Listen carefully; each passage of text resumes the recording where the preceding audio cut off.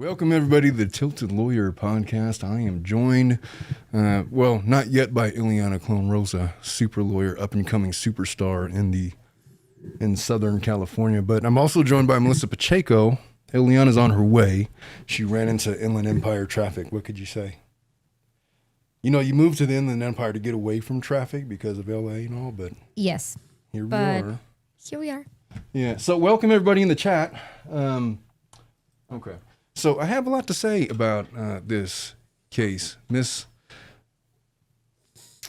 Jane Doe, we will call her. Now, look, I know that everybody knows what her name is, and in the chat, everybody's saying what her name is, but in the court documents that have been released, her name has been redacted, and so I will respect the fact that her name is redacted and try to refer to her as Jane Doe. So listen, I was at the gym yesterday, and I was listening to Dave Neal's podcast because I was trying to get some insight into what was going on with this case. And the reason why is because there's been a few of you that have reached out to me directly that say, hey, you should contact Dave Neal. He's being sued by these people for defamation and harassment. I was actually contacted by Jane Doe herself. She sent me an email, and I will share with you what she said to me. I listened to Dave Neal's podcast, and I heard my name pop up, and I'm like, what? I was literally doing dips or something, and then started talking about the Tilted Lawyer, and I actually had a really nice phone conversation with Mr. Neal. Definitely not David. He goes by Dave. I was trying to be respectful when I referred to him, but he really hates it. He goes by Dave. His name is Dave, and of course, what is her name? JD, her lawyer's name is David Gingras. I've been in contact with him as well. So Laura, she emails me. I got an email in response to me telling somebody from a supporter of Clayton Echard that I was going to be looking into this case and doing a deep dive. And within maybe... I posted something on my community page basically stating that, yeah, I'm going to be covering this case, it looks like. And then I get maybe 4 hours later an email from Laura, from Jane Doe herself. And this is what she told me. She says, my name is Jane Doe. I'm reaching out regarding the situation involving Clayton Echard, as I am the woman who has the paternity case against him. I saw your interaction with Dave Neal on Twitter. Now, I never had an interaction with Dave Neal on Twitter. So right away, I know that this is a boilerplate email that probably gets sent to a lot of people. But she says she saw an interaction I have with Dave Neal, who I'd never heard of David Neal. I apologize, Dave. I've never heard of Dave Neal before, really, Tuesday. And honestly, when I heard his name, I thought that he was, he's a community. I heard him on Joe Rogan. He's definitely never been on Joe Rogan, at least as far as I know. That wasn't the same guy I was thinking of. Dave Neal is a comedian / journalist who has been following this case closely, really probably since its inception.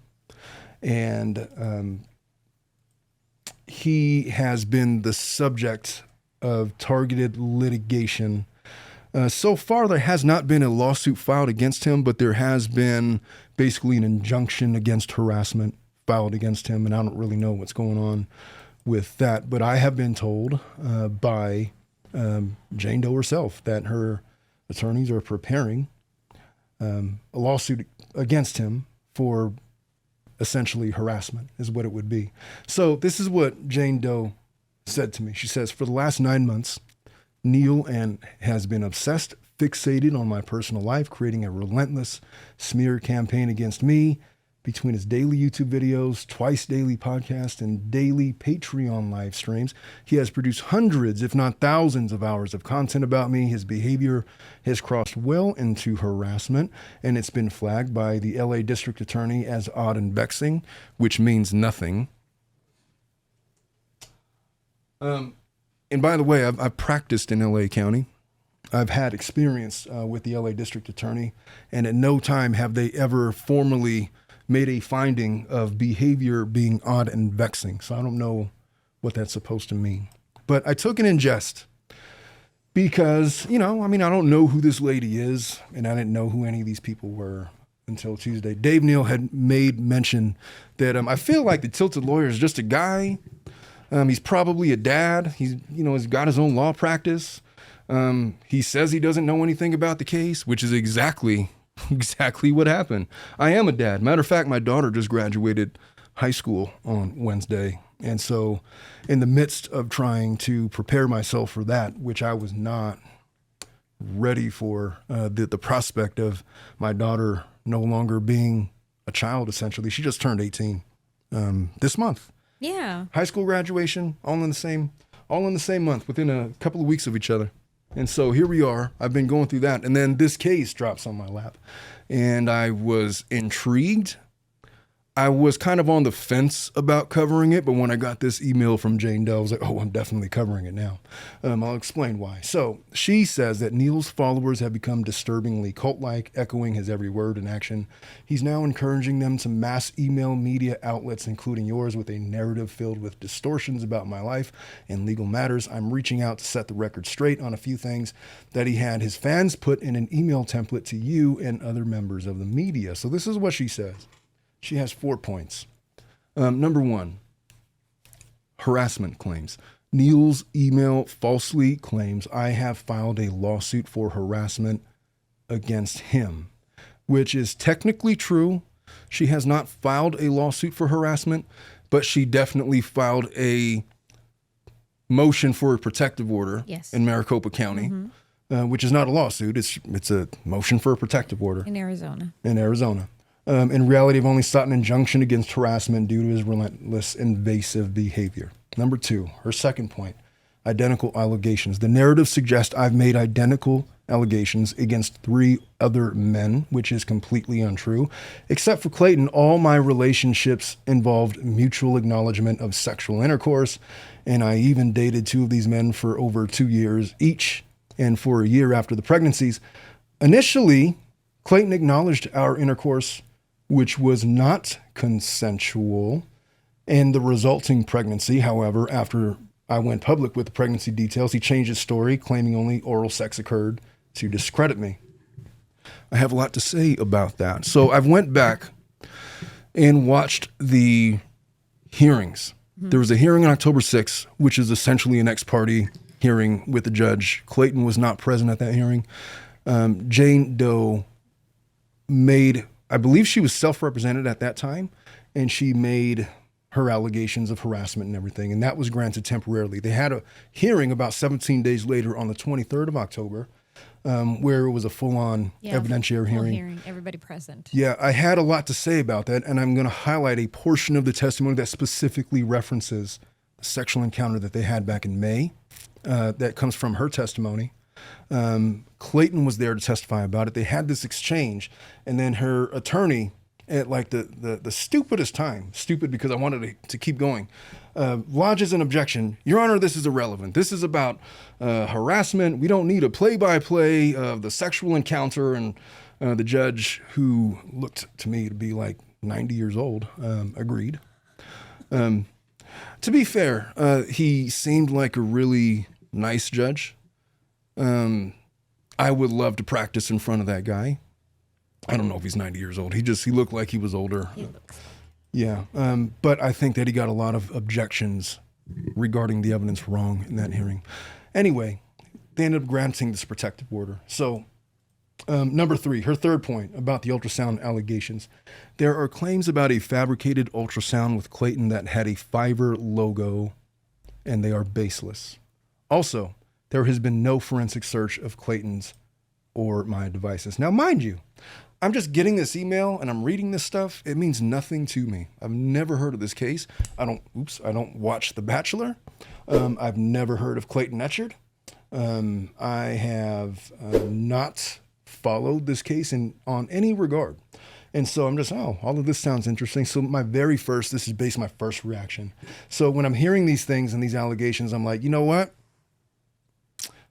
I need to read the evidence. I need to see what's going on in court and just figure all of this out. Now, luckily for me, the judge came out and made some rulings. I think it was on Tuesday or Wednesday. that kind of summed up very nicely where we're going with this evidence. And I'm going to go through a full rundown. I'm kind of waiting for Ileana to get here. She's supposed to be here now. Matter of fact, let me, that might be her. No. Oh, yeah.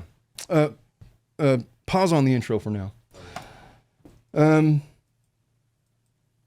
by the way, we're doing this show live, and so all of you that are here live are going to catch all of the bloopers. We normally do like a polished, edited version where Dominic puts his producer skills to task and makes this show look really nice and pretty. Makes me sound good, and everybody. But we're doing it live, and so you're going to hear all of the hiccups and everything, but you're going to get my real live reaction to some of this stuff. So her fourth point, family court involvements. Contrary to Neil's claims, the only family court case I have been involved in pertains to Clayton, challenging Neil's portrayal of me as frequently litigious in family court. Well, that's not true, because she attached in this email another family law petition that was filed in September of 2020 against a gentleman by the name of Michael Maraschini. It was a renewal it was a request to renew a restraining order. It was granted, but it involved a family law case, so that statement by itself is incorrect, which is neither here nor there. So to provide some clarity, here's a couple of video clips. She sent me video clips from Clayton's deposition, but then she asked me not to share about it, so I'm not going to. I'm not going to talk about that. She says, additionally, I am sharing medical documents that confirm the pregnancy and restraining orders against those involved in this smear campaign with Neil. One of these men, Michael Maraschini, suffocated and strangled me, leading to the development of epilepsy. At 27, I was accepted into the Domestic Violence Brain Injury Program at Barrow Neurological Institute, a unique grant program in the United States. These are not good men, and I have never sought money from any of them. In fact, I tried to give Clayton money in the form of a commission. He was my realtor, and I signed offers on 2 properties with him, totaling $1.1 million, which he never submitted for unknown reasons, which to me, you're not giving him that money. It seems to me like money that he would have earned from a real estate transaction, but I guess we're splitting hairs. He had no reason to think I wasn't going to follow through, considering that he submitted proof of funds showing more than $425,000 in the bank. And again, she says not to share any of these deposition clips, and I'm not going to. And then now here's where the case piques my attention. I've been practicing law now for over 10 years, going on 11, and I know what protected speech is, and I know what a low-level shakedown is, which is kind of what I interpreted this next paragraph to be, which is, additionally, I noticed you posted my photo on your community page on YouTube, which I do not appreciate because that photo was copyrighted by the photographer. Okay, even though it's been disseminated, to thousands and thousands of media outlets, and she is herself a public figure. Fine, fair. I also do not have a Wikipedia page. The justice I had referenced on my community page that, hey, so I don't know anything about this case, but here's a Wikipedia that purports to be about Jane Doe. And she wanted to clarify, I do not have a Wikipedia page. The Justice for Clayton cult created a wiki just for me, which is the definition of targeted harassment and bullying. The information you posted is extremely inaccurate and misleading. You are welcome to search my name on the real Wikipedia. You won't find it.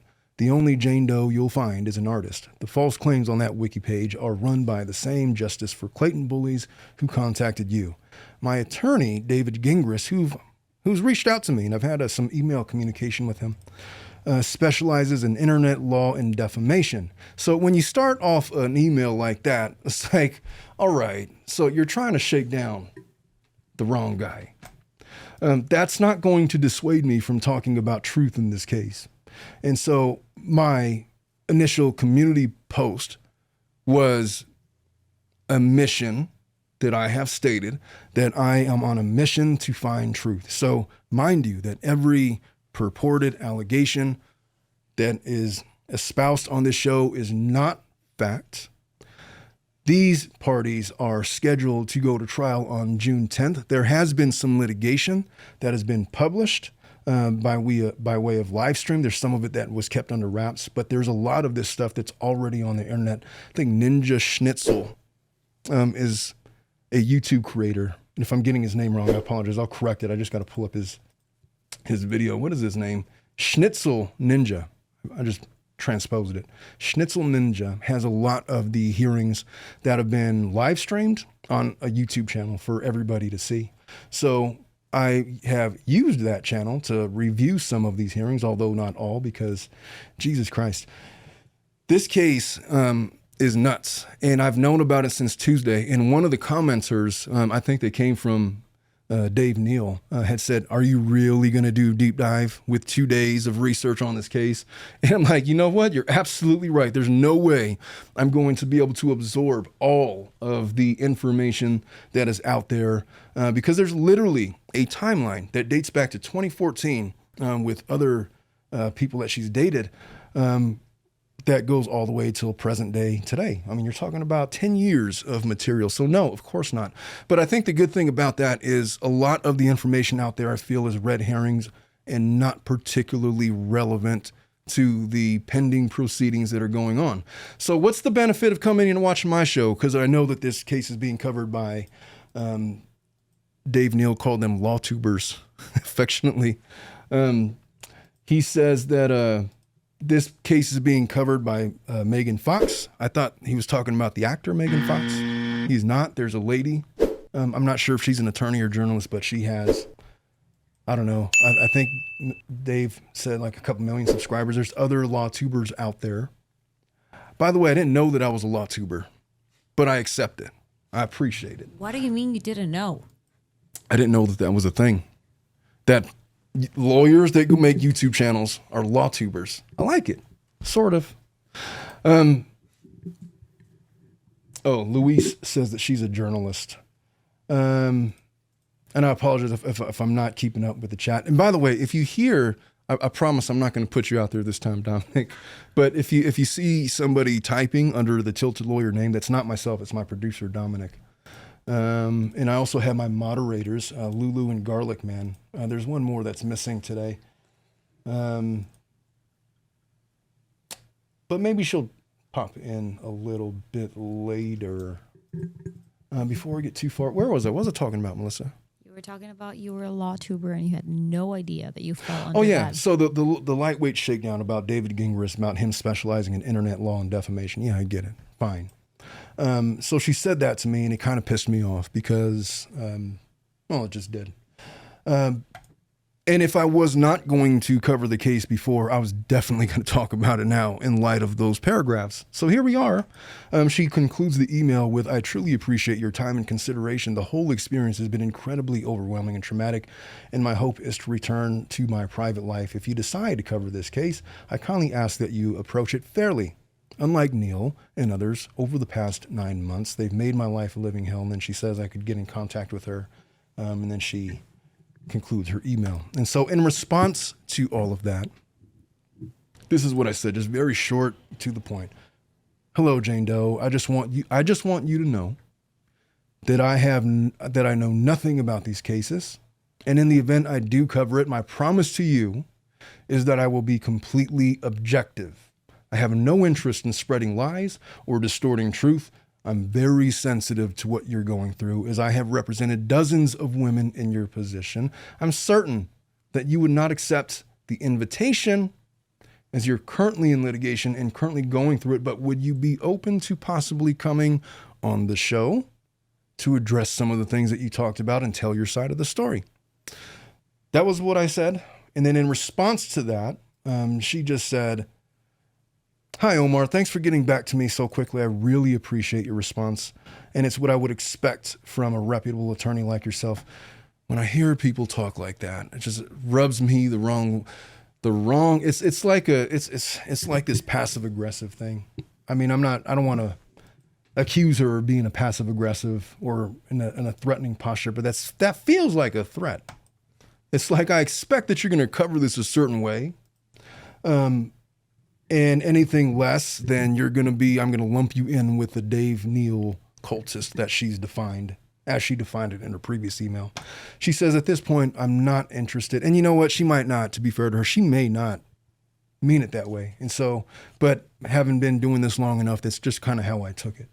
But at this point, I'm not interested in doing any interviews that might further fan the flames of distortion by the Justice for Clayton cult. They seem determined to twist any fact I presented in the fiction, which is extremely frustrating and upsetting. I'm hoping to keep this as private as possible so that I can return to my normal life. So in full transparency, I hope you don't cover it. However, if you do, feel free to reach out if you need clarification on anything. Fine. And I did reach out to her because I did have things that I wanted her to clarify in light of things that I have learned. I will say this, that when I say that I'm very sensitive to her position as being somebody that has, I'm just checking on my co-host. She might be in traffic. Are you almost here? Hey, Dominic. Oh, she just texted me here. Oh, she's here. Ileana's here. Melissa, could you go run and Yes. And fetch her if you I shouldn't say fetch. Could you open the door for Ileana? Yes, I will. Okay.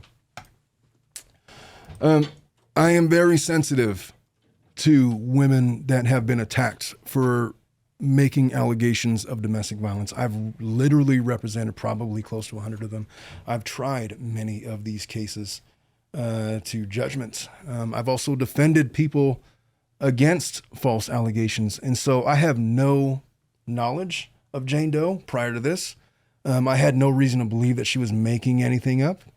And I still haven't fully written my opinions. I certainly have inclinations, but I have not fully formed what I definitely think has gone on this case. But I do have some ideas. I was being 100% completely sincere when I had reached out to her, asking her to come and tell her side of the story and giving her the full benefit of the doubts. So I received that email, and then I had reached out to Dave Neal, and he shared on his live stream yesterday he shared a DM that I had sent him. Now, listen, I have an Instagram account. I haven't made any posts on the Instagram account. Really, it's been so far 100% strictly to DM people about the show, or for people to DM me. I have an email address for the show, a DM for the show, an Instagram for just the show. I may start posting content. It's up to Dominic. He's supposed to chop up stuff, and he's been a derelict in his duties, so to speak. But is that them? Yeah. Oh, ladies and gentlemen, I'm kind of stalling so that Ileana could come in because she's missing a lot of the show, and I really want to get her input because she has some ideas about the case and real questions about what's been going on. Mr. Garlic Man, I'm not sure how graphic this content is going to be, but it is certainly, it is going to be, I guess, we are going to have discussions about domestic violence and allegations of SA, as they make you say on YouTube. Buttons, the punted people, she created this situation herself. Thank you for representing the hurt and voiceless. Trisha says they were sincere as well. Sue D says, please note that Clayton has always said that they did not have sexual intercourse, but oral. Yeah. Good morning, Ileana. Ileana is on some kind of time. It's good to have you here. We're about 13 minutes in, I think. Okay. Well, 24 minutes in if you count the... all right. I don't know if you're listening to the show or not on the way over here. Here's the link, but there was no link. So. Well, son of a bitch. Because I was flying, I was just giving people a preamble, sharing with them the email that I got and how we got here. So yeah, Dave Neal, I sent him an Instagram. Let me jump in. Oh, let me pause while Dominic adjusts microphones. Are we good? No, I just don't want this to be in the way of Melissa. Oh, this is usually something that we're doing not on the live. But since there were... To you. Oh, yeah, there you go. All right, do a quick sound check on Ileana, count to 10. 1, 2, 3. You're good. 4, 5, Yeah, 6. you're good. All right. We definitely needed the affirmation from Melissa. I'm kidding. Melissa's so irritated with me this morning. You know, it's one of those days. I have a whole cabinet of supplies. For, Not those days, Omar. All right.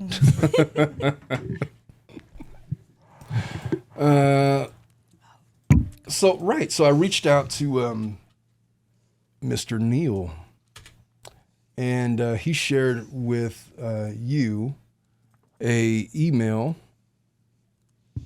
that I had sent to him.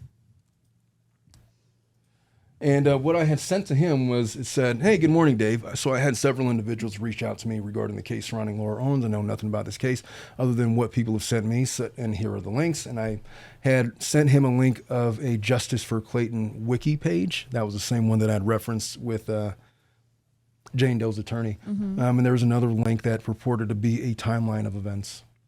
There was other stuff. Anyway, someone who goes by the name Justice for Clayton Echard has asked me to reach out to you. I'm preparing a workup of this case on the off chance it might be worth covering. I'm curious about what your story is, what's going on with Jane Doe. I'm a family law attorney in Southern California, started a YouTube channel, have a great deal of interest in this case. I just kind of left it at that. And then he didn't respond back to me until the following day. And it was funny because he reached out to me. He says, "Hey, I saw your post about covering the Laura Owens case. Unlike her, we have nothing to hide. Happy to help. If you need any info or a statement, I'll definitely share your coverage regardless of your conclusion. We're confident with the facts. The facts are on our side. Cheers." And then he says, "Oh, so funny. I just sent you this message, not knowing that your message was stuck in my inbox." And I was watching his live yesterday while I was at the gym and he was talking about it. He's like, "Hey, it's not a humble brag or anything, but I'm in the top 0.0001% of Instagram users, and I get lots of emails, and I just didn't see this one. It was in my spam." And then he's like, "So the Tilted Lawyer is a smaller YouTube channel. They have, around 10,000 subscribers." And I was like, "Hey, Dave, you." Hey, Dominic, bleep that out. No, but Dave I'm joking around. He was, but he's right. He's, his main point was he has no need to network with me. Like, he's not benefiting from reaching out to me or giving me information on this case. He just wants people that are covering it to have the accurate information. He's not seeking me out for personal gain. And mind you, yeah, I have like 11,500 followers on his YouTube. He's got like 83,000. There's other people that he's involved with that have way bigger channels than I. And so that was his only point. It wasn't to insult the Tilted Lawyer channel, I don't think, anyway. But yeah, he seemed to be a genuine guy. And I just wanted to get, hey, so there's these people that are saying that you're harassing this lady. What's going on? I did spend about 45 minutes talking with him. This is what I know about Dave. Dave is, he's a stand-up comic. He's got his YouTube channel. He's got a lot of things going on. He's got a documentary coming out specifically regarding this case. He was a blogger,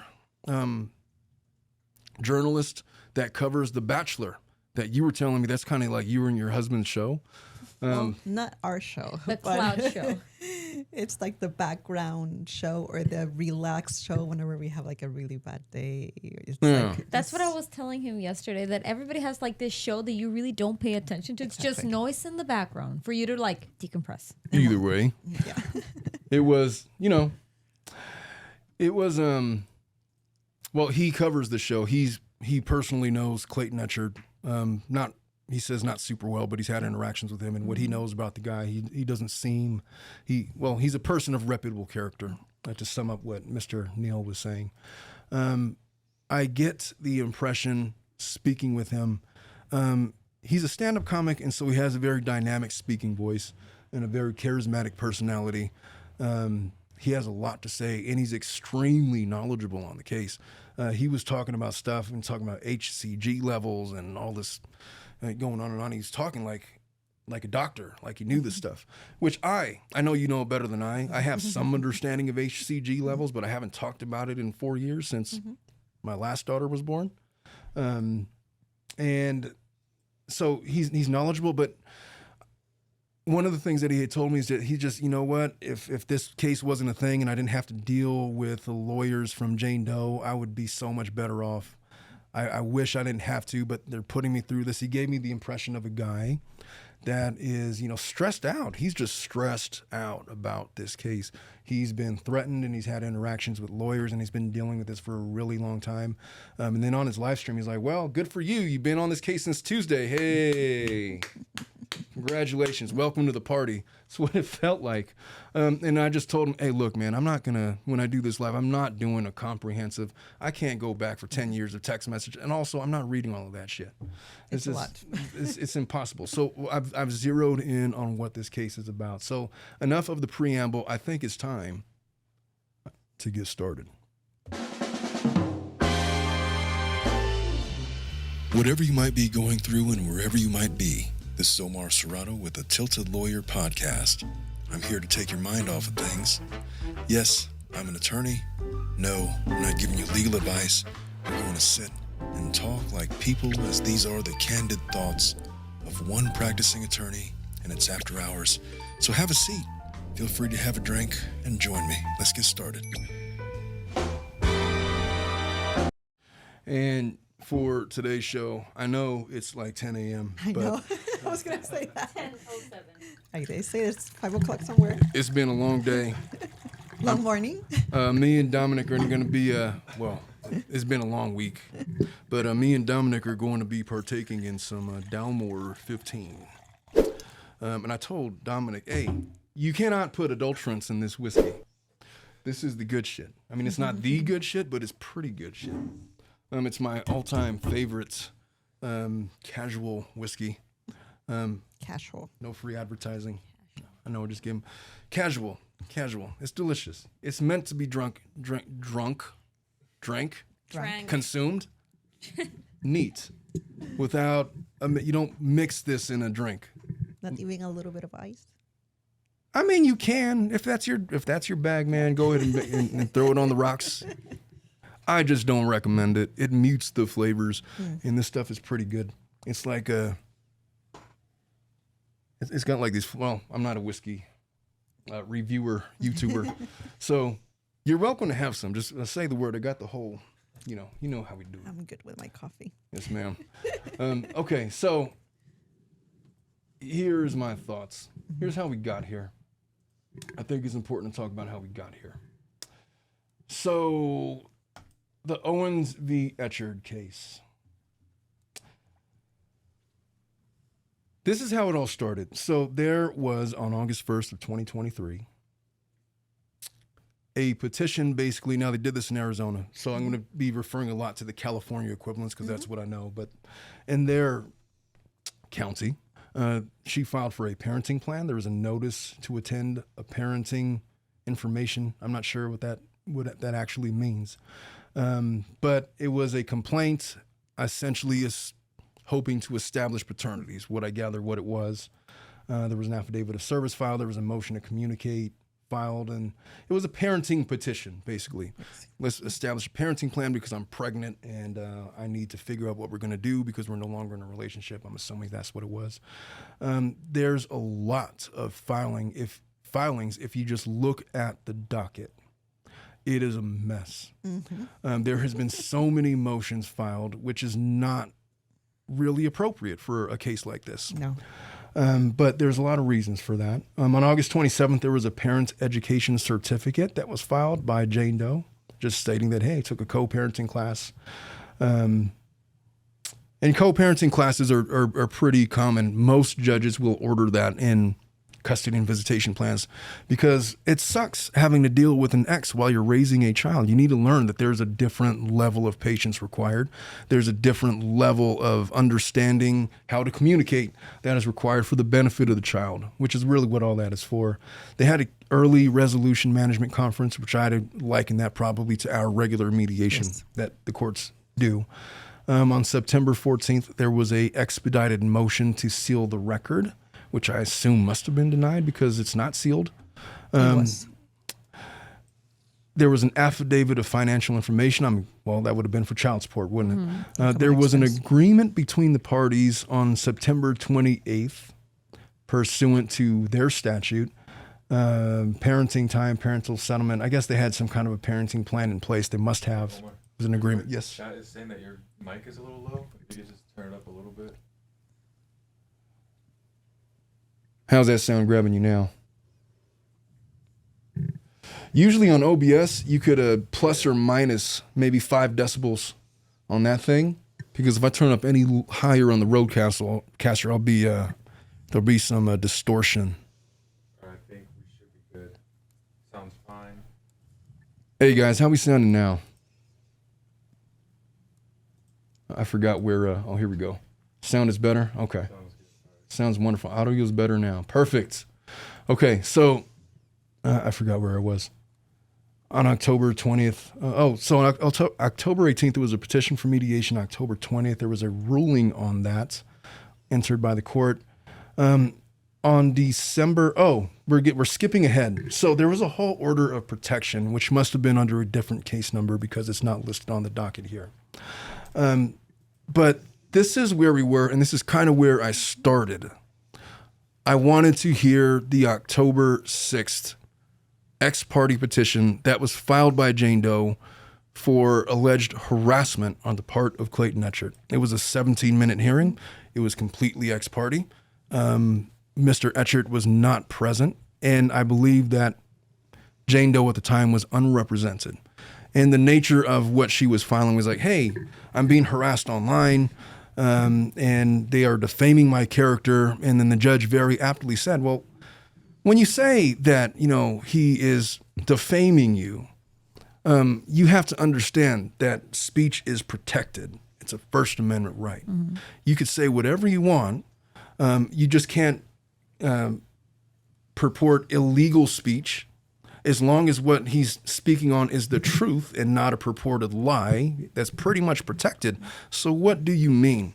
The typical way that these kind of hearings work is because domestic violence and harassment is such a safety issue, it's a concern for the court, they will usually err on the side of caution, which is why there was this hearing on the 6th, even without Etchard present, without any evidence being presented. Just tell me what is going on. And basically, if what they're saying would be true, amounts to harassment, then they'll just grant it. And we'll figure it out in a few weeks at an evidentiary hearing, which is pretty much what happened here. So there was another hearing on the 23rd of October that was not ex parte. Etchard was there representing himself. Jane Doe was there with a new attorney, and they had about an hour and a half hearing with a judge. That was the one that I had mentioned earlier. That was he just looked really older. I don't know. Some of these judges, they take on these DV cases and they're like in the midst of retirement. It might have been one of those, which are my favorite kind of judges because they have so many different stories to tell in chambers. But at that hearing, now the way they do it, Ileana, it's crazy because they're very strict about time limits. Mm-hmm. They basically you got 20 minutes to present your side. I'll give him 20 minutes. If you guys are efficient with what's going on, I might allow you more time. And they're really hard to say, hey, you got 1 minute, counselor. Hey, could I ask one more thing? No. Oh, okay, moving on. There was a lot made in that hearing that, hey, Mr. Etchard has had like 30 minutes to speak to R20. Can I say something else? No, you can't because you were not particularly efficient. And it's not really all that relevant, counselor. What I did notice is that in that hearing, the judge seemingly was trying to give Mr. Etchard every opportunity to make a record of his case. In my experience, when a judge tells you that, I'm going to give you every opportunity to give out all of your evidence, it's usually because they plan to rule against you. Mm-hmm. There was an objection made at that hearing, which rubbed me the wrong way, that I felt it's the danger when you're a pro per. Because Mr. Etchard probably has adrenaline pumping through his veins. He's probably not done this many times. He probably has a very limited knowledge of the rules of evidence. But one of the things that he was trying to introduce was there was a picture of a sonogram or an ultrasound. It was the one that's basically been the question, the subject of this litigation going forward, that he says, Your Honor, I got this crazy evidence. I got this side-by-side image. Here's the one that was sent to me, and here's one that I found randomly off of YouTube. And if you Google. Well, he said YouTube. He said it was YouTube. It was a video from 6 years ago. That's an ultrasound, has all the same markings, all the same movements. If you superimpose, I think what he's trying to say was, which he didn't say, but if you superimpose it, it's literally the same video. Same one.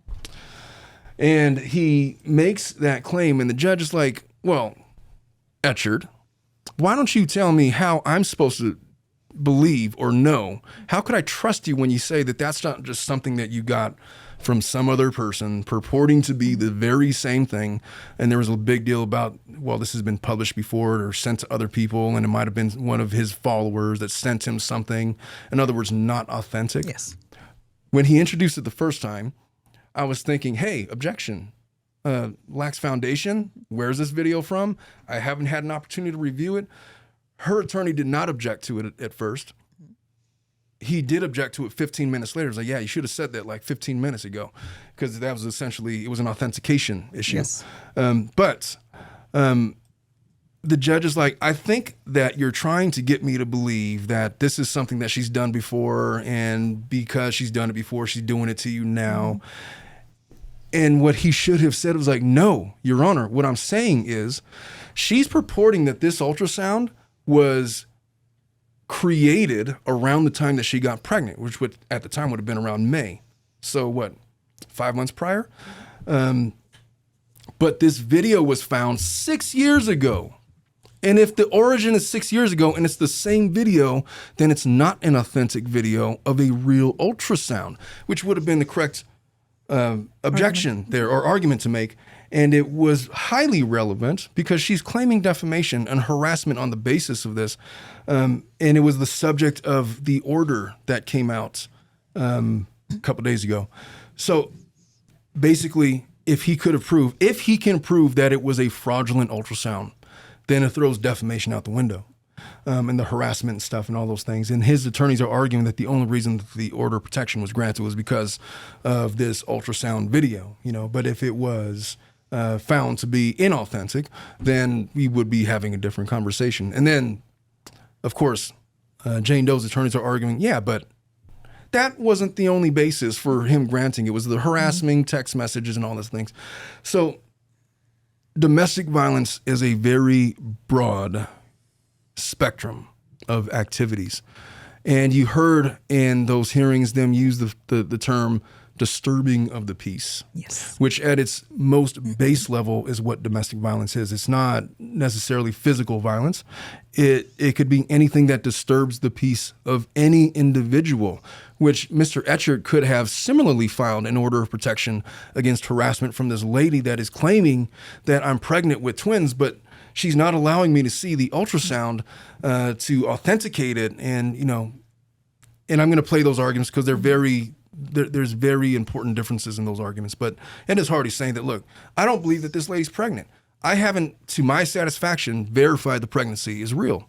And so, he could have filed his own order of protection based off of that, but he didn't. And so this was her order of protection. Give me 1 second.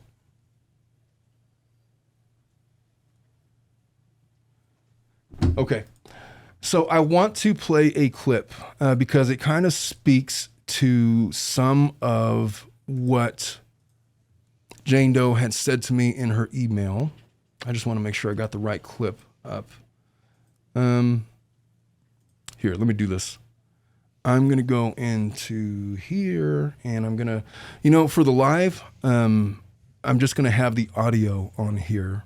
But on the polished version, we're going to have the real, the video of this hearing up from about 33. Now, I know that there's been further hearings, but here's the heart of it. Jane Doe claimed that there was a sexual encounter. Clayton Echard was not certain at first if he actually had sex with her or if it was just oral sex. At least that's my read of it, and if I'm wrong on that. Oh, and by the way, if you want to fact check me in the comments, I fully get it. I'm just not purporting to be an exhaustive record of all of the facts. I don't claim to have 100% knowledge of all of the facts. What you're getting right now is my knowledge of this case being 2 days into reading all of this stuff. So if I get something wrong, please be kind. And just correct me in the comments respectfully. I would appreciate that. But my read of this is it feels to me like at first, Clayton's like, we didn't even have sex.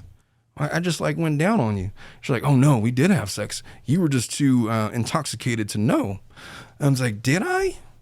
And then he was like questioning himself. Normally, but that's what it feels like happened. So they had this exchange back at the October 6th hearing, which was probably the most honest conversation these two have had in front of the courts. But it starts at about 27. I wanted to play it for you because this is what struck me the most. And her attorney, whom I really didn't like, jumped in and just kind of derailed it because I felt like it was going into an area where he knew that Clayton was going to score a lot of points. And he's like, Your Honor, this isn't relevant. You'll see. But I'm going to play it for you just to make sure I line it up. She doesn't have to disclose her health information to the court. Overall, you can answer. I offered. I think that's as loud as I'm going to be able to make my health it. information as recently as I think last week, and you didn't get back to me. I'm not going to argue with that, but that's false. Did I ask you multiple times early on to take a paternity test? Yeah. Hey, on the live, are you guys hearing this? Okay. I'm assuming that people could hear it. Hey, Dominic, just let me know if people tell me that they can't hear it. Yeah. I literally have it maxed out as much as I can. So this was the exchange that struck me the most. Yes, as did I. I asked you the same thing. And did you place stipulations upon they're that saying that it's I had to date low, you but they can exclusively hear it. in order Okay. to take that test? For 2 weeks in order to take it early. Otherwise, I would just wait until the birth of the children was required. Yeah, it's just low. Some are of saying me it's by law. It's maxed out as much as I can get it, so. Early. So you're agreeing you would only take the test if I were to date you exclusively? Now this is wild to me. So this bit of testimony, he basically says, so you were agreeing that you were only going to take the paternity test if I was dating you exclusively, which goes to a lot of the other allegations that I'm going to try my best not to dive too much into because I only have so much time. But he's basically stating, look, I was asking you to take a paternity test and you literally said to me that I'm not doing it unless we're in an exclusive relationship. This is her response to that. I think you're mischaracterizing what it was. It was so we could make a decision as to whether or not to even proceed with the pregnancy. This is his time.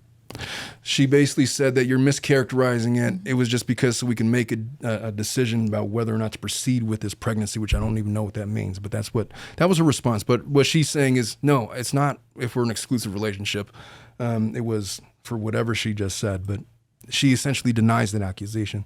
And then the judge is saying, hey, this is his time to speak. So I'm going to ask you to just answer his question, yes or no, if you can. If you're unable to, just say I'm unable to answer it. Okay. So, Mr. Echard, ask the question again. Yes. Did you state to me that you would only take or do a paternity test if I were to date you exclusively? At what point? Within the first two months? Yes. You did state that. So she just admitted. All right. First she denies, and now she's admitted that, which is crazy. This just doesn't make logical sense. All right, let's continue. Last question. Would you agree that only oral sex was performed the night? This is really important because Laura, if you recall, in her email to me, let me just, before I mischaracterize what she said. So she says, Clayton acknowledged our intercourse, which was not consensual, and the resulting pregnancy. However, after I went public with the pregnancy details, he changed his story. So she's alleging to me in this email that she sent me a couple days ago that this was a non-consensual encounter. And I got some clarification from her attorney. Her attorney said, oh. So I asked her attorney this. I said, hey, Is there a reason why Laura did not file a domestic violence claim against Clayton, given that she has claimed she was sexually assaulted leading to the pregnancy? This is what her attorney said to me, David Gingras. Totally fair question. I asked her the same thing. Her response was, in effect, that she actually wanted to have sex with him that night, but she only said no because of the timing. They had only known each other for a matter of days. So yes, technically, Clayton's conduct fits the technical definition of rape, but Laura didn't feel that way about it at the time. And she doesn't feel that way about it now. Let me address that in a couple of parts, because that answer actually kind of pisses me off. The actual definition of a sexual assault is that one person wants to have sex and the person you want to have sex with does not consent. But that non-consent must be expressed. It has to be obvious to a reasonable person that the person doesn't want to have sex. And in this statement, she wanted to have sex that night, but she said no because of the timing. I don't know if he's trying to say that she did say no and he just went through it anyway, which would be like more of a typical. But then when he says this was technically Clayton's conduct fits the technical definition of rape. So basically he's saying, yeah, it was a sexual assault. She sort of wanted to, but she didn't want to because it had only been a couple of days.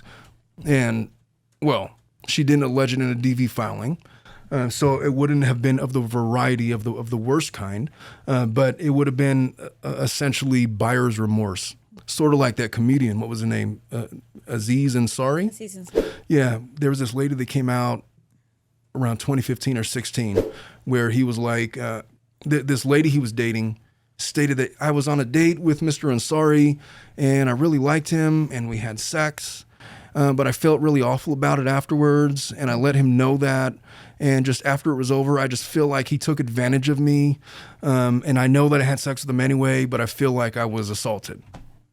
It's like, no, you don't get to have look, it's okay to have an encounter that you regret. But if you're going to label it as a sexual assault to the degree that somebody's freedom would be at stake if that were to be litigated in a criminal court, that's problematic. So I have a problem with that characterization. I guess fair to Jane Doe that she did not make that allegation in open court. She made it to me in this email. She's alluded to it in some of these proceedings. But this was her, let me make sure I'm on the right video. Okay. So this is her explanation that night, the first time she gives testimony in this case, which to me is the most authentic. This is her request. This is her response to what he asked. That we were intimate. So he asked her, isn't it true that we only had oral sex that night? This is her response. Not agree with that. I don't agree with that. That happened. I explained it to you in an email. You said you were insanely high that night and clearly do not have full recollection of what happened. Do you want me to explain it to the court in detail or? So if you missed it, she basically said that we had this email exchange, and you know what, I don't have in front of me that email exchange. I don't even think I've read it. I may or may not have. If one of you guys have a link to it somewhere, feel free to drop it in the comments. But she's basically stating that we talked about this. You said that you were insanely high that night. You don't remember what happened. Do you want me to explain it? And this is where it starts to get good because, oh, great. So if this was a sexual assault, now would be the time to expand on all of that and then watch what her attorney does. I'm okay with that. Explaining what happened, yes. Okay. I remember everything, but yes, go ahead. I remember everything as well. You were asking me when we were Your Honor. naked and Just a moment, please. Do you have a legal objection? Yeah, I'm going to object at this point. I think this is a little bit outside of the scope of what this hearing is in regard to this. 100% it was not out of the scope, because if one of his defenses is that this is a false allegation of pregnancy, because I know it's not true because we did not even have intercourse that night, then her recollection is highly valid because it goes to not just the truth of that matter, it goes to credibility, which is going to be huge in this case going forward.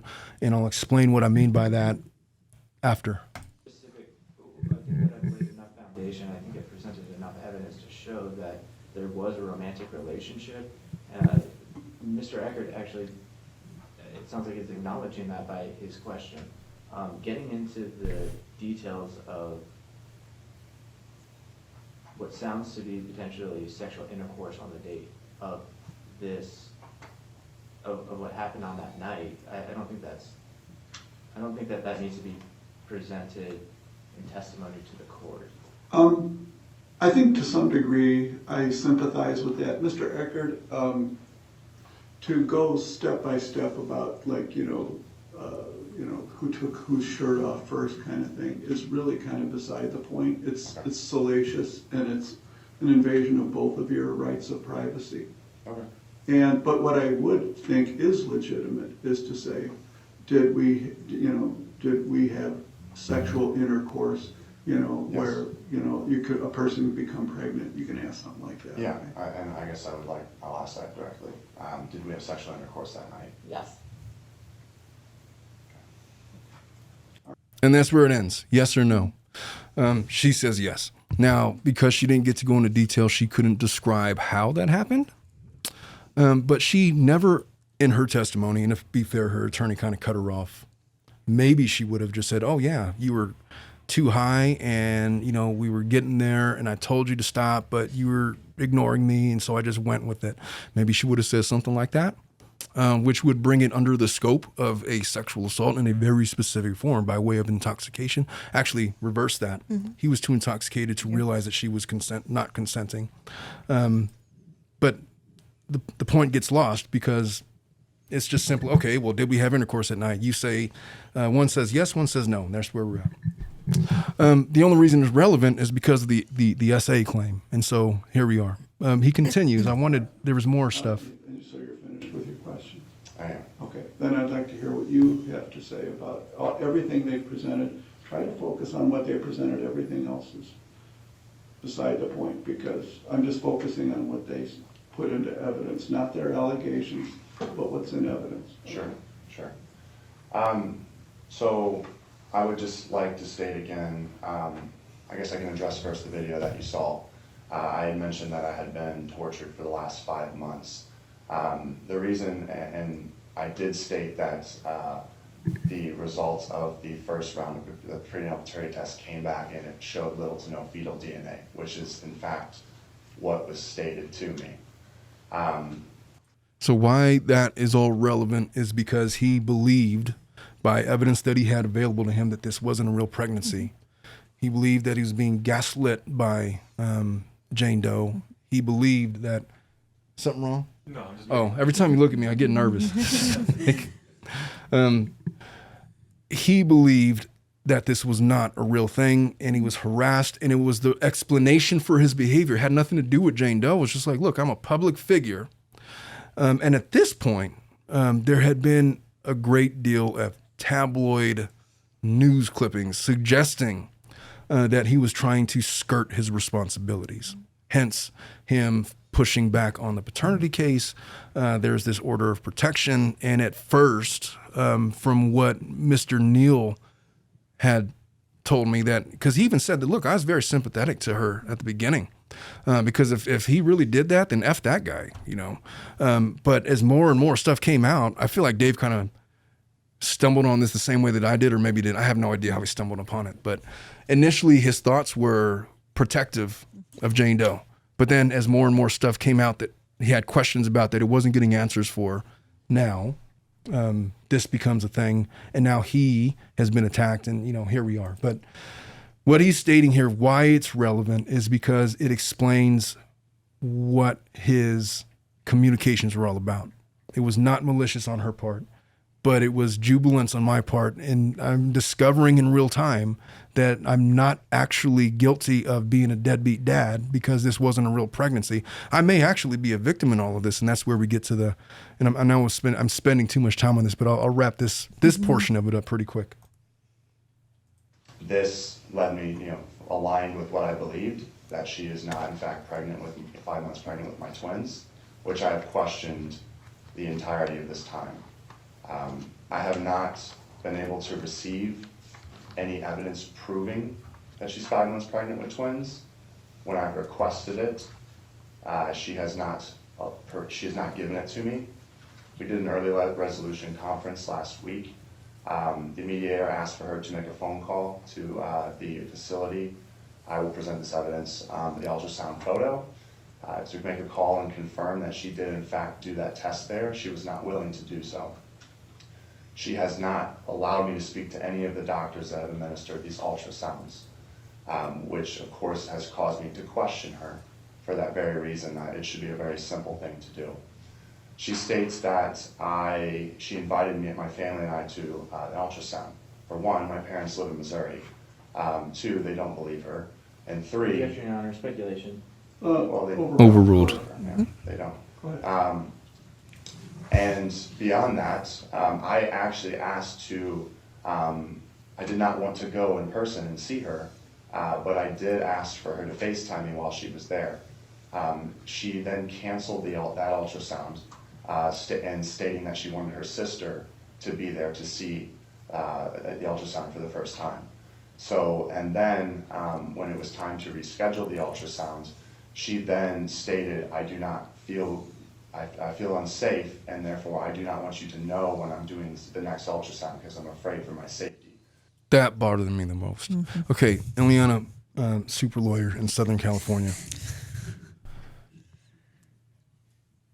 You practice, you represent folks on these kinds of cases all the time. You probably got like a dozen of them on the docket right now, as do I. But when you hear somebody say, the tagline is always, I fear for my safety, I fear for my life, I fear for the lives of my children. Do you have the immediate eye roll that I do whenever anybody says it? I mean, I get the eye roll when it's my own clients. Like, why do you fear for your life? Yes. Please explain it to me like I'm 5.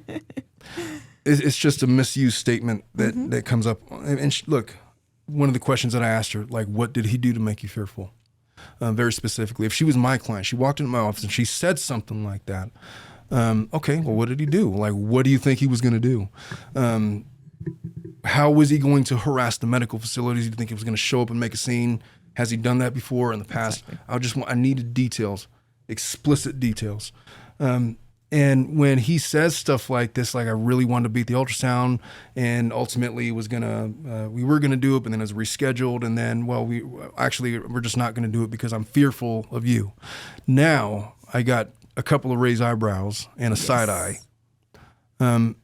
If she was my client, I'd be like, Jane Doe, what the fuck? Seriously. I mean, what were you so fearful of? And I would have said that lovingly, because my clients, look, I'm the one that has to present this case, and credibility is everything. You can't just make statements like that are not corroborated by something that happened. So if you want to say that there was a sexual assault, fine, but that needs to be clear in the pleadings. And maybe it wasn't a pleading somewhere that I didn't get to read, but here there was testimony taken. She's not basing any of this on a sexual assault. So what did he specifically do? Because this is an order of protection to stop harassing communications and nothing more. And so I would definitely have the WTF conversation with my clients, as I do all the time. And probably half the time when I do have conversations like that, the allegations just get whittled down or more concentrated, just because I have to explain legally how that's going to play out in court. And did this really happen? Did this not? You have to differentiate between what the DV code says versus what your feelings are, because feelings are arbitrary. And one of the things, that stands out to me, if it were to participate via FaceTime, what exactly she fear he was going to do? Yeah, they would have just hung up the phone if he was getting unruly. Yeah. There was HIPAA releases, so he could have called, I guess, the facilities. Now, this kind of gets me to my main point. I'm going to get out of this because I could spend more time on this, but I'm just not going to. The explanation of the pregnancy. Yes. Now, there has been positive HCG tests. I forget how many there was. But there was definitely tests where she tested positive to be pregnant. Positive to the HCG. HCG. But there was also a fabricated HCG test that she advanced to Clayton. And they're like, why did she do that? I learned of that from David Neal. Okay. He was telling me about it. And What type of test was it? Like I'm guessing the it one was that has the numbers, or just the positive? well, or I'll tell you negative? straight from her attorney. So this is her attorney's explanation.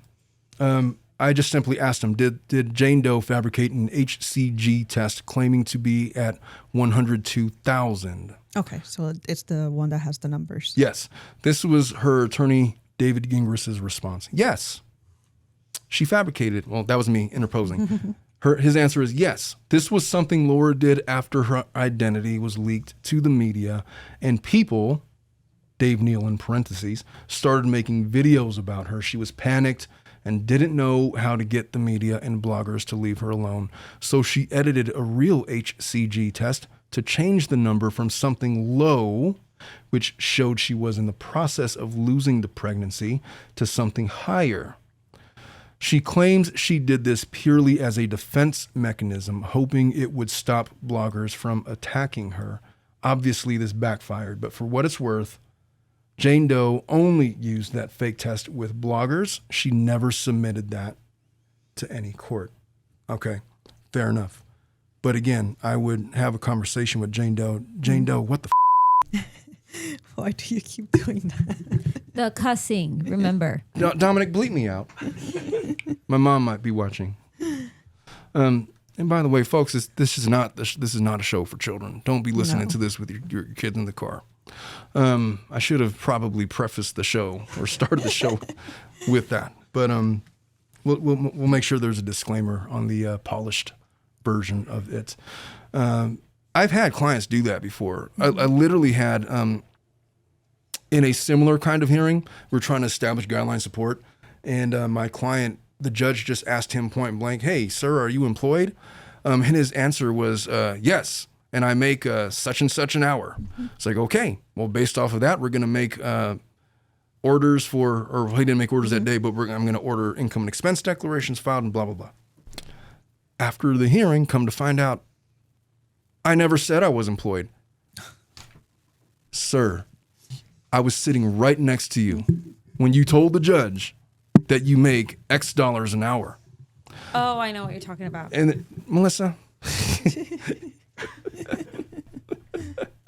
I know you know what I'm talking about, but it was a WTF moment with my client. Like, why did you say that then? Because he afterwards he said, I'm unemployed, and I've been on unemployment for like a year and a half. Then why would you tell the judge that you're working?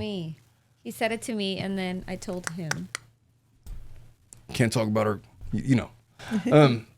Yeah, but you get the point I'm making, right? It was just a WTF moment with would have been my client. Yeah. So she faked this test, and she altered an ultrasound, which is what I'm really getting at here. So I know that there's a lot of information out there. I know that. But luckily, when I was doing this, started my deep dive in all of this, a judge had just basically came out with some orders. All of these motions were flying around, motions in limine to exclude witnesses. There was motions to do different things. The judge just made a ruling on it. They're going to trial on June 10th, so these are really pre-trial motions. But let me read it. Boom. All right. And we're back. Okay. So luckily, when I was preparing for this, a judge just comes out with a ruling, and she gives basically a summation of the facts as she understands it. So she says, respondent initially filed a motion for relief from judgment based on fraud in March, seeking to set aside an order of protection granted to the petitioner on October 25th by Commissioner Duty. Commissioner Duty, that's a great name, granted this motion mainly due to the determination that petitioner's alleged sonogram of the alleged twins with whom she was pregnant was posted online by respondent. This disputed posting, the commissioner found, constituted cyberbullying and qualified as domestic abuse that justified the OOP. The March 26th motion was filed after respondent came to believe that the sonogram at issue was fabricated by the petitioner. Thereafter, the respondent files an amended motion after the respondent became aware of an appointment the petitioner made or had at MomDoc on November 14th. Explaining it like you're a 5-year-old. So he thought there was an order made because of a thing. He came to find out that the thing wasn't actually a thing. And so he changed his petition, and that's how we get here. So now he's seeking not only to dismiss the OOP in its entirety, but he wants leave to submit a China doll affidavit and to award defendants attorney fees. Basically, it's a sanctions issue. And to order further relief as the court deems just, including a pending consequence to the current outstanding sanction request by a counselor for the petitioner. Respondent claimed that on October 6th, which was an ex parte hearing, and on October 25th, plaintiff committed fraud by filing her underlying petition for an OOP and subsequently by testifying before Judge Duty under the false pretense that she was pregnant. So in California, that would be under sanctions, Family Code Section 271, which is you're wasting the court's time by filing motions based on what you know to be frivolous evidence, essentially, which is sanctionable, usually at the judge's discretion without any procedural conundrums that are cited here. Now, they mentioned this Rule 26. There's a procedural aspect that Jane Doe's attorneys are trying to get this dismissed with, but the judge clearly doesn't care. And so there is very clearly a discretionary element to these sanctions. And so what is going to be most important in this court, in my opinion, is show me any evidence that the pregnancy was real, and then you will win. And when I say you will win, I mean you'll probably get the motion dismissed.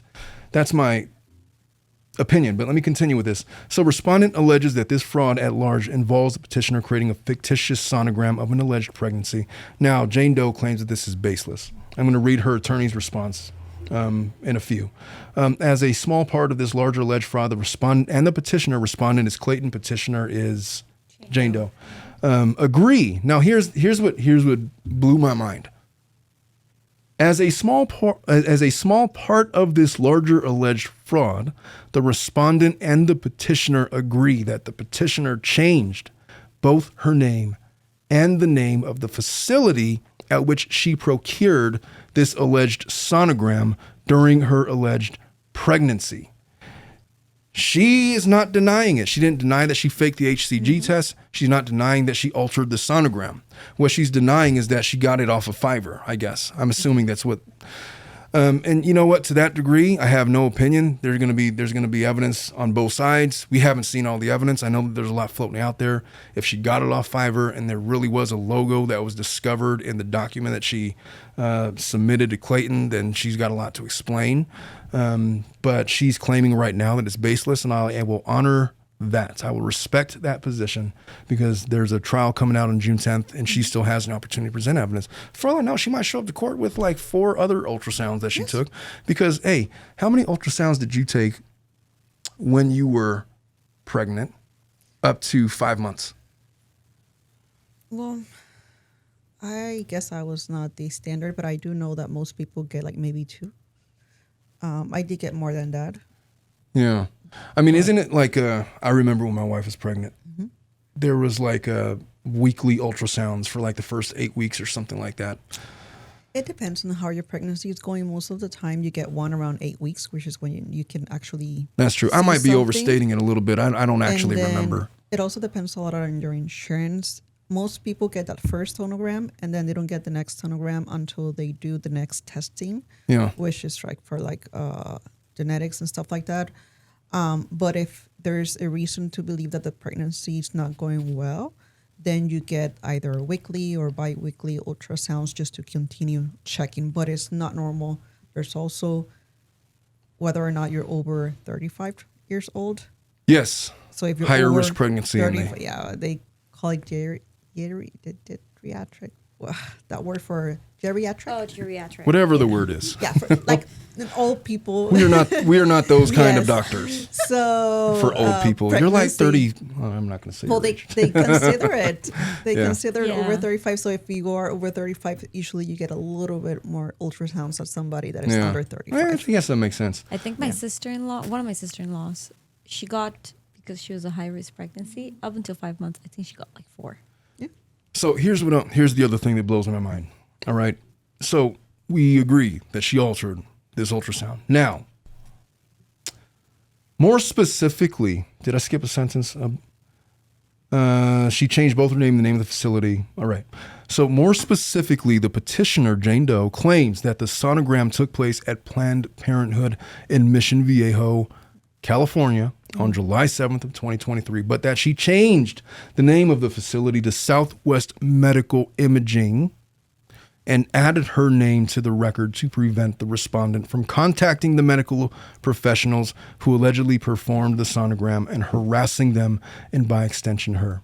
Now, this is not the only evidence of the pregnancy, because she submitted others, and I will play a clip from the November hearing where she recites what evidence she sent to Clayton to prove the pregnancy, and you guys can make your own decisions on that. But if that's the case, then this exhibit is not coming in to prove the truth of the pregnancy. If it comes in at all, it's going to be as a respondent Clayton Echard exhibit to prove that she was fabricating the pregnancy, which is significant. That's how the judge is going to weight the evidence, more or less. And again, you never know how the judge is going to weight the evidence, but that's why it would be admitted into evidence, not because it was an authentic document proving a pregnancy by way of Jane Doe.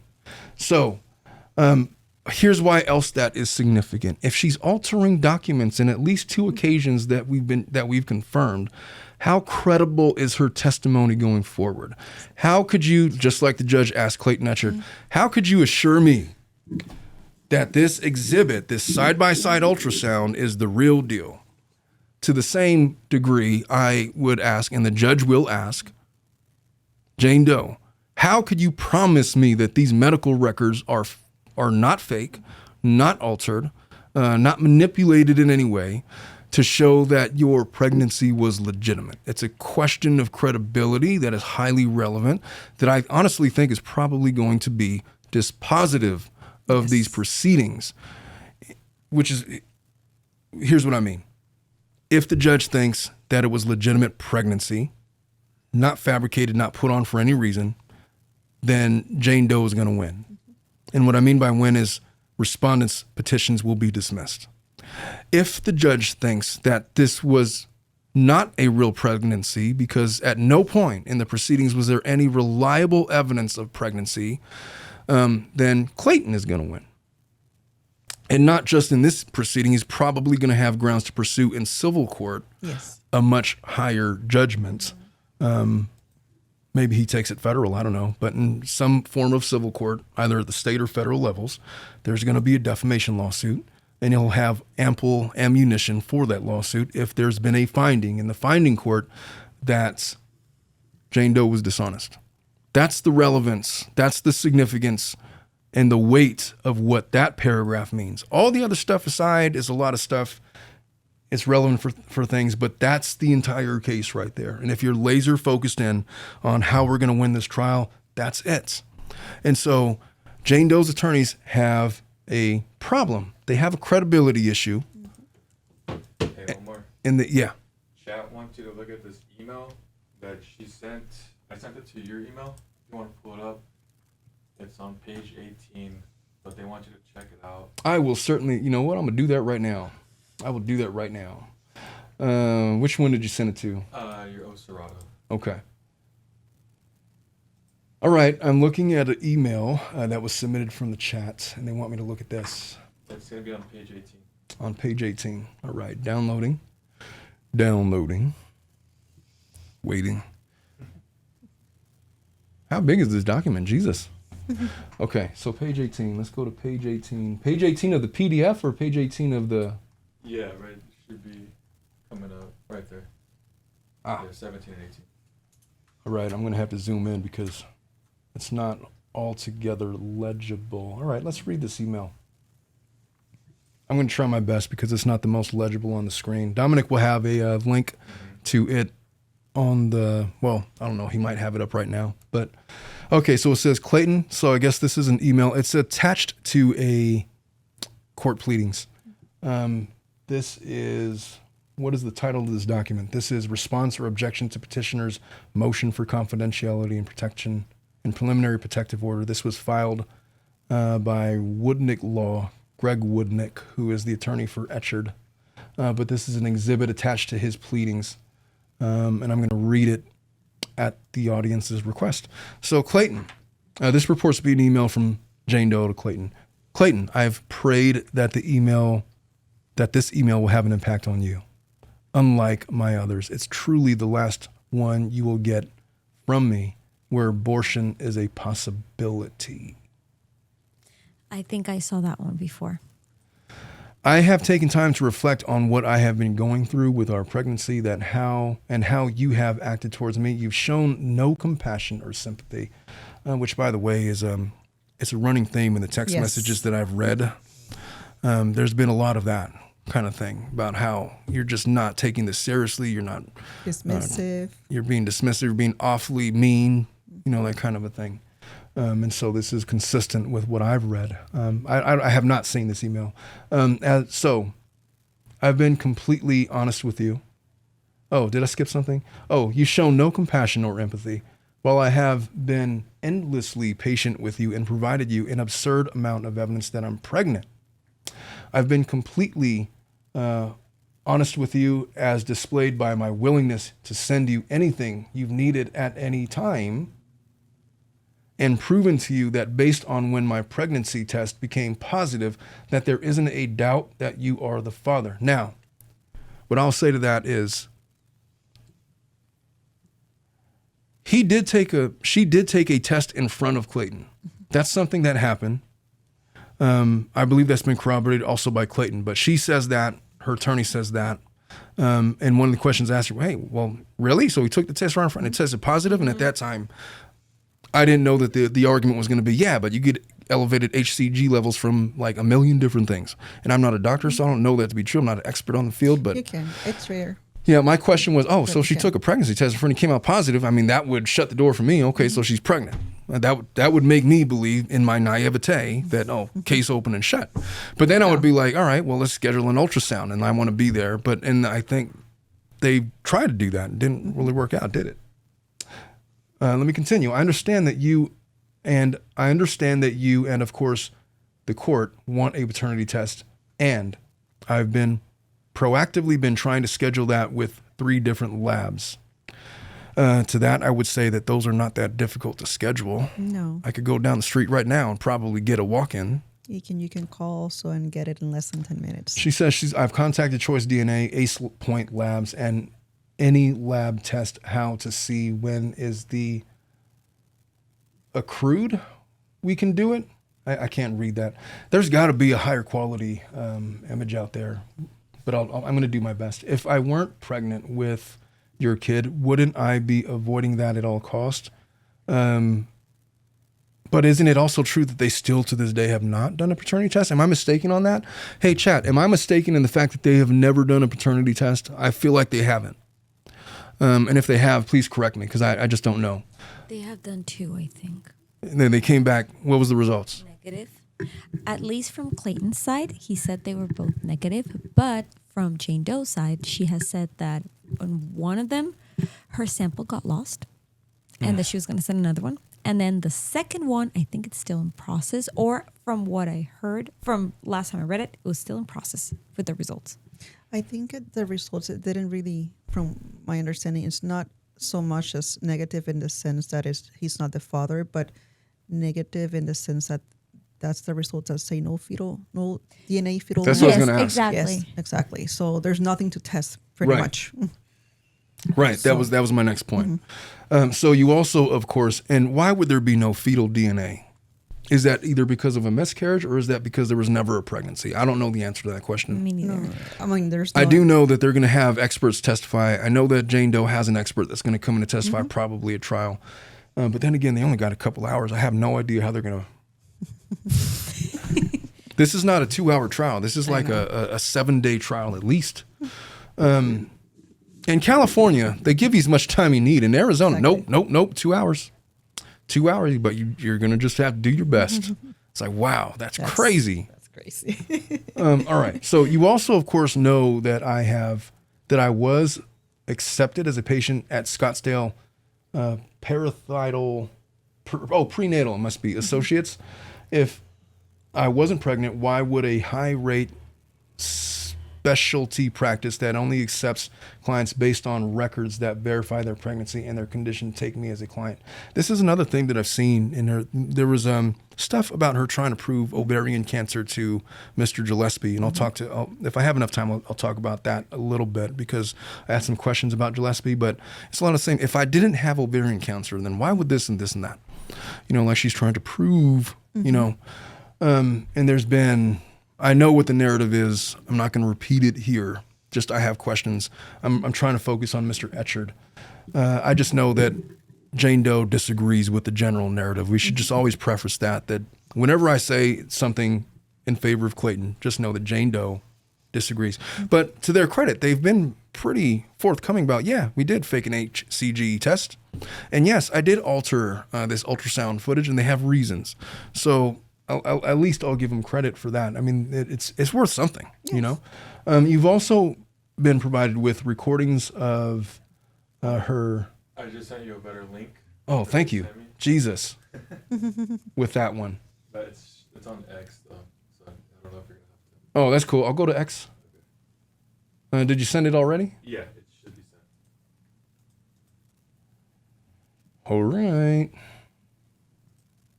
Oh, that's much better. Okay. Where was I at? You also, of course, that I was accepted as a patient in Scottsdale. We got to that part. In addition, you asked for photos within the hour of abortion pills to verify that I had gone. However, would I have been able to send photos of and with the pills with my name on it if I hadn't actually gotten them? In addition, why did I offer to take a pregnancy test immediately when I got to your apartment? And why would I have been positive if I wasn't pregnant? If I was representing Jane Doe, I would advise her against this email. Like, this email is stupid. If you believe the results, just file it as an exhibit and let the evidence speak for itself. You don't need to convince this effing guy. If you really believe that these documents are legitimate, just leave it. But to her attorney's credit, she did a lot of things that her attorneys wouldn't approve of. So she might have just done this on her own. She was probably feeling attacked. She was probably feeling the need to prove things or win the big case with Clayton, which she was never going to do. This is a highly ill-advised email to send because it makes her look guilty. It's like, why are you trying so hard to convince them? Just look, send the evidence as attachments and drop the mic and walk off.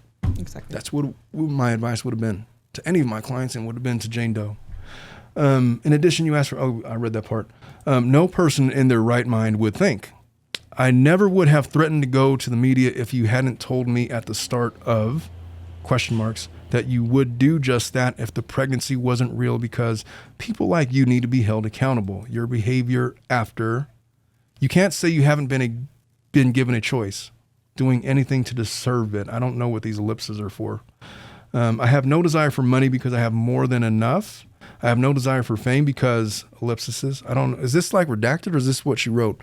And hold you accountable for your actions. I know ellipses, it will be. You wouldn't be, ? Me to guide you to another level. Do we know if that's like how the real email came through? I come home tomorrow afternoon, so if you want us to consider an abortion, this really is your last chance because of timing and the face that neither of us would want to end the pregnancy once there is a heartbeat. I would like to get together tomorrow night to talk and explore intimacy. I have opinions about this sentence. I'm confused. Can you finish the sentence? That was No, I think that's it. That's the end of the sentence. Let me reread. Okay. Let me reread. It's the sentence. It just threw me into a loop. I thought we were talking about one thing, and now we're talking about And now, intimacy. boom. I come home tomorrow afternoon, so if you want us to consider an abortion, this really is your last chance because of timing. In the face that neither of us would want to end the pregnancy once there is a heartbeat. I would like to get together tomorrow night to talk and explore intimacy. It's time for you to make an effort if that is something we are considering. Obviously, I would love to have sex in the future and feel like I am the safest person you could have sex with. And since I'm pregnant, but if you really think that you, like you said yesterday, my goal was to date and get pregnant during this time, we can absolutely hold off on it. However, it occurred to me that you might believe me more about paternity if you were inside of me and felt how tight I would be after not having sex in more than a year. WTF is she on about? Maybe then you'd believe that I hadn't been sleeping around, and again, you wouldn't be doing me any big favor. Having sex with me is a privilege and not something I have. Big? If anyone said that to me, I'd be like, get the fuck out. Shit. No, I'm confused. She's saying that she didn't have sex in over a year? This is just kind of out of left field. And so I don't know the context of this email, to be fair. Then how did she get pregnant? I mean, she's claiming she has sex with Clayton. Yes. She very clearly has stated on the record and under oath that she had intercourse with him. Mm-hmm. But she also stated in an email to me that she didn't want to. Well, she didn't say that. Her attorney said she didn't want to because of the timing. Mm-hmm. Okay, so let me just finish this so I could wrap this email up.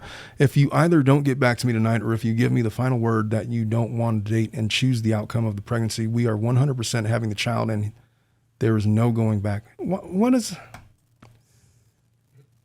All right. I mean it, and I'm at peace either way. My mental health and well-being is affecting our child's, and I would blame you if we have a special needs kid and discover that my stress, hormones, and blood pressure caused that. I just need you to make a decision. Clearly, given the evidence I have given you throughout this process that I have put together in the attached Dropbox file, I am pregnant. I have proactively worked to arrange prenatal paternity tests myself, which should prove to you that I know you're the father. There really are only these two outcomes. So if you don't want to keep it, or if you want to keep it, if you want to keep believing there's not a pregnancy or that you're not the father, you will be sorely mistaken and it will be too late for us to consider an abortion. I would have no issues going to the media after the prenatal paternity test to expose your horrible treatment of me during this time and lack of compassion despite your mission. If you would stay with me for a few weeks to get me to have an abortion and then block me, go MIA. This is a disturbing email. It is. Yes. Like, I just want to know if you're pregnant or not. I'm not trying to have a relationship at that point. Look, all right. It sounds like... Yeah, guilt tripping him. How much longer is this? All right, I'll finish it for the sake of finishing it. I have a lot of thoughts on Jane Doe I will share. Mm-hmm. I don't want to completely demonize her. I don't want to throw her under. I mean, she's going through a lot. She's getting a lot of that. I'm really going to be objective with what I say, but let me just finish this. If you wouldn't be excited, don't make that choice. Did I skip something? Oh, I'm talking about really giving things a shot in a different way than either of us have in the past, since this is a unique circumstance. If you wouldn't be excited, don't make that choice. If you're truly not into me, I would rather stick with my morals and have the child. I'm only considering an abortion because I know that's what you want. So if that alone doesn't make me stand out from other women, good luck finding one who would care that much to sacrifice their own values and morals because they believe in your mission. I would trust and respect you enough for you to make the decision on your own as to whether or not we have the abortion.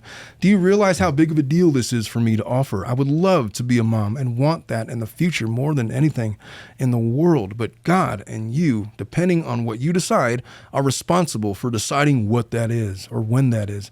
If it's now, I would be thrilled, but I really do believe in you and the message you want to spread. So please show me that my faith in you isn't misplaced. I would also be so appreciative of the consideration you would be showing for my feelings and why it would be important for me that I would promise to keep everything that happened between us. You need to understand that allowing you to make the decision would be the biggest leap of faith and sacrifice of my life. So if you don't appreciate that, go find someone else and we will move forward toward having the child. You know who this reminds me of? Kelly Kapoor. Dominic, you know what I'm talking about? I don't. Kelly Kapoor. when she told Ryan, Oh, yes, from the office, right? yeah, Yes. hey, I just want to know if we could go on a date tonight. I really don't think because I'm pregnant.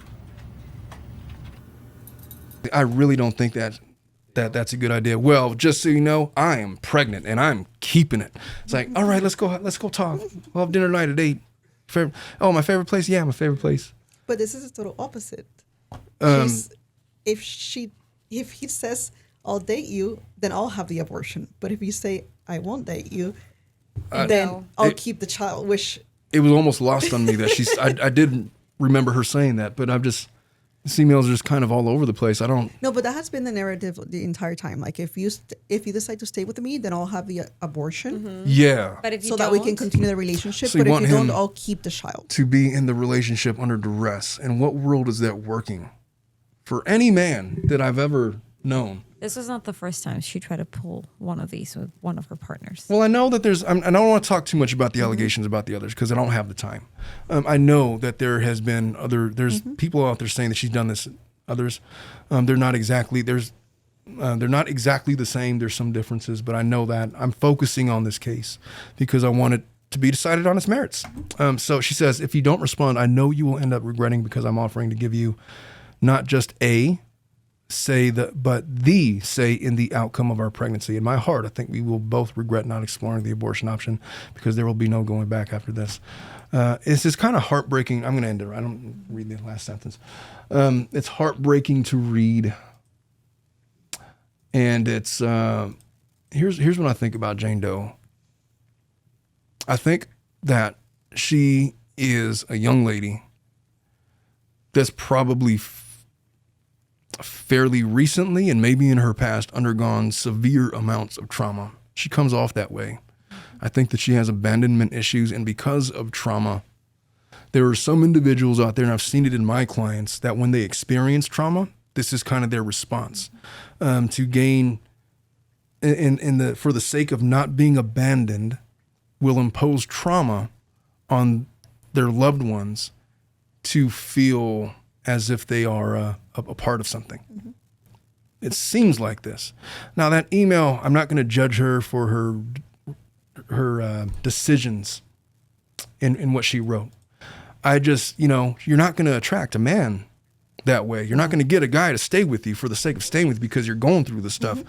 You are putting him on blast in the media. You've made him the subject of what is going to become an increasingly national narrative of litigation and family court, putting all of his information out there. My understanding about Mr. Echard is that he works in mental health. I don't know exactly what his title is, but real estate? He has stated, well, he does real estate, but he also does like speaking engagements. I think he works in the mental health field. He said that at the hearing on the 23rd, and that he's lost money because of this, because of the things that he's going through. How could you be a person that is of stature to advise these people when you're treating this lady that way? And it's colored initially, the narrative against him, and then as more of this stuff is coming out, it's starting to flip. Now, I'm calling balls and strikes. I'm not here. I have no idea what's going to happen in trial, and I don't know if I've seen the exhaustive evidence. I'm going to, before I get too far into the show, because we've been going for, I don't know how long now.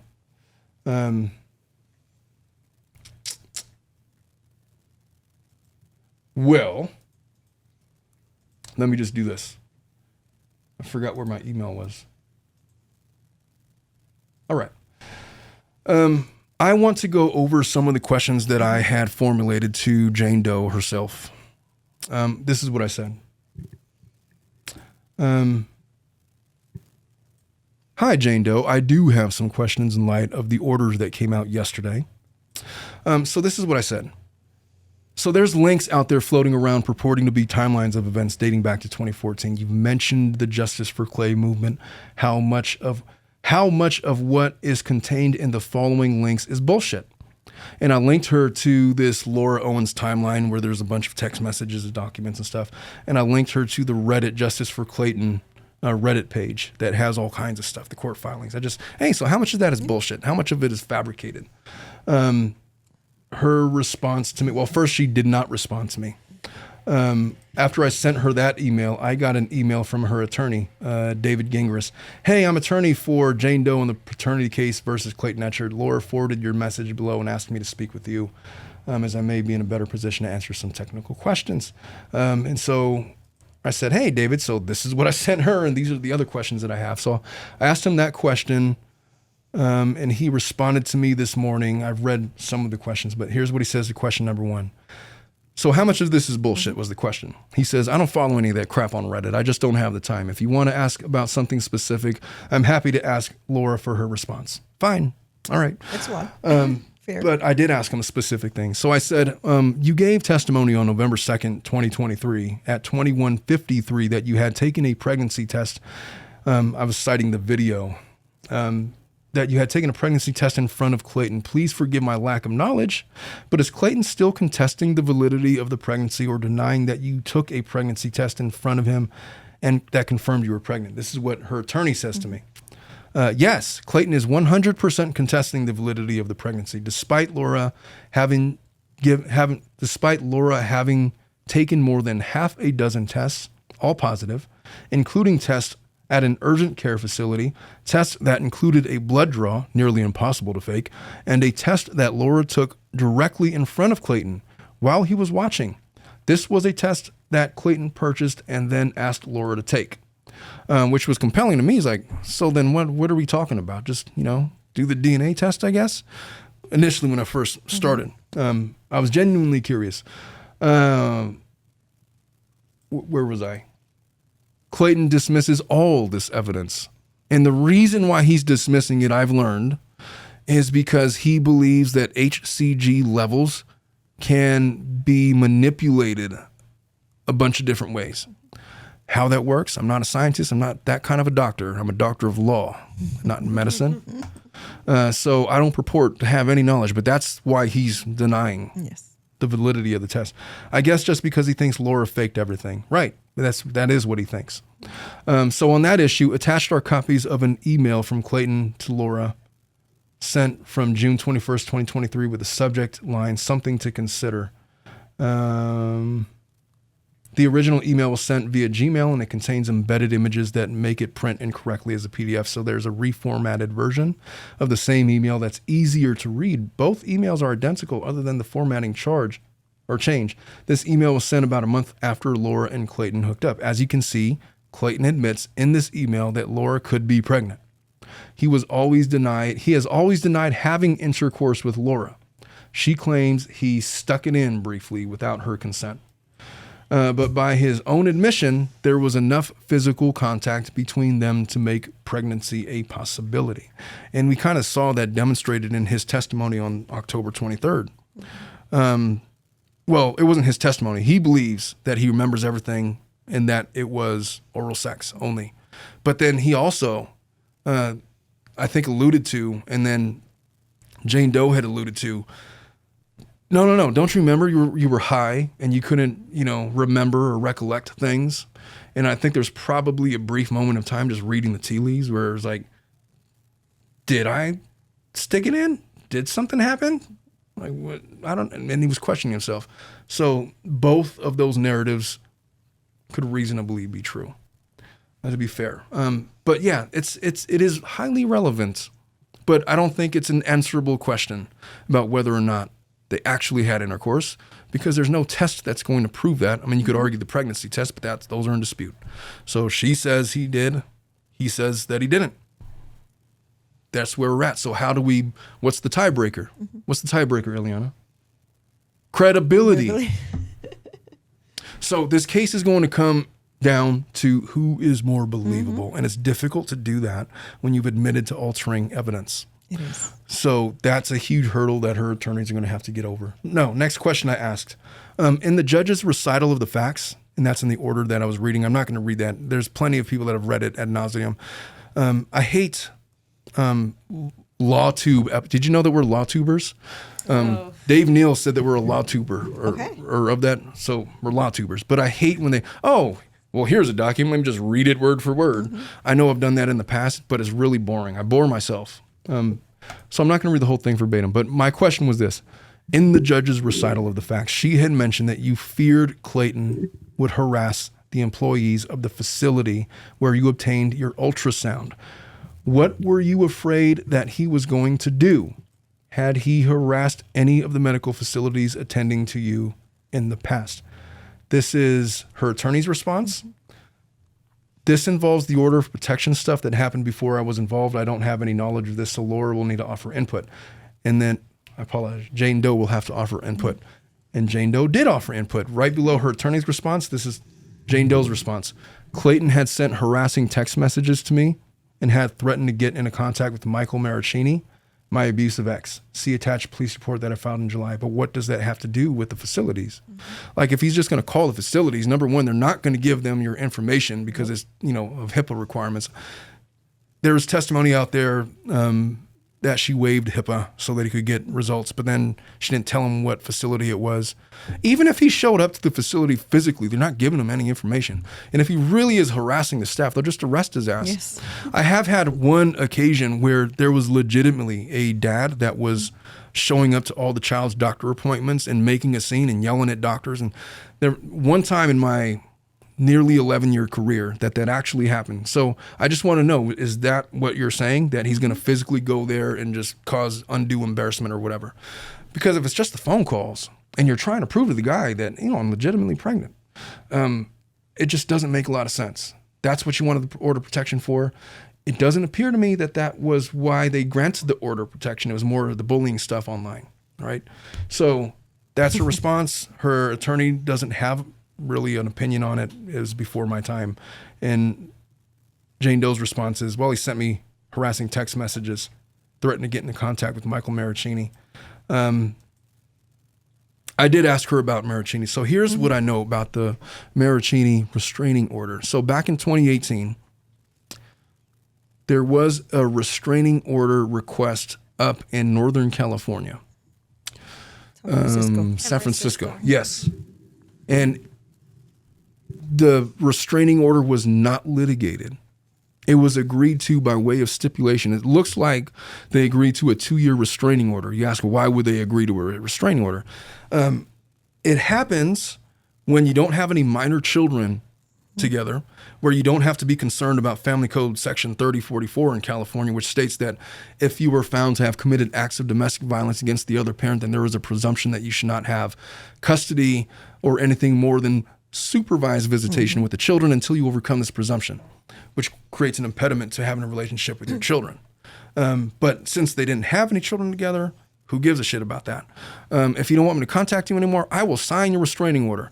What's the benefit to the guy that's getting the restraining order against?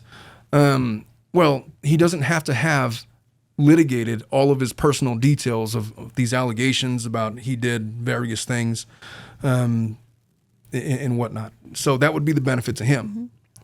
I've had people say, could we just agree to the restraining order so this could be over with? But okay, but what about 3044? Saying, oh yeah, all right, fine, I guess we'll fight it. I've had things like that happen.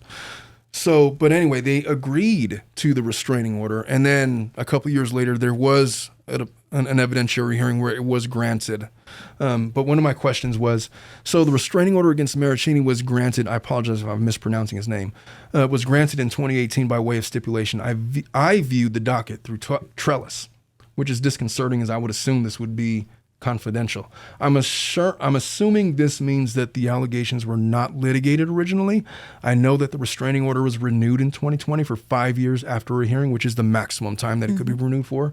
What did he do to warrant the renewal? Could you shed some light on what Maricini did to warrant the renewal? I have to assume he severely violated the restraining order from 2018. Her attorney's response was, the complete, I think, Maricini DV file is available here at Geringer's Law. He lists a link.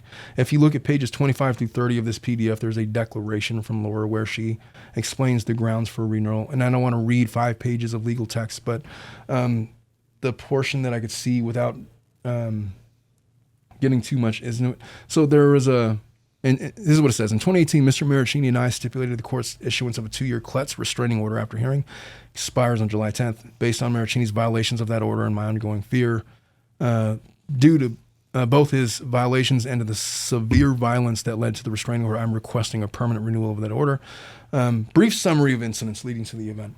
As I detailed for the court in March 29th of 2018, supplemental declaration in support of my restraining order, Mr. Maricini was brutally violent to me during our relationship, in addition to his frequent verbal berating of me, so severe that a complete stranger slipped me a note when Mr. Maricini went to the bathroom during our December 30th, 2016 international flight to Iceland, telling me to run from Mr. Maricini and get help and protection. She later submitted a declaration and agreed to testify at the hearing in support of my restraining order request. He slapped me and strangled me during sex on multiple occasions, despite my telling him not to do so and him promising never to do it again, and smothered me into unconsciousness. I've had cases that have dealt with that level of violence before. One of the defenses to that is, well, we did rough sex. Matter of fact, we had like a bucket list of sex things that we were going to do, and one of them was simulated forcible. I've had those cases before. Trevor Bauer recently had a case litigated where there was a similar kind of thing where let's engage in strangulation. It's a thing. And then there was bruising on her neck, and then she files for a restraining order. That was overturned. But that's not the only thing she did. I'm not saying that she's full of shit or anything. That would have been the defense. If I was defending Maricini, I would have wanted to subpoena the Iceland witness that she claims. But obviously didn't litigate it. As detailed in March 29th declaration, on one occasion in mid-February 2017, Mr. Maricini held me down so hard while he had sex with me that I was bruised. You know what? Let me just download this. Let me go to his link and see if it has the full. I just want to get what I get that there was stuff that happened before. I just want to know what the violations would have been of the restraining order. If it lets me open it, let's see. Hey, how's the live doing, Dominic? I haven't checked in on them in a while. It's good. Is everybody with me still? Am I boring everybody with? Am I boring everybody with my voice? This document is struggling to load. Here, let me close some of this stuff. Maybe that's.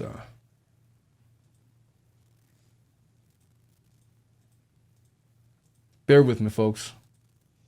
Let me refresh. Also, whenever you want to roll the aura, just let me know. Oh, yes. Let me cue that one in. Let me just see if this is going to load first. Well, ladies and gentlemen, there's been a lot made of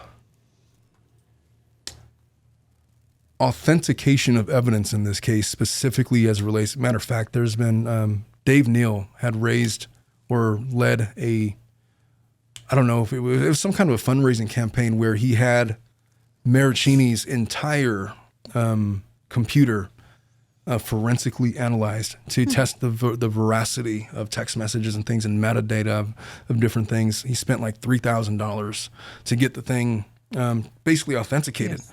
And the reason why is because there was a lot of stuff that was floating around about you're faking this thing, faking that thing. One of the products, well, the sponsor of the show, Aura, is amazing. Whenever anybody tries to tap in to your stuff, and you think that wouldn't happen, but I literally had my entire Instagram and Facebook wiped out like not too long ago. While this loads, I'm going to play our sponsor's advertisement. It looks like it's up right now. But yeah, Aura is amazing.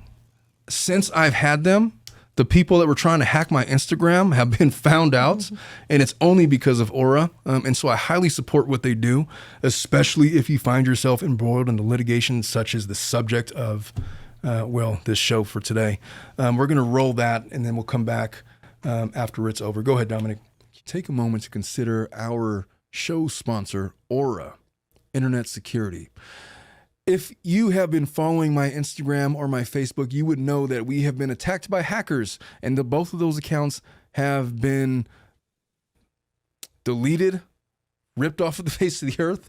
It happens. Hacking is a real thing that occurs. And let me tell you something else. Data brokers will sell your information to scammers, spammers, and anyone else who may want to target you. And you might not believe it, but your full name, your email address, your home address, your health records, your relatives, your children, your spouse, all of it is out there. I am a lawyer. I do my own background checks. I pay good money for my background checks, but it's starting to get to the point where you could Google anybody's name and some kind of a secondary source of information, such as a birth date or email address or something, and you will find that you can Google all of this information. It's just out there for people to exploit. That's why I have decided to use Aura, the sponsor of today's video. On Aura they show me specifically which data brokers are selling my information and automatically submits opt-out requests for me. And I'll tell you what, I had them when I signed up for their services. They showed me there was 3 separate internet brokers that were selling my information that they automatically got rid of for me by taking the initiative to opt out of those memberships. So cleaning up my information, cleaning up your information, it not only reduces the amount of spam that I get, it protects me from hackers that could use my information to help them access my social media accounts. Highlight, if you've been a follower of my Instagram or my TikTok, or well, not my TikTok, but my Facebook, you will know that those accounts no longer exist. It had nothing to do with anything. I had a 20-year-old Facebook account. It's completely gone because of hackers, spammers, whatever you want to call it. It's gone. So it protects me from that. It protects your social media accounts, your bank accounts, other sensitive information. Also, Aura does so much more to protect me and my family from online threats that I can't see. I get other features like antivirus, VPN, password management, parental controls, identity theft insurance, and more without having to download several different apps. It's really easy to set it up. I did it, matter of fact, this morning. It took me about a couple of minutes to get me all set up and protected. And you get it all at a really easy, affordable price. But beside that, you might already have some of these tools already, but not having Aura is literally like locking the front door and leaving the back door wide open. People just walk right in and take all of your stuff. I value my privacy. I value yours. You can go right now to aura.com/tiltedlawyer to start your 2-week free trial, no cost to you. It's going to be linked below in the description. Go in and sign up for your free 14-day trial and experience all of the protection that comes with Aura Internet Security. It's powered by artificial intelligence. You're not going to regret it. Go on in and check them out. All right, we're back. Folks, I'm so sorry about the length of that commercial. I just told Dominic we're going to do another one and maybe cut that down to 45 seconds max. Jesus. But seriously, check out Aura. But I found what I was looking for. So this is how he violated the restraining order. I saw somebody in the chat, before I get started with that, say this is not about credibility. No, it's not specifically just about credibility, to the extent that we don't have provable, verifiable evidence otherwise. Because really where the court is going with this is, hey, Jane Doe, you're going to have to show me something that shows that you were verifiably pregnant. I know you got these HCG tests. You're going to have an expert come in. It needs to be verifiable scientifically. Otherwise, I'm going to have questions.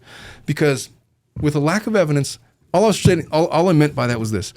If there is an evidentiary tie, meaning the weight of evidence is a literal tie, the tiebreaker is credibility, which means something. And so, yes, the evidence will speak to itself, but credibility is enormously persuasive in cases like this. Just to give you an example, I did have a case where at the end, the judge said, I don't believe either one of the people. I don't know where to stand. Yeah. But just because I have proof that this one at some point did something that it was not credible, I'm going to go ahead and then give it to the other person. Exactly. That's the tiebreaker. And it really sucks when there's evidence that you manipulated evidence that is floating around in the record that is not disputed. That sucks. That's like the worst. It's almost like in boxing, if you were to get knocked down, you get a standing 8 count, you get a point withdrawn, I don't know if that's going to land or not, but at any rate, so we were talking about Maraschini, how he violated the restraining order. So incidents after the 2018 restraining order, one of the restraining order terms to which Mr. Maraschini agreed was the standard 100-yard stay-away order, prohibiting him from coming within 100 yards of me, my home, my workplace, etc. I understood that part of the reason he was willing to agree to this restraint was because he was moving to San Carlos in San Mateo County.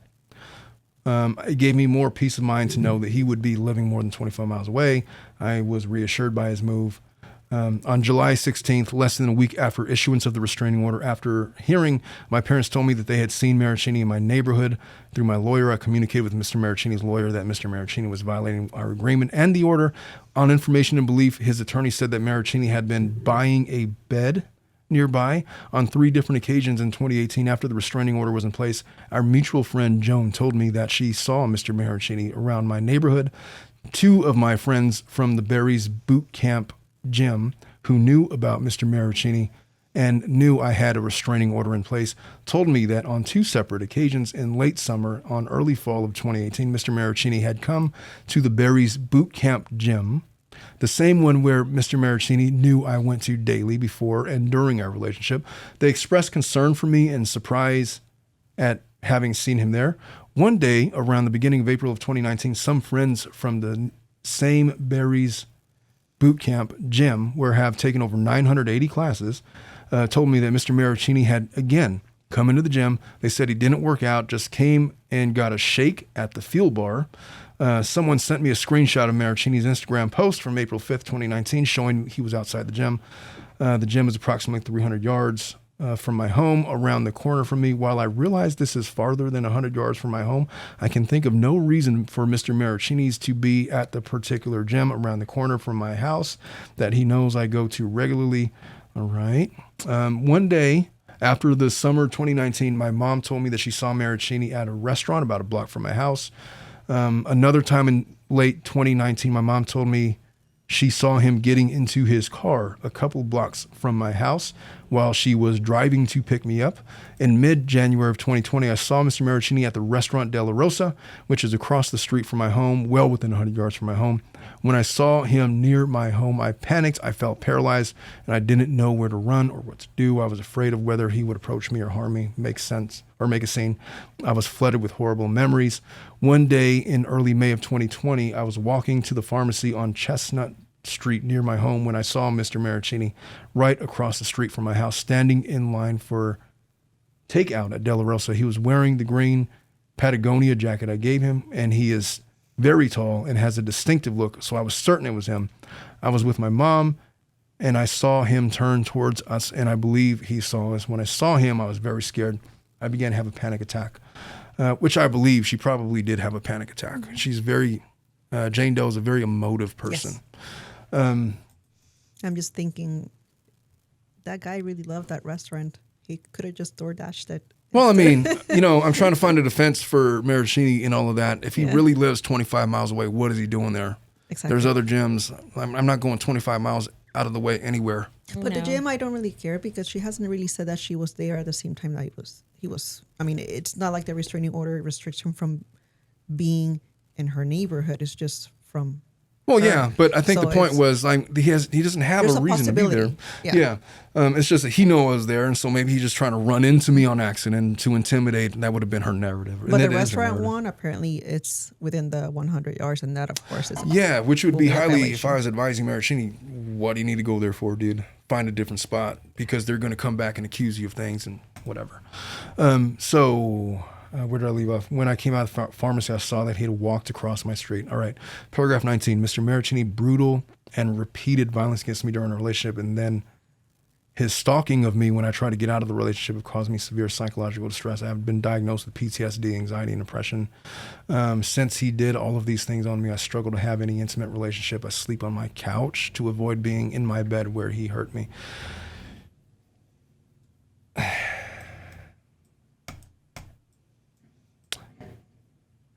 Some of this might bite her in the ass at trial, is my thought on reading this. I apologize. I'm like in real time, like there's dots connecting between this case and the Maricini case. And there's strategies forming in my head. I have frequent flashbacks of his hands around my neck, not being able to breathe or scream, and him violently SAing me. She uses the grape word. graping me. Every time I leave my apartment, I look over my shoulder expecting he will grab me or push me or strangle me. I never go anywhere alone at night. I have friends or family walk me all the way inside my building in case he is there waiting like he was before. I carry pepper spray. All right, she goes on. I think that's enough. So I guess really what the violations would have been was her perceived stalking. And to be fair, it was litigated and they granted her renewal. So the judge was convinced enough. So that's fair.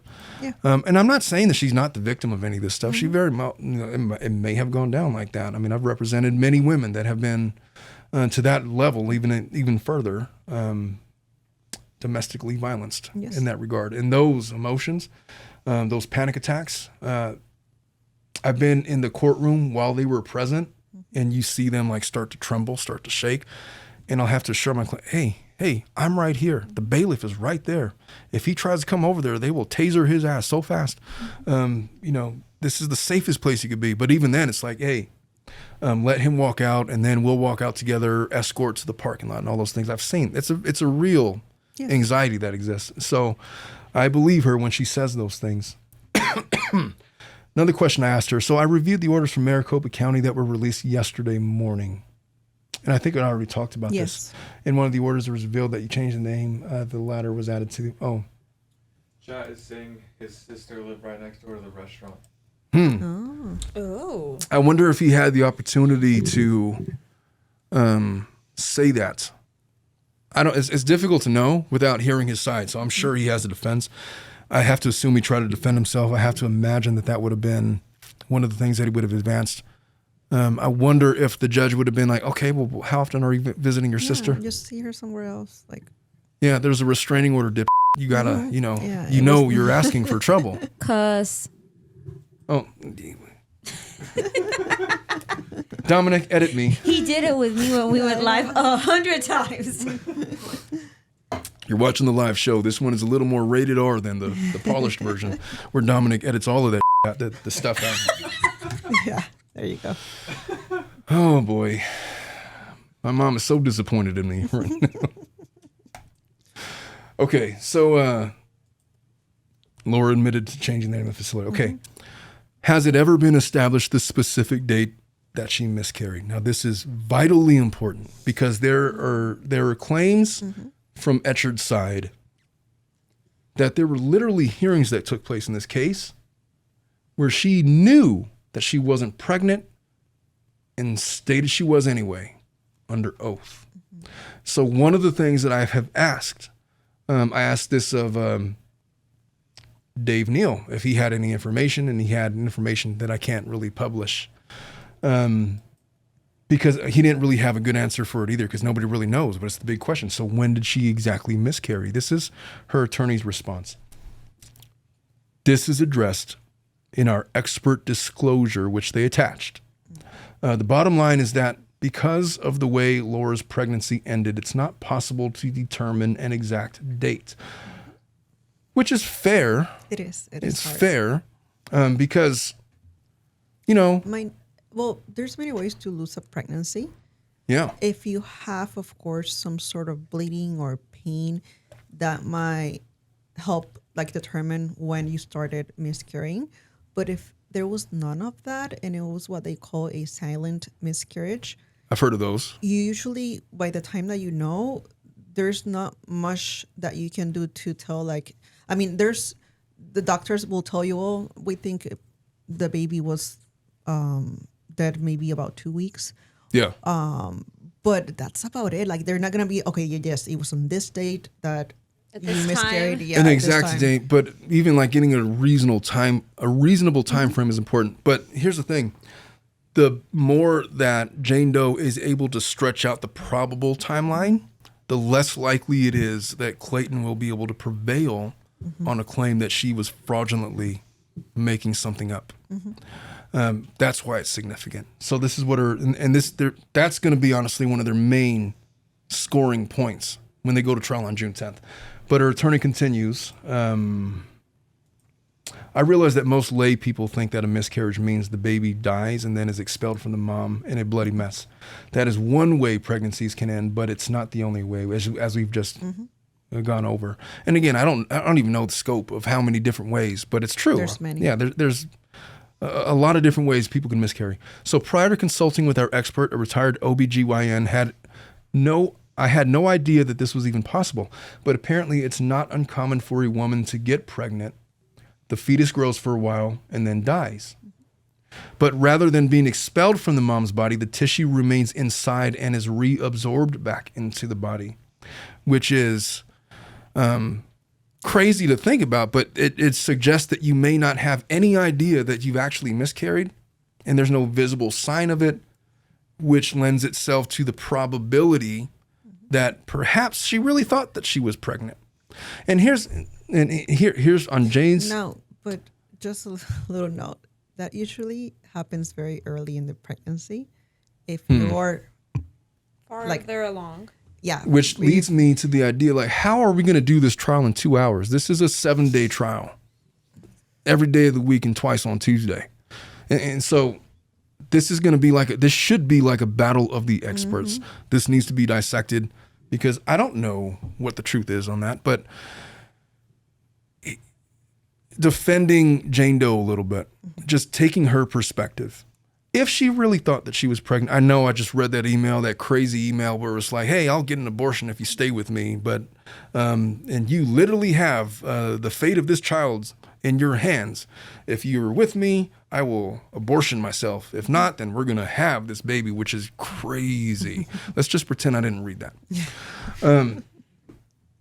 If she didn't know that she had the miscarriage, she generally thought, she files this paternity petition that's reasonable, and then she dismisses it upon learning that, I'm actually not pregnant anymore. That's something that happens. Yeah.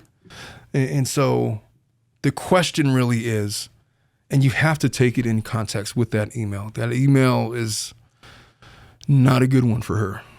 Because if I'm looking at the weight of evidence, it's like it's starting to go this way. And as her attorney, I would have been really upset with her for sending that email. I would have been really upset with the way that she was emoting during the hearing in November when she was making all of these faces and stuff. And I'm not going to play it because you guys can find it at other places. And I've already been going for a really long time. But just some of the way that she's conducted herself, where you would normally give sympathy to somebody, it doesn't attach to her because you have all of this other context. And that's the issue. And I think that that's what the judge is picking up on if you read her orders and her recital of the facts in this case. This case will be won or lost on whether or not the judge believes that Jane Doe faked the pregnancy. And she's going to hear evidence about the different ways that you can miscarry. And she's going to hear evidence, presumably, about how you could fake HCG levels. And there's going to be propensity evidence where you wouldn't normally be because of the Gillespie case and other witnesses, because they failed in their motion in limine. They're going to be able to bring in those people to say that, hey, she did this to me too. That's coming in. So now you're going to have this narrative that's going to be supported by propensity evidence that wouldn't normally be admissible. Yeah. But it will be admissible in a family court setting. And the judge is going to have to make a decision about whether or not she faked this or not, which is going to require an enormous amount of evidence from Echard's side. You're going to have to prove through clear and convincing evidence that this was a fraud perpetrated on you. But I'll tell you what, that email that the chat had me read is really damning. It is an absurdly illogical email, which to my mind, I mean, it was really long, it was rambling, but the tenor of that email was, hey, you control the fate of this baby's life. Stay with me and the baby shall be aborted. She did say, I believe in my heart of hearts that once you get to know me, that you will change your mind about the abortion thing. It's kind of what she said at the end. But if you don't want to be with me, I'm having this baby 100% and I'm going to get child support and I'm going to get all this. She didn't say child support. I'm paraphrasing. I'm attaching my own assumptions to that. It's not fact what I just said. But she did file for child support and a paternity test. And so there is that.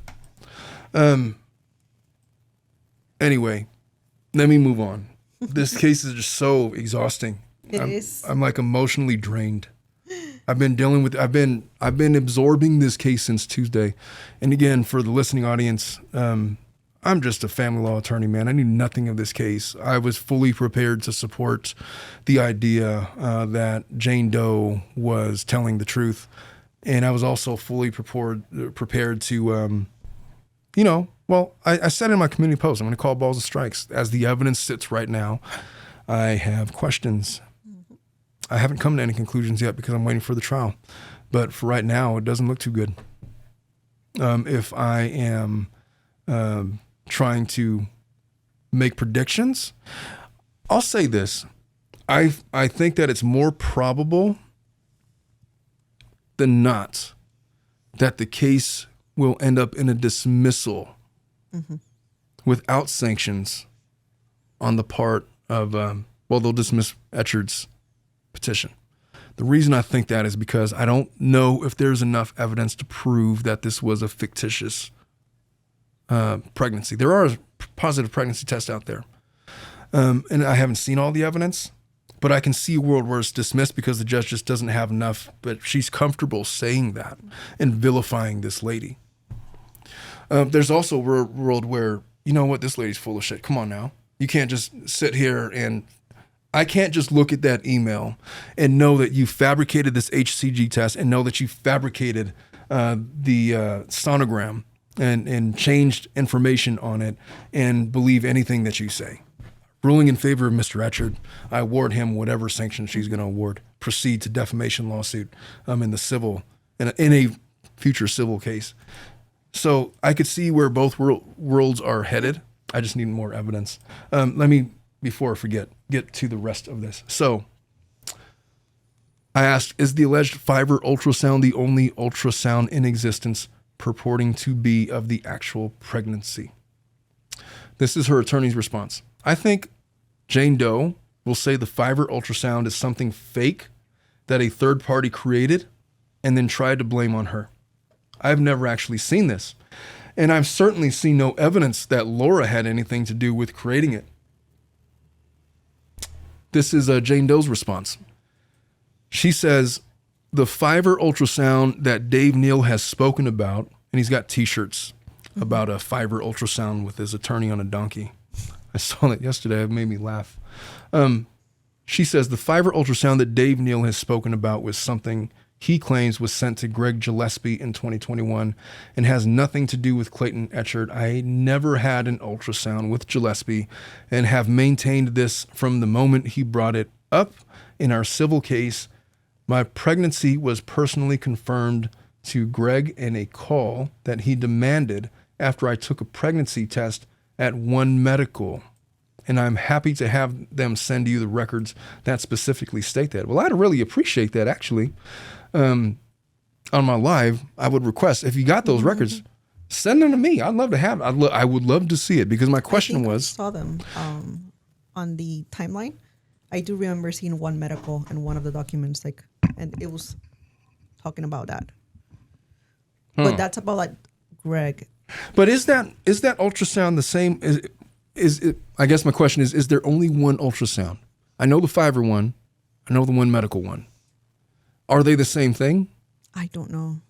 Chat. I saw so many ultrasounds preparing for this case that I don't remember. There's a whole bunch. So my only point in saying that was she has to produce a credible ultrasound showing the pregnancy, because it's not reasonable to me that somebody would be pregnant for 5 months and only have one that she altered. That's not reasonable. It doesn't lend to credibility. As a judge, I would need to see a little bit more. It's going to be highly relevant. Dominic, what you got for me? Nothing. I'm waiting to see if chat sends. Oh, you got to stop looking at me like that, dude. Well, to give you an idea, on that point, I've known people that have been pregnant and have never gotten a sonogram, ultrasound, whatever. Or people that have gone to one, confirm that they're pregnant and never go back again. Well, there's also accounts of women, hey, I didn't know I was pregnant until I sat on the toilet and then a baby fell out. There's all And kinds of narratives also- out there. A positive pregnancy test does not mean necessarily that you're pregnant. Yeah, I know. It could mean. the stick ones. So that's why they usually do this. Well, that's why you got to go to the ultrasound. doctors to Yeah. ultrasound and really confirm. And then get the blood tests Yeah, and everything. that's true because you know, I mean, I've got 3 children myself. My oldest just graduated high school on Wednesday. I got a 4 and a 5-year-old. I've seen all of their ultrasounds. And they do like the stomach one, and then they do the invasive one. It's like Jesus, and then it's that movie on Knocked Up. And you're next with the little glove. I'm just kidding. These are stupid jokes. All right. Is there any reason why Laura didn't file a DV claim against Clayton, given that she has claimed? I think we already went over that. Yes. Totally fair question. Asked her the same thing, and that was my WTF to a Jane Doe. And then the other one, did she fabricate an HCG? And says, yeah, she did, because she was afraid of what Dave Neal was doing about making videos. She panicked, didn't know how to get the media and bloggers. And if she did, I mean, that was a really poor decision on her part, really dumb, because it, once again, on the credibility scale of things, which is the ultimate tiebreaker, it takes away. So that's what we have with respect to that. As far as, gosh, I had notes prepared for this show. I haven't looked at them not once. And how long I've been talking now? A couple hours? Jesus. There's more stuff out there. There's that I was going to talk about. I'm not going to get to them on this video. It's just too long of a show. But I was going to talk about, there's something out there floating around on Reddit. I haven't asked Jane Doe about this. I haven't asked her attorney about this. I imagine that they would deny it. But there's stuff out there floating that she faked cancer. I will talk about that. That was on the Reddit post. I think the thread was deleted, if I'm not wrong. No, I'm looking at it right now. I can't zoom in on it. No, it's not very. I had issues also, like reading it. You can see some of the messages, but the pictures, it's. Yeah, I'm not gonna. I don't want to get too much into it. If it's not, if I can't read it, it's like But there is evidence floating out there that purports to be proof of her faking cancer. There's text messages from Laura and Greg Gillespie, who she just talked about. Another man she accused of being a father of her unborn twins. And there's text messages out there purporting to be of an ultrasound. I see this text message. And in this, tell me if this sounds familiar. This is a text message to Gillespie. Okay, I haven't had any bleeding yet. I'm feeling so sick from these pills. This is so traumatic knowing what is going on right now in my body. I'm so sad right now. Do you understand how awful this is for me right now? This is worse than the first pill, to know I'm going to physically lose the baby. Did I make a huge mistake, or are we actually going to end up together? I hate this, and this is only worth it if we end up working out. I'm so nervous about everything. This isn't even hard for you. And she's sending him pictures and videos. Does it go beyond this? There's a picture of her standing in a window.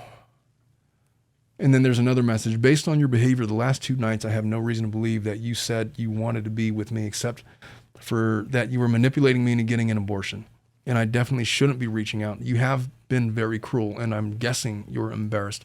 As mad as I am, I keep thinking back to my gut feeling about you and why I did this in the first place. I don't believe this is who you are at all, nor who you would be with me without this as a factor. Same goes for me. I missed 2 interviews this morning, which has never happened, and I'm trying to go to the doctors because I feel awful. My dad got taken into surgery early, so that may not happen until later. This is one long email message. Kind of sounds like the email that we read from Clayton, right? The same tenor, the same playbook, the attachment of trauma to manipulate, seemingly. I will never be spoken of that way that you have talked to me recently. I've totally mischaracterized you, and this is who you are, or if I would bring this side out in you outside of this specific situation, you need to tell me. I had to base the biggest decision of my life on who I thought you were on our 4 dates, and saw something very special. If you will always think of me as the girl who had an unplanned pregnancy with and won't be able to view me differently, you, well, I don't know what this is. They kind of just cut off right there. Oh, well, there's an ultrasound photo. The next slide in this. Now, look, this is off of Reddit. This has not been corroborated by Jane Doe's side or her attorney, so I don't know if what I'm reading is bullshit or not. It is a post on Reddit that purports to be text messages from Laura to Gillespie. And in these text messages, there's ultrasounds and other messages. And under this ultrasound image, it says, looks like you're going to be a dad to one of two babies. Was sick enough to go to the clinic this afternoon and had to get an ultrasound to make sure I wasn't having an ectopic pregnancy. I wasn't. I found out that I've been pregnant with twins.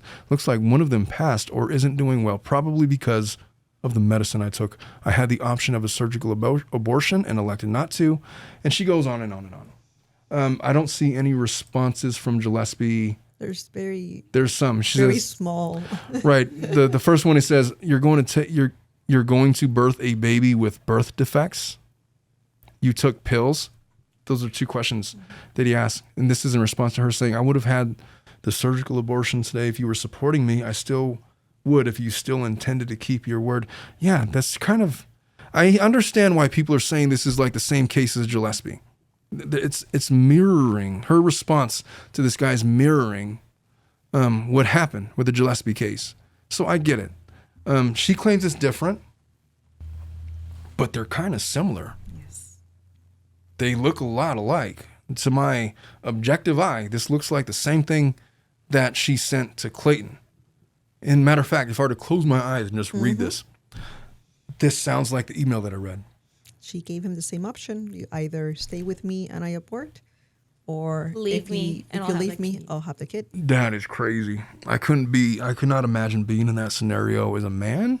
And there's a lady that is saying those things to you, like all the way, all the things that will be racing through my mind, especially as a younger man, maybe sub 30.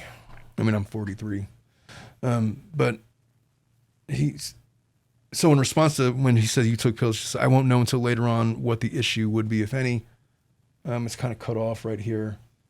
Oh, so what do you want to do? It clearly affected at least one, considering how small it is. I guess she would have been pregnant with twins. So she claimed to be pregnant with twins with Gillespie, and there's ultrasound pictures of it. And then Gillespie in response says, it's one baby.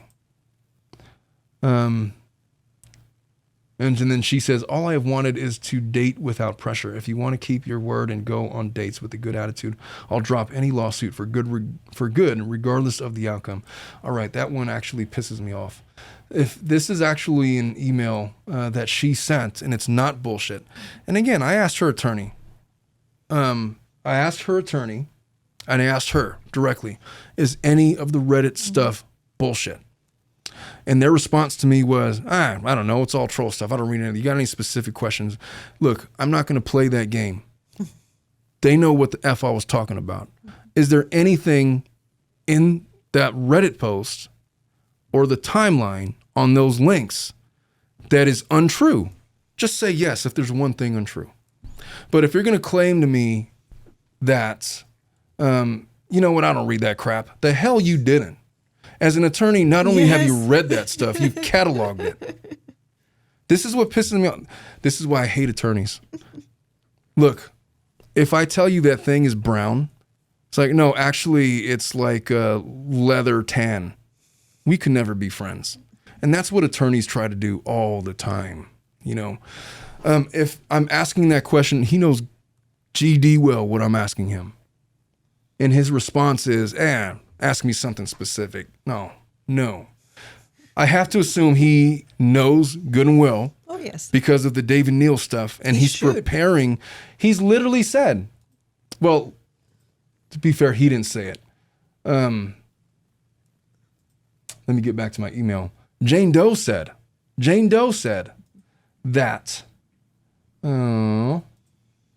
just so I don't misquote, my attorney, David Gingras, which is the guy that I talked to, specializes in internet law and defamation. He knows those Reddit posts. He's cataloged them. They're part of his discovery. They're a part of a trial book somewhere. He is actively preparing to initiate legal actions against Dave Neal and any collaborators spreading these harmful narratives. We are committed to defending my rights and correcting the public distortions. Am I to believe that this specialist in internet law and defamation, who is preparing to initiate legal actions against David Neal and collaborators spreading these harmful narratives, doesn't know what the narratives are. My guess is not only does he know about it, he knows it probably with biblical accuracy. Like he could recite, actually on that post in page 43 of the comments, because that's what you do when you prepare for trial. You know it backwards and forwards. So that evasive response, it pisses me off because we're not stupid here on the Tilted Lawyer podcast. It's condescending for him to say something like that. I've seen him make similar remarks to others. Megan, what's her name? Megan Fox. She had asked him questions about a statement that he made regarding people that have gone against me in court have either ended up disbarred or in jail. And then she just asked him, hey, if you wouldn't mind sending me the names of people that have been disbarred or in jail, I would really appreciate it. And then he sent her back a snarky email like, you are a journalist. You can figure it out yourself. But I had 3 cases in mind specifically. And, you could read that, watch that. Anyway, I understand what Gingras is trying to say, but his non-response to me is louder than anything that he could have said. He could, for example, he could have just said, look, I understand that there's a lot of evidence out there. A lot of that stuff is text messages that are exhibits in this case. A lot of the stuff is filings in this case, but there are distortions of that evidence. And, it's impossible for me to pinpoint what that is in such a vague question. If you could be more specific, I'd appreciate that. But the short answer to that question is yes, some of that is bullshit. Yeah. I would have appreciated that. But for him to say, I don't read that bullshit, and to get me to suggest that, well, I guess he doesn't know then. He's never seen those posts. Come on, man. What are we doing? So I don't appreciate that response from Mr. Gingras. And it leads me to believe that there's probably a hell of a lot of truth in that stuff. What portion of it is, I don't know, because they failed to respond directly that any of it is categorically untrue. But I do know that a lot of it purports to be actual text messages. I don't know if any of them have been adulterated. I don't know if any of them have been manipulated. A lot of it is the court filings. A lot of this stuff is online. And a lot of it is the actual court filings. And so to that regard, the evidence that I've gone over, I have to believe or assume is true. Now, I'm going to state categorically that there's a trial scheduled for June 10th. It pains me to make this video because just last week, weren't we talking about, we made a whole show about domestic violence, about the Micah Miller case, and about the perils of domestic violence and the ways that men manipulate and attack and abuse women. And there was this whole show. So when I initially got this email, I was very much of that mindset, protector of women. And I was raised by women, all the women in my life. I have a wife. I got 3 girls. I'm surrounded by women. In this office right now, it's literally a bunch of women and Dominic. He keeps looking at me funny. Chat wants to know, what do you think about her lawyer tweeting about the case? He shouldn't. I would think that should be beneath him. It's not advisable. If you want to, I just don't think that lawyers should jump on Twitter. I don't know. I know that he's made some tweets. I haven't read them because they're not altogether all that relevant to me in terms of the veracity of this case. I am sticking objectively to the truth, and the truth that I understand is that there has been what the judge has described as agreed upon alterations of evidence. I understand what the issues are, and I understand how this case is going to be won. And right now, if I'm looking at it objectively, Clayton Echard has a substantial lead, but I think that Jane Doe has a buffer of time because all she has to prove is that it was reasonable for her to assume that she was pregnant.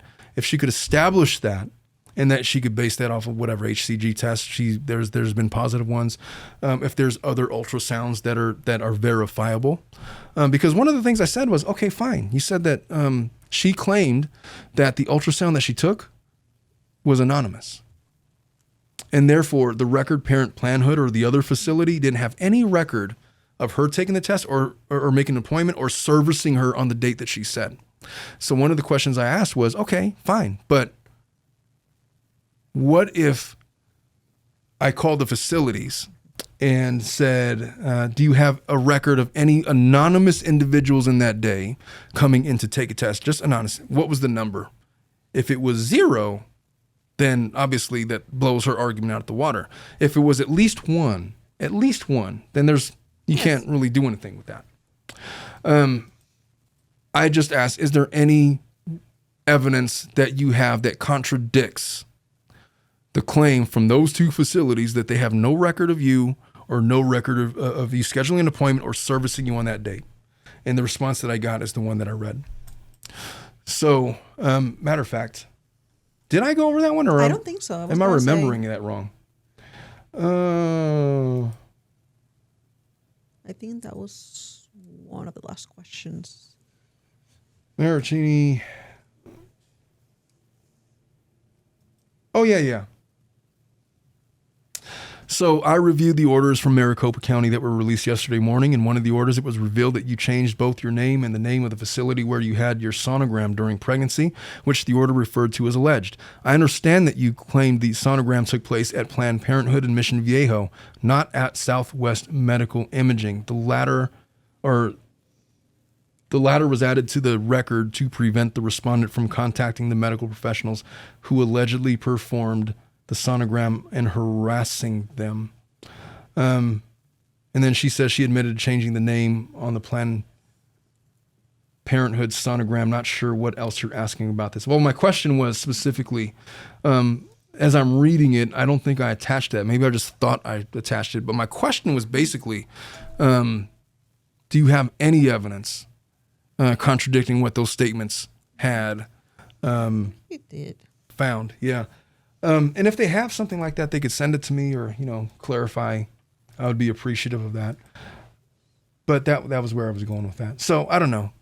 Hey, Melissa, you've been awfully quiet. What do you think about all of this? It's just a whole lot of information. Let me just ask you this. What do you think about Jane Doe? Do you think that she's telling the truth about the fact that she was pregnant with twins?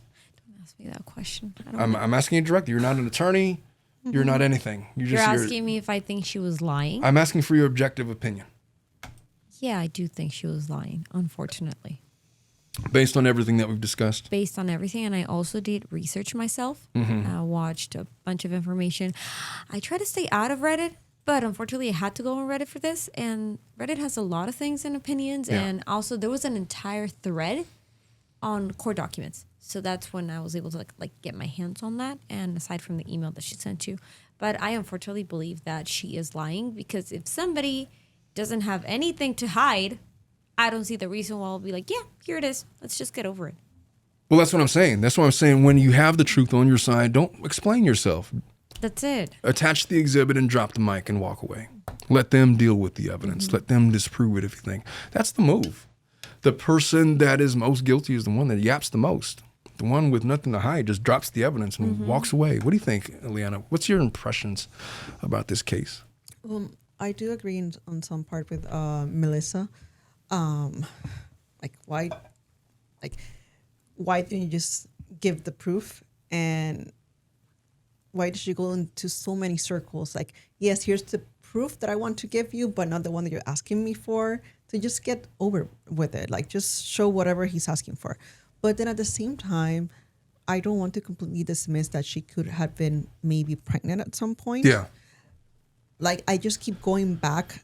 Whenever I ask the question to myself, do you think she was pregnant? I think she might have been at some point. I think she lied about how long that pregnancy lasted. Well, I think it's plausible that she doesn't, if she was pregnant, actually know how long she was pregnant. I mean, that's possible. It depends. If she actually, there's, like I said, there's many ways to lose a baby or a pregnancy. But if she was under the care of doctors, she probably knew around, not exactly the date, but when she was no longer pregnant. But I think she extended over. She had a due date. Her due date would have been February 14th of this year. Yeah. 9 months after the thing. So there was a due date allegedly. And they went over some of that on the October 23rd hearing. How did you know that that was your due date? my thing is, she appears to be a woman that is up to date on her health. The kind of woman that if she has a medical condition, she's going to the doctor. She's not going to be like me. It's like, hey, I haven't been to the doctor since 2008. I only go to the doctors when my wife schedules me an appointment. I told her, like, hey, my arm is like, I can't move my arm. Like, what's happened? Oh, I've had this injury since like 2009. Old baseball injury. She's like, I'm scheduling you a doctor's appointment right now. But it seems to me that if she was legitimately pregnant, she would have ample medical records. And I know about these HCG tests, but I just want to see one ultrasound that is authenticated, because the one that has been presented, the one that was altered, is not authentic to prove the pregnancy. It's authentic to prove that she manipulated evidence. And I sympathize on that area just from personal experience, because I can see how she could have gotten a positive pregnancy test and then not be able to get to the point of getting a ultrasound to confirm it, and just getting into all this mess and then not knowing how to get out of it. Like, I don't know. I think, here's what I think. Her behavior towards these men, Gillespie and Echard, they may or may not be related to faking pregnancies. They just might be the way that she has a defect of how she communicates in relationships. You can't just go around threatening men with stuff like that, like abortions, or I'm definitely having this kid if you don't, and expect anything good to come out of it. That, I'm not a psychiatrist. I don't have the expertise to make this statement. It just feels like there is a defect that was brought about by some kind of trauma that this young lady has experienced in her past. And to that regard, I have a great deal of sympathy for her. I truly wish her, I sympathize with what she's going through. She says that she wants to keep this private, but she filed a lawsuit of a very public person. And the more that her attorneys attack people talking about this kind of stuff, the more it is fanning the flames of people on YouTube jumping on this. I would have not talked about this case if I didn't get an attorney from her directly. That was a boilerplate thing that seemed like a boilerplate thing that was written by her attorneys. And now I've had contact with her attorneys, and now I've had contact with her, and now I've had contact with Dave Neal. Dave Neal would not have known who I was if not for this case. I would still not know who Dave Neal was if it were not for this case. And the fact that they have contacted me, and the fact that it's ongoing and going on, her wishes to keep this anonymous, the way you do that is by staying out of court.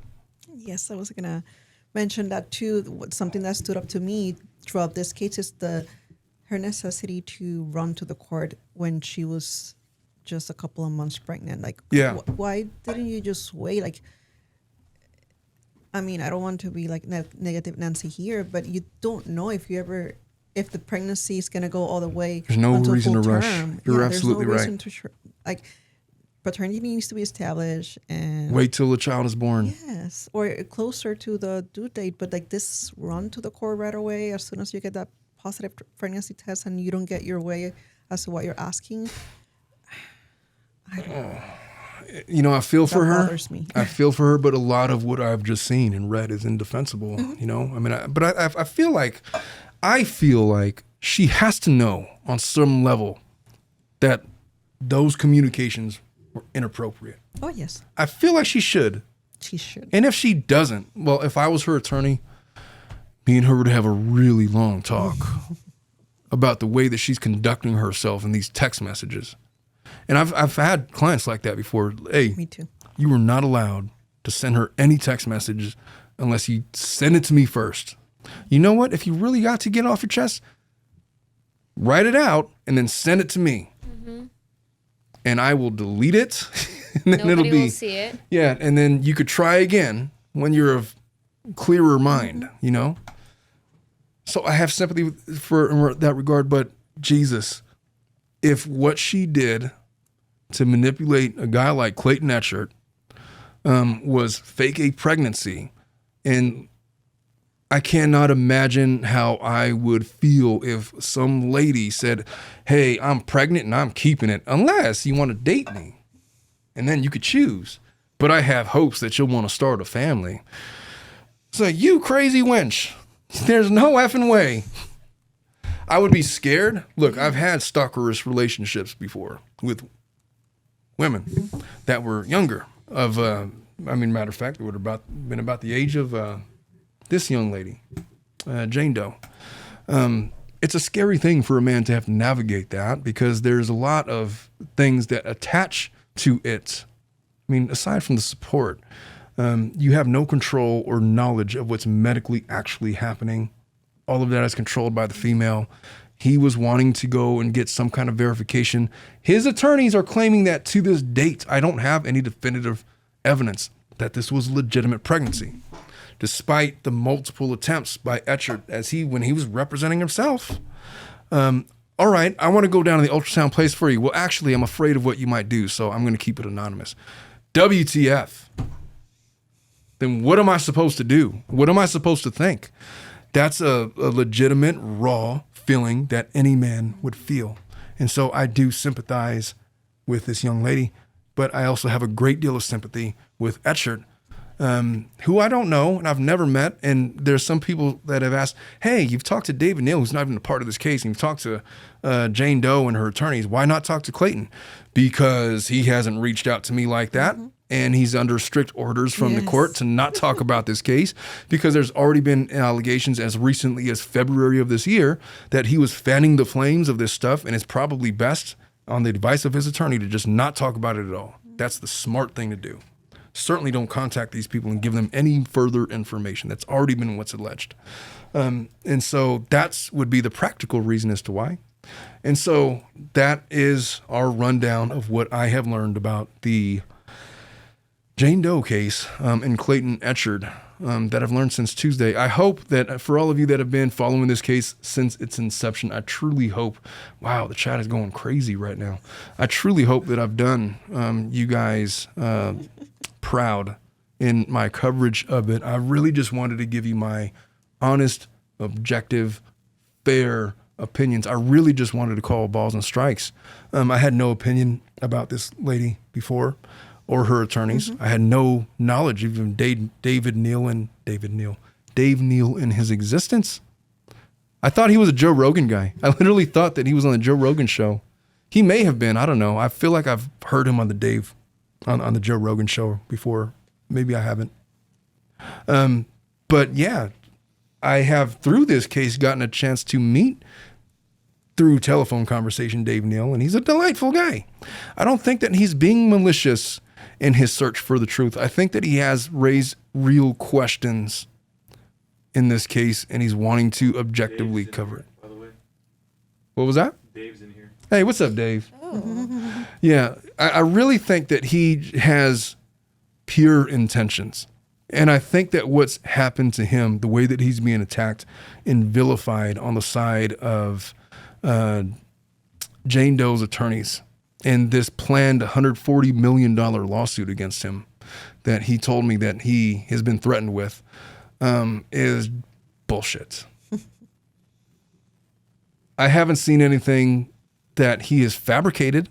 I know that he has expounded his sincere opinions on evidence that has been sent to him. I know that he's been in contact with David Gingras and with Jane Doe and their attorneys, and there's been negotiations back and forth and talks back and forth. And right now it appears to be elevating to some form of litigation. I don't know where they're going with that, but Dave Neal, I believe he's sincere when he tells me that he would rather not have to go through all of this. It's a pain in his ass. He said on his baby moon, and he's getting like these emails and phone calls from Jane Doe and their attorneys threatening him and stuff. And he's got literally like an 18-day-old baby. It was so mentally draining reading and researching this case these past couple of days. I cannot imagine being involved in this case. I meuld love to be involved in this case. I would. No. Oh boy, I would. This is the kind of case that would just get me going, man. It's like, let's do this shit. We're gonna, man. Hey, Melissa, I need you to prepare trial book A, B, and C. And then Melissa would be 8 hours thrown on the floor preparing. Hey, you're just going to need to be on call for 24 hours. We got shit to do. Literally. my. And it has happened before. They have pissed him off where he's to the point of, oh, you want to play that game? Fine. I'm generally cool, man. I'm not here to Yeah. to ruin anybody's day. I'm very much objective. I want to get to the truth. I have no affiliation with Dave Neal or the Justice for Clay movement. I have no affiliation with anybody. There's been, I read on my community post, how do we know that this guy is not affiliated with David Gingrich? I tell you unequivocally, I'm not. No. I've never heard of that guy before now. Never. I would hope that my honest opinions from his responses that I read on in my emails would be evidence to that. I'm just a guy searching for the truth, man. I know how I would litigate this case if I was representing Jane Doe. It would not be the way that it has been litigated at this point. I think that her attorneys... Now, David Gingrich is not the guy that appears with her in court. I think his name is Lopez something. Forgive me on An if I'm... associate, maybe. Yeah, I'm thinking maybe an associate of the firm, or maybe I don't know. But he's not the guy. I'm not a fan of how he litigates or how he presents in court. I'm not a fan of the motions that have been filed and the way they've been argued. They spend way too much time arguing procedure. And if you're a judge that's been doing this for a while, you know that when an attorney is weighing so heavily on procedure that, they're hiding something. That would be my takeaway as a judge in the case. I'm not a judge. I think I understood what you said, and you're right. Well, I mean, I don't know if I'm right or not, but it would be my presumption. And I would look very closely at the evidence, and I would rely very heavily more on the discretionary aspect of those statutes to decide whether or not I was going to sanction somebody.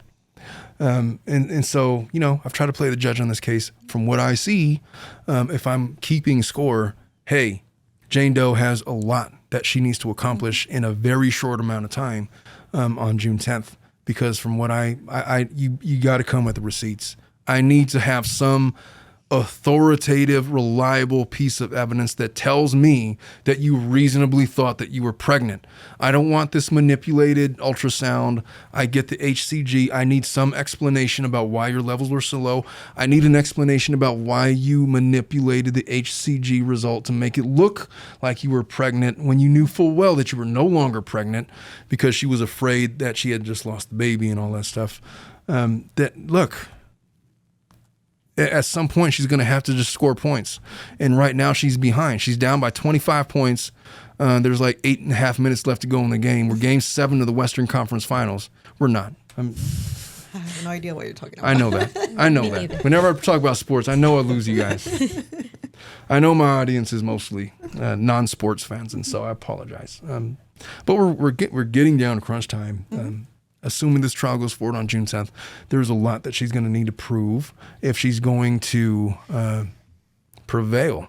I will say that, look, her window is just this. All she has to prove is this. If I'm the judge, all she has to prove is this, that she reasonably thought that she was pregnant when she filed the petition. If she thought, if I believe that, yes, I would dismiss Echard's petition. That's it. She has to prove it. And then if he wants to pursue her for defamation afterwards in some civil case, then go for it. But if I can't make that base finding, and again, knowing that I'm behind the 8 ball with the altered evidence, then I'm going to rule in favor of Echard. And that's where I'm at in this case. Now, it could go either way. I'm not asking for very much if I'm going to find in Jane Doe's favor. That's it. Just give me any indication that you reasonably believe that you're pregnant and didn't perpetrate a fraud on the court, and I will dismiss the thing. But right now it looks really bad. In light of those emails, it looks really bad. And to the extent that Gillespie and some of these other guys are going to come in, Maricini, I think this was his name, going to come in and testify that, oh yeah, she did this to me too. And I'm getting to read in context. And I don't know how much of that they're going to accomplish in 2 hours. Every time I estimate a 2-hour trial, in my trials, it turns into like 5-day trials. Mm-hmm. That's what I was going to say. I've never done a 2-hour trial. Well, I've never finished a trial in 2 hours is what I would say. No.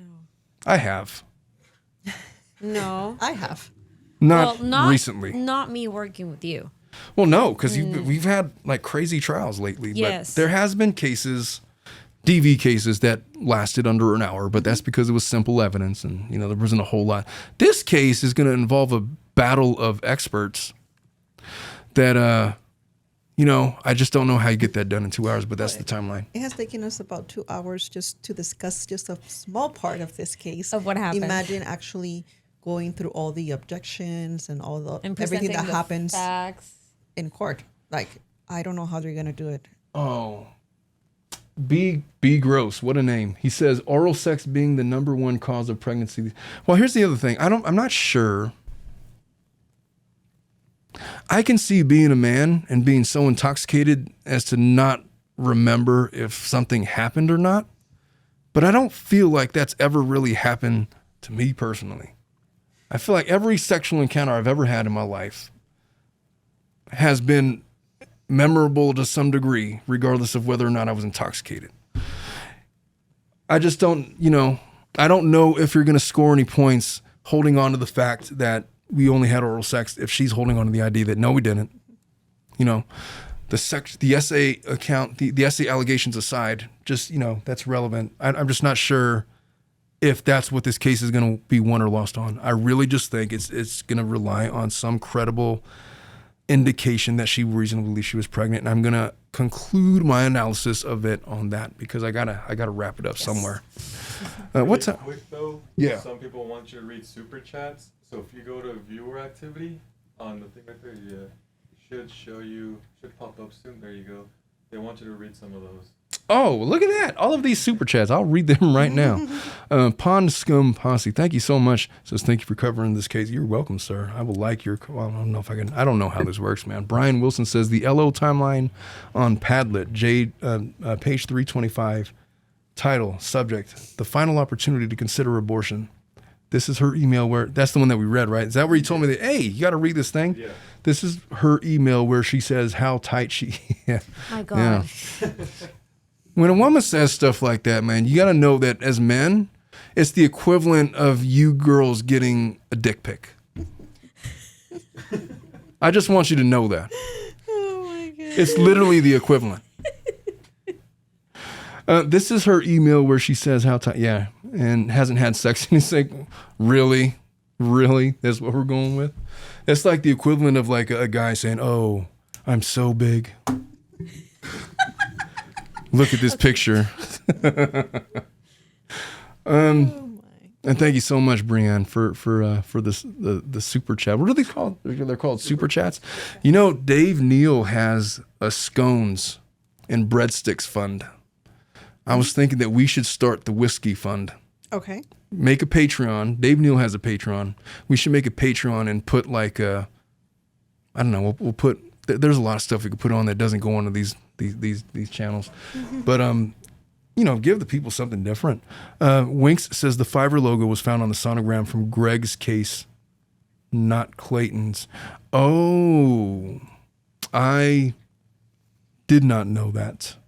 I was thinking this whole time the Fiverr thing was from Clayton's. From Clayton. Yeah, so I'm mistaken on that one. That makes sense, especially in light of her attorney's response. That wasn't really a thing in this case. I get it. And thank you so much, Winks, for the $5. Jermaine Down says, for a supposedly high-risk pregnancy, she never sought out any OB care to monitor the pregnancy. That's where she lost. Yeah, I agree. She claims to have had ovarian cancer in the past. I read text messages where she thought she was going to have an ectopic pregnancy. And she does not seek out additional monitoring or ultrasounds to be extra careful that this may be a high-risk pregnancy. I understand where Jermaine is saying that's where he lost her. Yeah, I agree. That doesn't make any sense for somebody that is aware of these conditions to not go seek extra attention, ultrasounds or whatnot. I don't know. Winks also says the judge made her sign HIPAA release, no real records found everywhere. Right. And so she did sign HIPAA releases, and they've been trying to find these records. They just don't exist, which is problematic for me, which is why I keep saying, just give me one exhibit where you can tell me, and I will believe you that you reasonably thought you were pregnant or were pregnant, not even thought, just that you were or whatever, thought, something. I agree with Winks. Rainbow just gave us a cup of coffee or it looks like a cup of coffee with like a bird. You guys can't see this, but I'm looking at a bird with it. She sent me like a bird serving us coffee emoji and sent us $4. Thank you so much, Rainbow. You're amazing.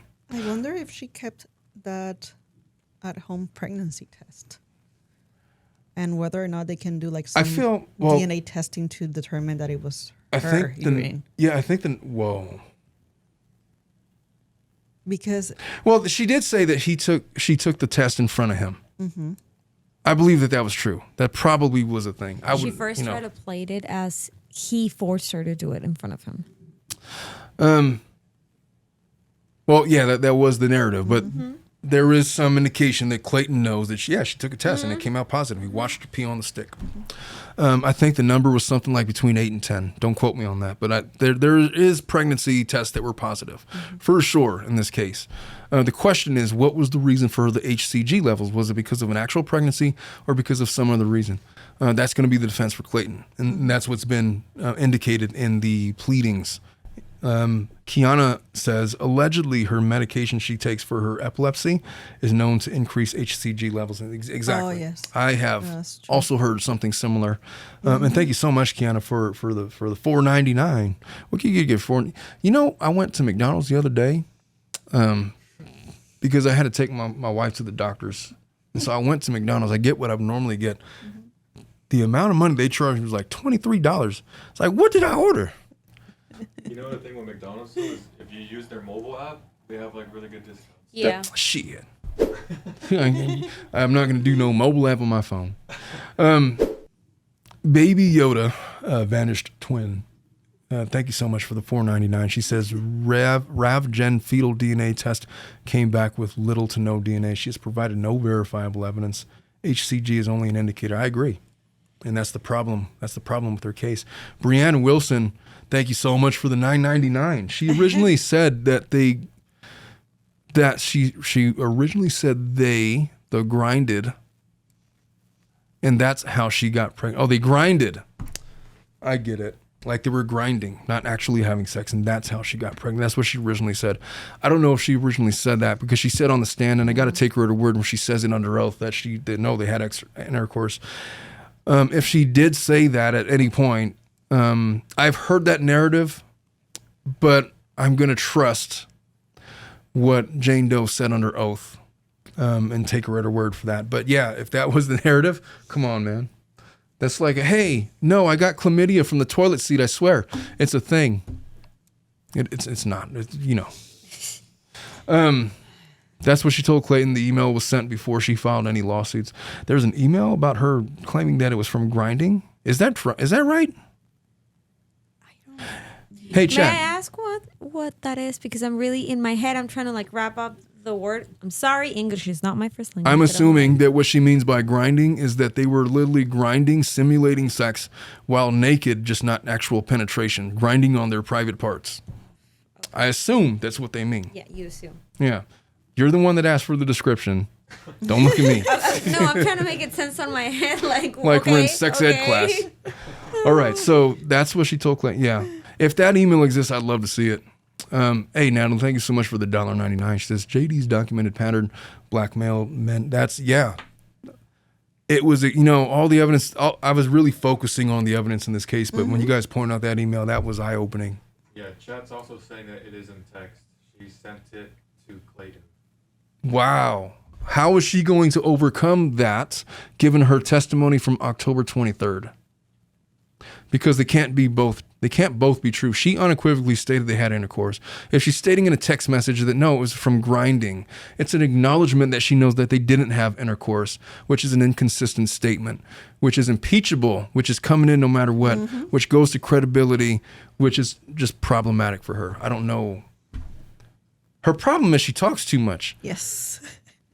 And, regardless of her talking, maybe she was just trying to gain favor. It's like, oh, no, maybe we didn't. Maybe she's trying to appease him, but we definitely grinded. Maybe she's trying to, appease his concerns. But the problem is when you say stuff like that, and it's in text message, and it's recorded, it can be interpreted as inconsistent, and which it destroys your credibility. And the only person that matters, which is none of us, the judges, such as the nature of these family law cases. We have this segment that we do that we're going to do. I don't know. Do we have time to do Family Law After Dark? What do you think, Ileana? I have a hearing soon. Do you actually have to appear? I can't say it live, but I need to call to see if I need to appear or not. Well, I'll tell you what we'll do. We will take a break. If you got to do that, take care of that. I'll have a Family Law After Dark with Melissa for those that are interested, which is usually these crazy cases that we talk about and give family law advice. This entire show has been Family Law After Dark. It's just been one big episode of what we normally do. Family Law After Dark without the purple haze. No, we're going to do the purple haze. You're right. Justice for Clayton says, thank you so much for the $9.99. He says, we are the keeper of the record. So happy you're covering this, Omar. Well, it's my pleasure, sir. And thank you so much. Justice for Clayton, I think, was the original person that contacted me. It was either him or another lady named Terry. Yeah. But it is my pleasure to cover this case. It was a wild ride, I'll tell you that. It gave me a lot of anxiety. Just having to talk to all these people that I didn't know about. Kiana, thank you so much for the $9.99. She says she claims she didn't know she miscarried, but then she took pictures. Right. But they were deleted? I don't know. The timing of those pictures are really important. And it goes into, okay, when could she have reasonably miscarried? At what point was she in court saying she was pregnant and not actually pregnant? At what point did she know that she was not pregnant and still sending pictures purporting to be pregnant? That's really important. She's also claiming she miscarried in September, but then showed up with a baby belly in November. Yeah. Well, that's possible. Winks, thank you so much again for the $5. It says not possible to absorb when she was 24 weeks wearing, that's what you had said. Yes. I was actually going to come back to that. A fake moon bump. And I don't know how that works, but she did have a really visible bump. I want to say at the November hearing. Do you recall? I have her on the Zoom from the November. Yes, there's like a picture. I saw a picture. Of course, the belly was covered. Could have been. Well, at the 24th hearing, she's seated. In October, they made a big deal of her standing up and showing off her baby bump. And then the judge was like, you know what? I'll just take your word for it. You're pregnant. I get it. So she definitely had a bump. Yeah. And again, I'm not a medical doctor, so maybe it's not possible to absorb in 24 weeks. And if it is, I'd love to hear the explanation medically from somebody smarter than I. Well, I am no doctor, but from my personal knowledge, my understanding is that you can only absorb it in the first couple of weeks. After a certain time, I think when they absorb it, there's a specific term for it. Can't remember the name right now. Or sometimes people call it a chemical pregnancy because the system pretty much goes into your period and it just it's goes like away. When Dwight Schrute said that, you know what? I was pregnant in my mother's womb with twins. And did you know that I absorbed my twin brother? That means that I have the strength of a grown man and a little baby. Pregnant with me, they did an ultrasound and found she was having twins. When they did another ultrasound a few weeks later, they discovered that I had resorbed the other fetus. Now that you mentioned twins, that's also something that kind of stood out to me. The ability to be pregnant back to back with twins. Yes. That's so rare. It's very statistically improbable. Yes. Improbable. Not impossible. Not impossible, but it's like the people that go through that usually end up in the news because it's so rare. So Well, I don't know. There's certainly a lot of legitimate questions about it. I think it's fair to say there's a lot of holes in this case that Jane Doe's going to have to fill. Her attorneys have a hell of a job. They got 3 weeks, and they got 2 hours to present their case. Jesus. it's 2 hours for each side? Or I think it's 2 hours. Total? I think it's 2 hours total. And the way the judge said it is like, look, I have a 15-minute chambers conference. We're getting started at 8:45. We got 2 hours. Wow. You're going to have to get moving. I want to say they probably have discretion to extend it further, but they from what I saw from the October hearings, they stand pretty strictly with those time limits. That will give me anxiety. I know. It's like, come on, man. Brianne Wilson, thanks again for the $5. She said, then why did she say under oath in November that she just saw a doctor a few days prior to her pregnancy, also showing her huge belly? Again, that's my question. Just give me some evidence. Doctor's appointments that were specifically for prenatal care. Show me that you had a confirmed pregnancy from a doctor facility. Then they would have put you on like these prenatals, like these vitamins, right? And they would have had a whole plan. Just show me medical bills, something. Kiana says, and thank you so much for the $4.99. And, I apologize. I'm not used to these super chat things. Dominic just made me, there's a lot going on. I have not been paying, and thank you guys so much for doing this. She says she doesn't have a physical sonogram. She only has electric ones. What's the difference between an electric and a physical sonogram? Well, you get the pictures like via a link usually, instead of having them printed out. I get it. So she has electronic images as opposed to like physical pictures? Yeah, it's like from my experience, whenever I would go for ultrasound, they will give me like maybe 1 or 2 pictures printed, and then they will ask for my information and send me a link with like a bunch of other ones. So I guess that's the difference. I don't know. I just know she doesn't have a reliable one that I've seen. That's all. I mean, but electric ones, I think they're reliable. But, well, don't you have to take isn't all of the images electric, and you just take a picture to get the physical one? Yeah, I'm you a little just confused. print it out. Yeah. It's an electrical. I mean, it's an ultrasound. So I would just want the one that came originally from whatever. I guess the physical one would be important because it would probably have like a physical signature. But I also think that you could just subpoena the records. Like you could there's subpoena. no signature on them. But doesn't like the doctor sign like write information on them? No. Like with a receipt? No. It's just like a picture that they print out like a little, Polaroid. It looks like nowadays they usually do it in a paper that is kind of like the receipts that you get at the store. Yeah. And it's little. It comes out just like a receipt. But from they'll the store, usually and then put like marks on it. Oh, look at you're having a girl, and they'll circle the little. They'll do that on the actual machine, but once it prints out, they won't write on it. I got you. Or in some facilities, like for example, Kaiser, they give you like a summary of the visit. Yeah. And that's when it says like, doctor, this person saw you, date and time, place, date of birth. That makes sense. Winks says that there are multiple ultrasounds and sonograms between all the cases. There's been no medical record proof of any of them, and many of them have been found, and many have been found from their real sources. Mm-hmm. The reverse Google images. Mm-hmm. That's problematic. Sarah Helville says, and thank you so much for the $5, says, no, not one doctor has verified any of the sonograms. That's all I'm asking for, man. Just give me a doctor that confirmed a pregnancy. And I feel like she's going to say that, well, I didn't go to the doctors. I got this ultrasound just to prove the thing, and then I just never got around to it. Maybe she's going to say something like that. Brienne says that we should look into his tweets about the case. It's wild. I probably should. Kiera says she had zero care from any OB. Mm-hmm. Her due date was based off the date of intercourse. Yeah, that's true. Because at the October 23rd hearing on the OOP, her attorney made a big point on cross-examination saying, isn't it true that you guys had sex like in May? Yeah, well, isn't it true then, based off of that a pregnancy is like 40 weeks long? Clayton's like, I guess. Mm-hmm. So that isn't a reasonable suggest that the due date would have been in February. Yeah, sure. That's kind of the logic that they use. But they did not say, oh, no, I got this due date from a doctor. His attorney was just kind of spouting off logic games at Echard. The due date by just imputing your last period and when you had sex into a little calculator, and it will give you an estimated due date.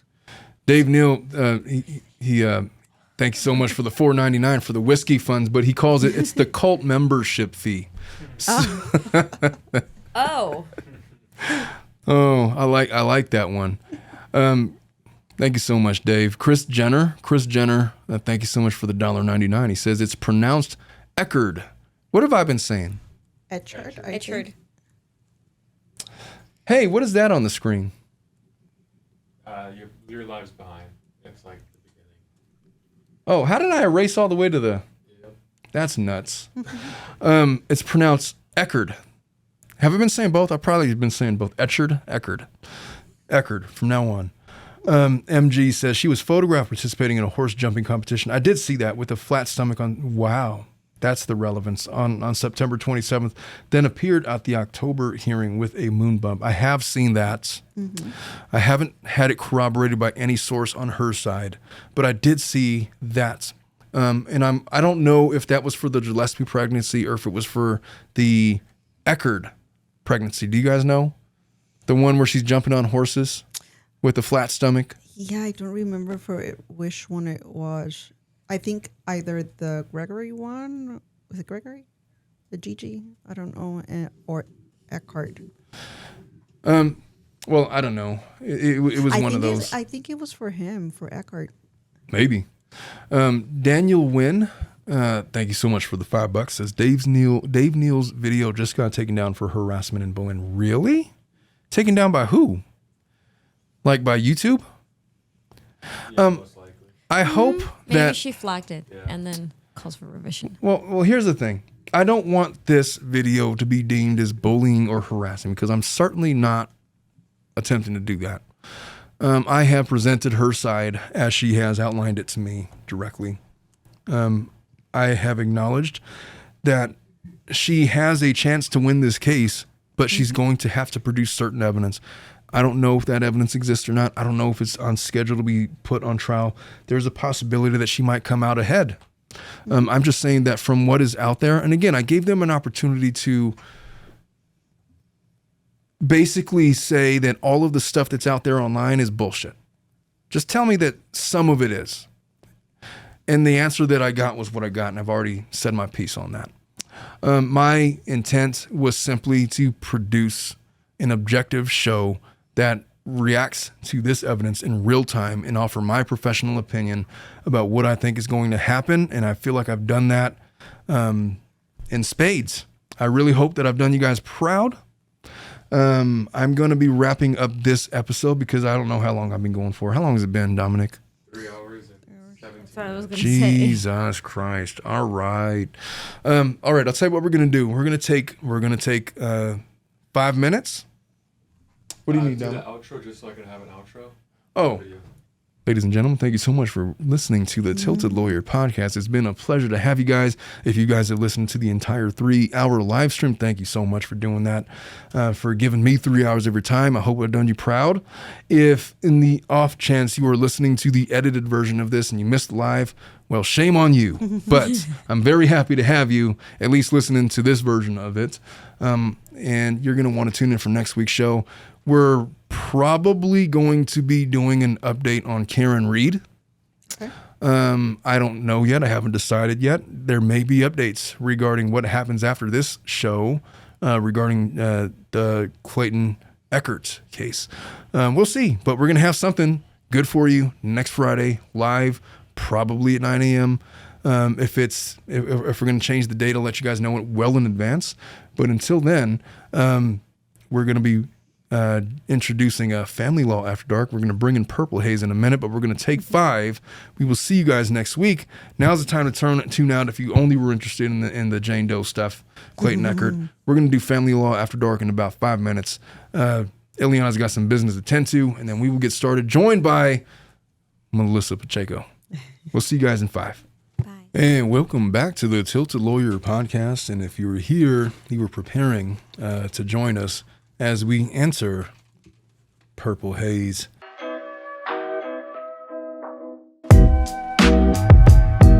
It's time for Family Law After Dark, where I give discerning family law advice to random folks that contact me or just on the internet to, I guess, flex our family law prowess. Ileana, what do you think?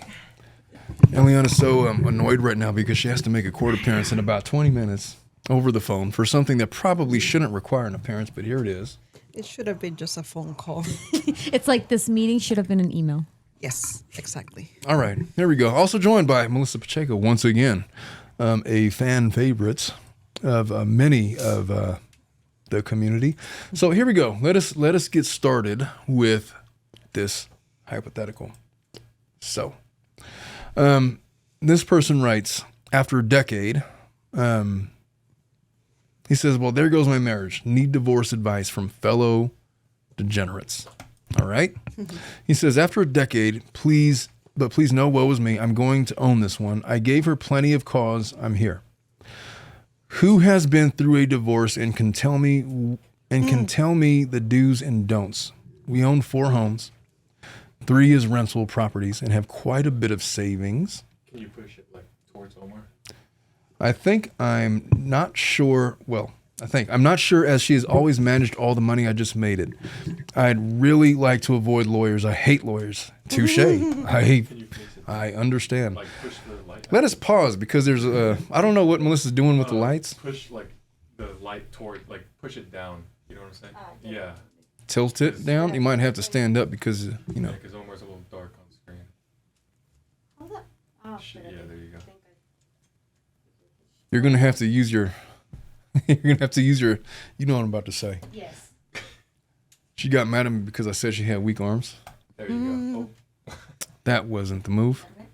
Yeah.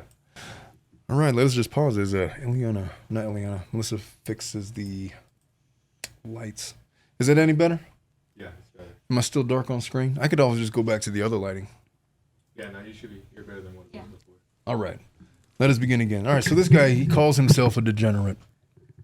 He doesn't want any sympathy. He's taking ownership of what has happened. So he says he owns 4 homes. 3 is rental properties, have quite a bit of savings. He says, I think. I'm not sure if she's always been the one to manage the money. That's not a smart move. I'd really like to avoid lawyers. I don't like lawyers. With apologies to the lawyer reading this, you'd hate me too. He says, I will be getting a lawyer based on others' consensus opinion, if even for protection and coordination. I also may screw over several more times during the process. I think this guy is probably high or intoxicated while writing this. He says, I will not F her several more times if I can. What is he talking about? He's talked to several lawyers. He has more calls to set up. They are all just as evil as I expected them to be. But I want to get multiple opinions, perspectives, since I'm so terrible. He's terrible. Sir, you are terrible at a lot of things. Decorum comes to mind. This is going to be expensive, but based on feedback and that I received, probably money well spent. I originally was going to let her have everything and just walk away with our cabin in the woods, my dog, my instruments, and books. But now I'm thinking I would probably regret giving up everything else down the road while she is dancing around Rome or some shit. I can still retreat to nature this summer and touch grass without giving that up. She's begging me not to leave, but I've already lawyered up and things are in motion. I'm going no contact. Cruel but best for everyone. Well, I don't know. What do you want to say to this guy, I did not Ileana? understand. He's going through a divorce. He says that I'm kind of the one that's at fault. I fully own it. I'm a degenerate alcoholic. I think this is what he said. He's an alcoholic. He wanted to just walk away and give her everything, but now he says, maybe I should just assert my rights. He wants an attorney advice on what to do. They got 4 properties. 3 of them are rental properties. One of them is obviously the community residence. They got savings, maybe retirement accounts. It doesn't look like they have any children. He thought about ghosting her. She doesn't want, this bothers me. She is begging me not to leave. A guy like that, who needs winners? Look, if you've already reached that stage, I don't know what you're on about, and I don't know what you're talking about. But my advice to you is just simply this: you're entitled to half of those things. You could sell the 4 properties, take half the equity in them, give her the other half. She's going to be entitled to alimony at some level. I don't know what your respective incomes are. But there's something to be said about selling it all and walking away with a big fat check of, I don't know, $400,000 or $500,000 to start your life anew. You're not doing her any favors. She does not seem like she should be checking after you. If I'm gauging the tea leaves of this person, as far as lawyers being evil, yeah, they're going to tell you that you're going to have to give her things. And they're probably going to charge you money. You're not the kind of guy I'd imagine that anybody would take up on a pro bono cause because you're probably a pain in the ass nightmare client. And so to that degree, I'd imagine why you would say that lawyers are evil. They probably think the same of you. To the extent that you're an abusive alcoholic person, nobody wants to be the guy to represent that person. So look, as in all things in life, you get out of it what you put in. And if you're going to go and be a dick to these people and just say that I hate all attorneys, you're all evil, then, well, I guess your opinion's already made up. What do you need me for? Lots of luck to you. Why don't you just go file a divorce? The law will take care of you. But your attitude with respect to life is yours. I'm not going to tell you right or wrong, but I wish all the best to your ex. I hope that she makes it away from whatever the hell you are, or whatever you are going through. You seem to be a person that's made a deal with the devil and are fully absorbent of all of the consequences that intends. I don't know nothing about you other than how you presented yourself in this post. So lots of luck to you. I have nothing more to say on that guy. Blah. What do you think? Well, just based on his description of himself, He's a winner. I think getting a lawyer and deciding not to communicate with her is the best thing that he could do. Yeah, it's a blessing. But to the degree that she's trying to beg him to stay, It is what it is. He already made his mind, so. Yeah, just go. Leave her alone. What do you think, Melissa? Leave her alone. This is like the guy She'll get that over it. would approach you in the parking lot, like, hey, you could be my dad. Oh my God. I don't know. He's he is what he is. And he recognized acknowledges it. it. Yeah, so I guess good for him. Let's move on. I don't like that one. Here is another one. So this is for one of my close friends. So her husband has cheated on her and she's contemplating divorce. Their house has both their name, but the husband has taken out the loan and pays the loan EMI. What does that mean? EMI. EMI. I don't know what that means. However, she looked after all other household expenses. Every month in full. I don't know, maybe. She also has a kid with him. In case of divorce, how would the home loan split between the two? It's just divided in half. That's exactly what happens. Also, they're still living in the same house and are not on talking terms.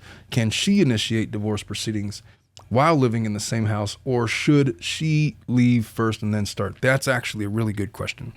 So, yes, there's a lot of people that go through divorces and they don't have anywhere to go and they end up living together while they are going through a divorce. The only caveat to doing that is it's like a catch-22. It's like, well, I don't have any money to get my own place. I need alimony. Fine, but you're not eligible for alimony while you're living in the same house. So you're just going to have to find a place to go if that's what you're looking for. Maybe the move is, well, why don't we just sell the house, split the equity down the middle? Look, you're liable for all the debts and the assets the same. 50-50 split, 50-50 division. She gets half of the debt and half of the assets. So to the extent that you have equity in this house, then just, sell the house and have a little nest egg and start your own place off new and take that $200,000 or however much it's going to be and go find your own spot. To the extent that he cheated on her, nobody gives a California. It's a no-fault state. You don't have to have a reason for wanting to get divorced. You just have to want one. If you want one, you're going to get it. There's no reason to hold on to something that you already know is not going to work out. But what sucks is we have a kid together. So you're going to have to go through the entire custody and visitation proceedings and figure out what that schedule is going to look like. Who's going to live where? Who's going to be the primary parent? There's a misconception in family law that the female is always going to be the primary parent. And to that regard, what do you say to that, Ileana?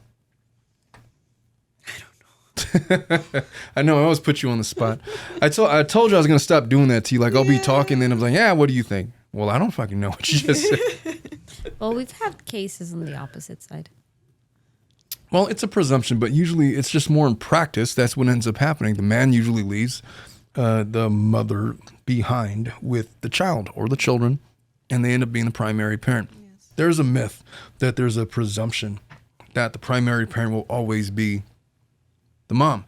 However, it did used to be the law that there was a presumption that the female was better suited to rear the child. That was like in the 1800s. Case law actually dictated that since females are more apt to raising young children, then they will be the primary parent. And we will base parenting plans around that.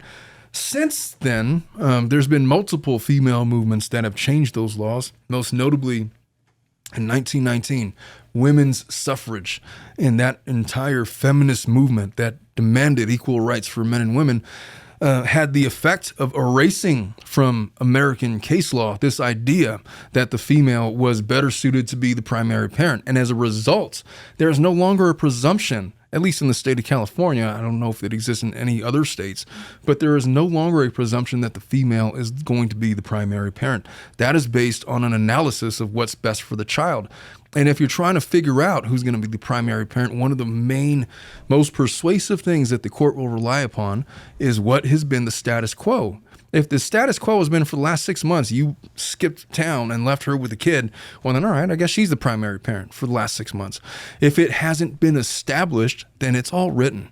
And so if you have designs on getting a parenting plan that establishes a 50-50 order, it's not in your best interest to leave. Stay there in the house, because that means there is no status quo. You guys are both the primary parents. If it's your design to become the primary parent, then it would be in your best interest for the other parent to leave the house. And so I've seen women leave because of abusive relationships and leave their children behind. And what's the end result of that? Well, the status quo is now dad is the primary parent. And we're not changing that unless there's a reason to do that because of safety, neglect, abuse to the child. The children have to be the ones, which is difficult to prove because you have 3027.5 subsection B that states if you make false allegations of domestic violence against the other parent, there's a presumption that you shouldn't have custody, or that you might lose custody of the children. Why is that important? Because to the extent that you can't prove those kinds of things, it's always going to be at play, at issue, and you're going to be threatened with it in litigation. So I don't know why I went off on a tangent about that specifically, and you two can feel free to jump in at any point as opposed to letting me ramble on. This reminds me of, you're reading from Reddit, right? Yes, this one. This reminds me of a Reddit post of a guy that found out that his wife was cheating, and then he went to a lawyer, and the lawyer told him, bro, you're doomed. She was primary parent. She was a housewife. He did everything. He just worked, basically. So they're like, you're going to have to pay this, half. So he literally fabricated an entire plan in his head where he was going to like shift the roles. And he started like pursuing her to go to school, to get her nursing degree. She was already an RN to become a nurse practitioner. So he stayed home, she worked, and he shifted everything. Up until the point when he filed for divorce, he got the kids, he got alimony, he had child support, and all that. Well, people are evil, especially right now. You have to protect yourself more than ever, because if you get off on the wrong foot on this thing and you abandon it because, oh, well, he cheated on me, I just can't be around him right now, and you leave your kid there, and well, guess what? You just set it up to where he's going to be the primary parent. You're going to be getting visitation to the extent that is permissible by geography, work schedule, and the like. So, what would you tell this young lady, Ileana? Well, in addition to what you told her, of course, if there's a domestic violence type of problem, of course, go ahead and file. Well, she doesn't allege that. She just says that. But other than that, just cheating. Stay there. She's not even decided on getting the divorce yet. She's contemplating it. So let's talk about why she should maybe reconsider. I don't know. I don't have any idea about how long these folks have been married. But let's say that it was, 15 years of marriage. 15 years of marriage. And all of a sudden, oh, he cheated on me or she cheated on me and I'm thinking about getting a divorce. What are your opinions about whether or not that primary act should actually lead to the filing of a divorce? Like, given all of the stuff that could go wrong that I just outlined, that's what you're looking at if you're going to file for a divorce. Is this one singular instance of cheating, if it is a singular instance of cheating, enough to throw all of that away and to go through all of the divorce stuff that I've just outlined? I guess it depends. It always depends. It's a case by case. Yes. there's so many other factors that I can think of that, in addition to, of course, being unfaithful, will lead you filing for divorce and not like trying to fix, I guess, I'll tell you what my answer is. the relationship. It's a nuanced answer. But what do you think, Melissa? You're about to get married next month. You just put me on the spot right now. Yeah. So let's just say, all right, I'm going to give you two scenarios, all right? Let's just say you've had a happy marriage for the last 7 or 8 years. Things are going well. Things are swimmingly going good. You have a child now, and you find out that your husband cheats on you. Is it like automatic divorce filing, or what are we doing? I don't know. I'm always that person where when you come to them telling them a problem, like I'm always like, calm down. We're gonna breathe, and then now you're gonna tell me what happened. And you're gonna think about it. In my case, I think that would be my response if I ever found that out. I would freak out for 10 seconds, like on my. Do not. On my own, not on everybody, just on my own. And then I'll be like, oh, okay, I need to talk this out first before I say anything stupid or think anything stupid. Well, first of all, let's examine that for a minute. You're going to find that out. You think you're going to have this 10-second freak out and then just be cool. That's not what's going to happen. And that's not cool. You're going to get physically ill. You're going to have your entire world image of the universe shattered. There's going to be a period of grieving that you're going to go through because what you thought was not. Jordan Peterson talks about cheating on your spouse as if like it's the ultimate betrayal. He's like, you're not just losing your partner, but you're losing the future that you had. But you're not just losing the future that you're planning on, but you've actually also lost the past because for the last 7 or 8 years, you thought it was something, then it was another thing. And you're going to go through all stages of that acknowledgement psychologically. And you're not going to just shake that off in 10 seconds, take a deep breath and just be okay. But the question is, to what degree do you just say, F it, I'm filing. I can't take it. That's why I said that. It's just, I'm a person that likes to talk. So it's not an automatic divorce, is what you're saying. Yes, exactly. In my opinion, it's not. That's why I said that. What if it happens in July? In July? You find out your husband is cheating in July. And you're getting married in June. And the next month is like, holy shit, you just cheated on me and I found out. And, then what? I would be amazed. How did he have time for that? No, I'm just kidding. That was, no. That was a lie.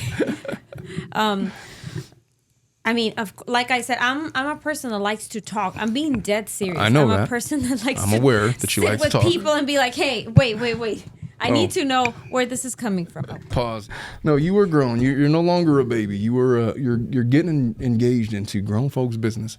This is an adult conversation. And so, look, I'm not so sure that in a marriage that infidelity spells the end of it. But what I think that happens is when you go through those stages, like I've just described. I don't know. It's basically because something, I wouldn't say something tells me no. In my head, for example, I'm just saying as an example, nobody please don't cancel me. It's not the same when you find your partner's having an affair, like an ongoing affair. You get what I'm saying? Yes. Like it's an extramarital relationship of months and years. Mm-hmm. To finding out that he slept with somebody or he went out with somebody once. You get what I'm saying? Like, It's two different types of things.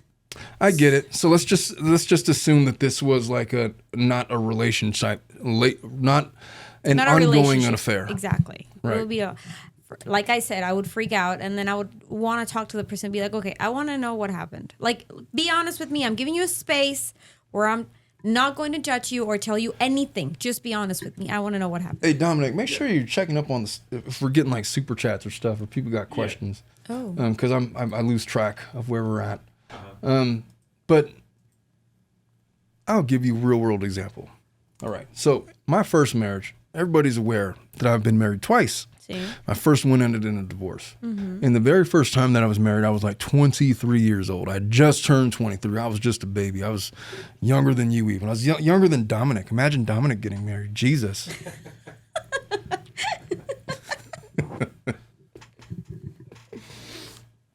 But I had no business being married, and yet I was. My first wife was the same age as me. I think she might have been maybe a year younger. And I had to deal with infidelity in that relationship and learned about it when my eldest daughter, she just turned 18, when she was like a baby, like 1. And it was shocking. And it was like this hugely earth-shattering, devastating thing for my 25, 26-year-old self to process. And I was not fully developed as a human being yet. And so I went through all of those stages of grief and age and maturity, self-doubt, and all of those things.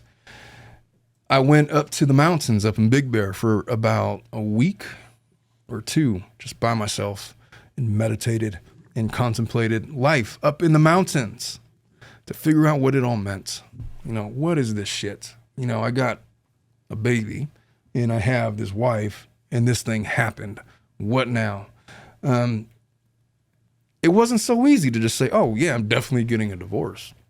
But what did happen was lots of conversations because look, man, I was still in my prime at 25. It was like, hey, a lot of the reasons why a lot of the you saw a look on Melissa's face right now. if I don't even remember what I was saying. You were at your prime age at 25. Well, here's what I was saying. A lot of the reasons why I got married was through much contemplation to cure the defects of my past. Having nothing to do with me, but my parents' relationship, you know? Why did my parents get divorced? And I wanted to be the guy that I thought that my mom deserved. That was my boyhood image of what marriage was about. And so through much self-reflection, my marriage really had very little to do with my first wife. It was my very misguided, immature idea that I needed to somehow rectify the rips in the universe and mend my family tree somehow. And based off of that, I chose a poor partner, somebody that would have never, ever in a billion years ever select in my mature self, Omar, right? And so there was a portion of me that wanted to resurrect. But when the response that I got to all of that was lukewarm, and then she had wanted to get, to be separated, to go find herself, I was like, hey, if you want to be separated, that's fine. But just know that we're going to be separated. And I was going to go off and be my single self and miss out for all and enjoy my 20s, So I did that. And I don't know what she did. It didn't matter because I was already just so checked out. And at that point, everybody was on their side. Yeah, there was no resurrecting anything. It was inevitable, and it ended in very shortly thereafter in the inevitable divorce. But if I was much more mature, and that were to happen again, it would be a different conversation. Do you remember the first thing you told me when I interviewed with you? You were hiring me? What was that? First thing you asked me was, tell me a little bit about you. And then after I told you about my work experience, you said, okay, I don't want to hear anything about that. I want the real you. The first thing you asked me was, I don't want to hear about your resume. Just tell me who you are. You were like, are you married? And I said, oh my God, no, I'm 25. You were like, good. Word of advice from a divorce lawyer. Never get married before 30. I did say that, and you're about to turn 30, and you couldn't wait. No, I turned 30 already. I know, exactly. Jesus. Well, you listened. So good for you. But you're in a much better position now to jump into that marriage than you were like 5 years ago. 5 years ago, you're just a little shit running around in my office and, trying to learn how to be a paralegal. He's dead serious. I'm dead serious. I was a sophomore in university, juggling between work, study, and I was not as, and I'm not even mature now. I'm still a baby. But anyway, I was even more a baby back then. So it would have been the worst time to get married. He settled down with somebody else. You were not a good marriage candidate back then. You No. were absolutely not. You're much better now than you were back then. But that's just because of age and maturity and all those things. And it's good that you're past your expiration date so people could know that. And that, you know, I kid. I'm kidding with you. I'm well past my expiration date. Gasp in Spanish. All right. Before I get too far into this, hey, Jules says that you are hella smart. Semiac? Says Clayton has little to no fetal DNA too. Smack. Laura is like Beetlejuice. Name her 3 times and she will appear. Laura who? Oh, I know they're talking about Jane Doe. Yeah. Hey, Esmiak, thank you so much for the $9.99. Why do you give Laura anonymity? I do that out of respect for the court documents that were redacting her name. Everybody knows what her name is and you can go out there. But to the extent that there's trying to be a modicum of anonymity, I'm doing it out of respect for the court documents because I don't know if the court is still trying to, even though everybody knows who she is. I get it. When I initially started talking about it, I was talking about it as with her name because she approached me as her name. I never knew her as Jane Doe. I knew her as her name. But then I saw everybody else doing it and it's like, maybe I'll respect if that's what they're trying to do. Yeah. I just didn't know if that was something that anybody was attacking anybody at. So just trying to just be civil with all of those things. At any rate, that's all I have to say to this young lady asking about whether she should get a divorce. Yeah, you can. Just know what you're getting yourself into. Let us move on to another one. Hey, let Ileana know that when she's done, she could just come in. She don't have to knock on the door or anything. Try to get a good one. What do you mean by a good one? Those really weird ones that we get sometimes. Those are not, those are a dime a dozen, or not a dime a dozen. They're rare for a reason. Oh God. All right, let's do this one. So, question and answer to have for a divorce consultation. Oh, this is going to be a stupid one. Okay, so just wondering what are some questions I should be asking about their practice, experience, etc., as well as what questions they might be asking me so I can have thoughtful responses throughout. I can actually answer that on my paralegal perspective because All right. a lot of clients always ask me the same 3 questions. First question is, what's Mr. Serrato's areas of expertise? That's the very first one. Second question All of it is my expertise. I know. I'm a litigator. I will go out and I will find the truth. I will be like a heat-seeking missile and focus in on the truth and win your effing case if you are on the side of truth. I'm kidding. Never mind. Second question is how many years of practice he has. And then the third one is if he is admitted to the state bar, because I understand that maybe you're going to be like, oh, that's stupid.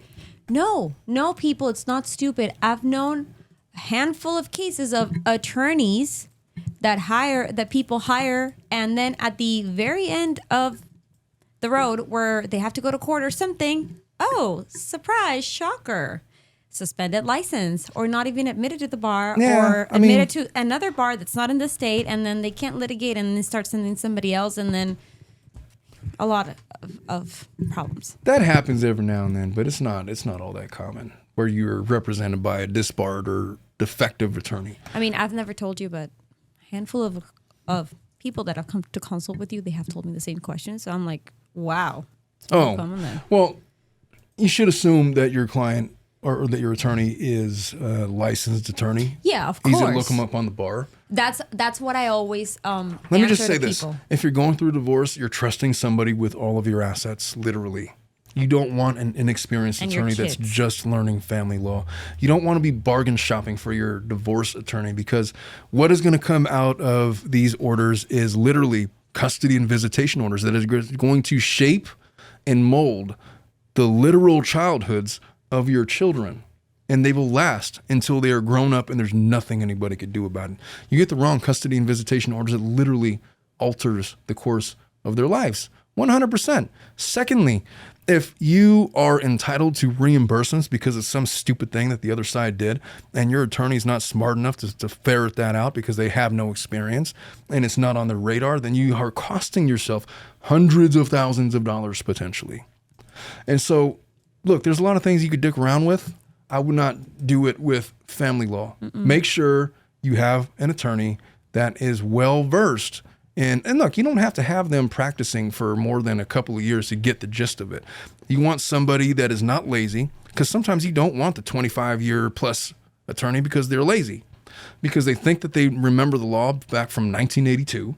And they're not going to do any legal research. They're not going to do any more than the bare minimum. They've got it down to where they know how to wing it.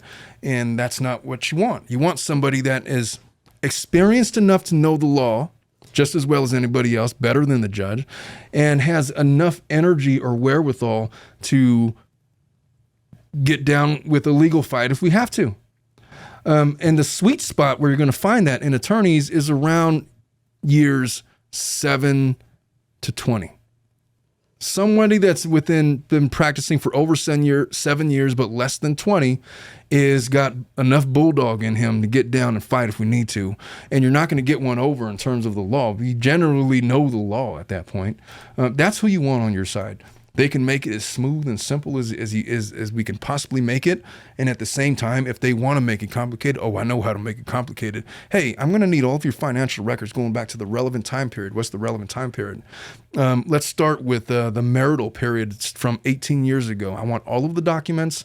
I want to see every contract that you've ever signed for any car dealership where you stated your income. Every single bank statement. Now, we don't do that, but there's oftentimes younger attorneys that will play that game, and they don't know how to play it as well as more experienced attorneys will. And at the same time, more experienced attorneys know that they can do that, but won't, because it's a waste of time.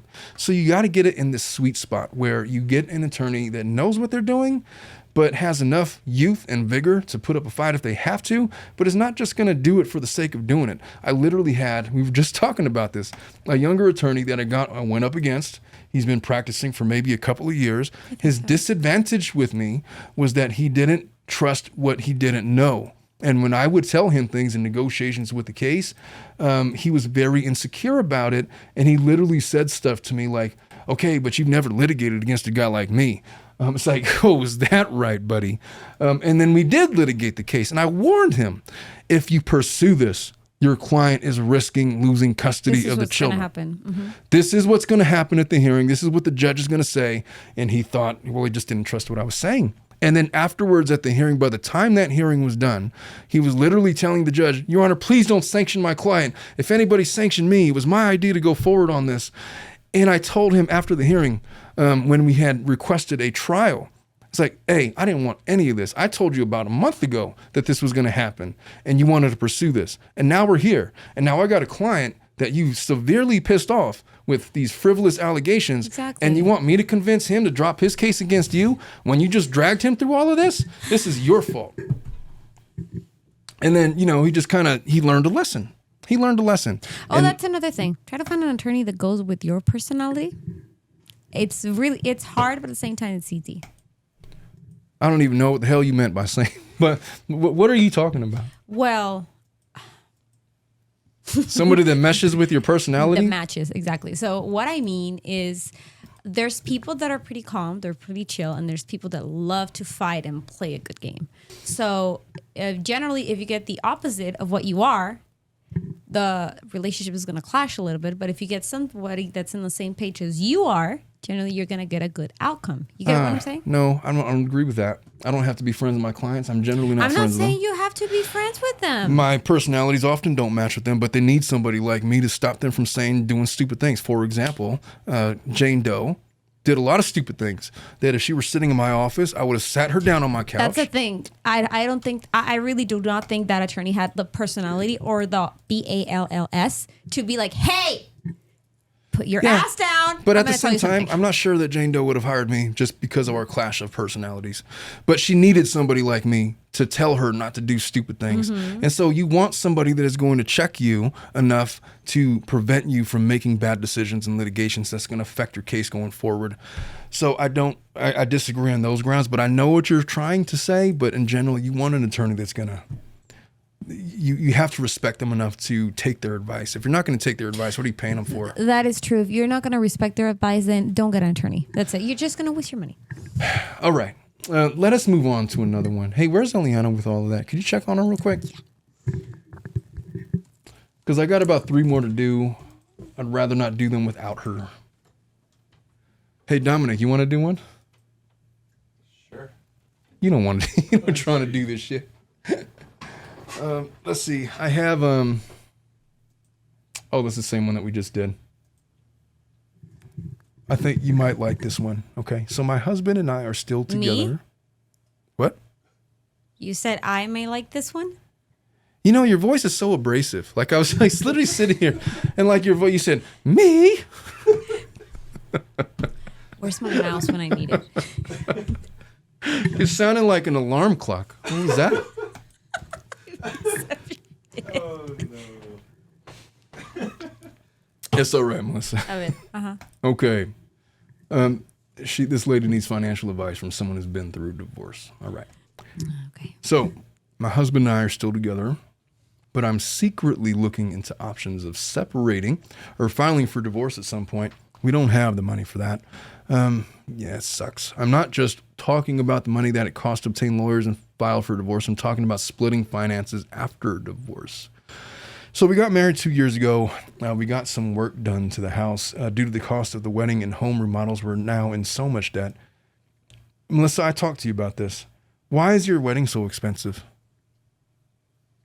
I remember when you were planning for your wedding, you was like, hey, I want like this chandelier with like the gold shavings. Stop it. And then you asked me. You know what he called my decoration? A cabbage. It looked like a freaking cabbage. You're like, what do you want to decorate with cabbages for? Wait, no, you said cauliflower. Cauliflower? That's what you said. Well, whatever I said. But the point was, like, you asked me how much I spent on my weddings. Like, I don't know, a couple grand. Mm-hmm. That's what you said. It's like, what? What? No, that is unacceptable. You got to spend at least I did 50 not. grand. No. You said something like that. I did not. Man. I did not. It's like, why would I spend 50,000? There's no way in hell I'm spending 50,000 on a wedding. I did not say that. I was just inquiring because back then I was planning to do my civil ceremony, and it was really, really shocking to me how the hell venues here are so expensive. But no, I never said that you had to spend more than that. Well, you were offended by the fact that I only spent like a couple grand. Because everything on your behalf looks so nice and so cute. That's why I was shocked. Nobody gives a shit what you look like on your wedding day. You ain't gonna look like that in 5 years anyway. Yeah, I said it. Yeah, I said it. That's why I take the damn pictures. That's why I like you pictures. I mean, the photographers and the decorations and all. No, whatever. Anyway, this lady gets married. They're in so much debt now because they wanted to look cute on her wedding. No, and then she said remodels on a home as well. All right, so but that goes into appreciation of the house. So the wedding loan is strictly the wedding loan. Oh, she took a loan for her wedding. If you have to take out a loan for a wedding, don't do it. That's just dumb. It's strictly in my husband's name. Well, but it's community property, I assure you.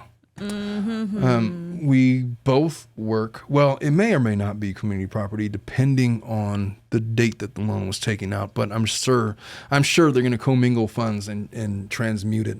I know that doesn't mean anything to you, but it essentially means that they're both on the hook for the loan. It doesn't matter whose name is on it. I've been working with you for 5 years. I know what that is. Well, I would hope so. So we both work. Husband makes about $30,000 more per year. We're living paycheck to paycheck, and I don't know if either one of us can make it on our own. You can. I promise you can. Both of you can. You'll be fine. Do they have children, does she say? She hasn't mentioned children as of now. So I consolidated my debt last year, but it ruined my credit. It's slowly starting to build back up, but it's going to take time to get back to what it was. What? Oh, he saw my success with the debt consolidation and recently did the same. Now his credit score is decreasing and will remain low for at least 1 year. My name is not on the house deed or the mortgage.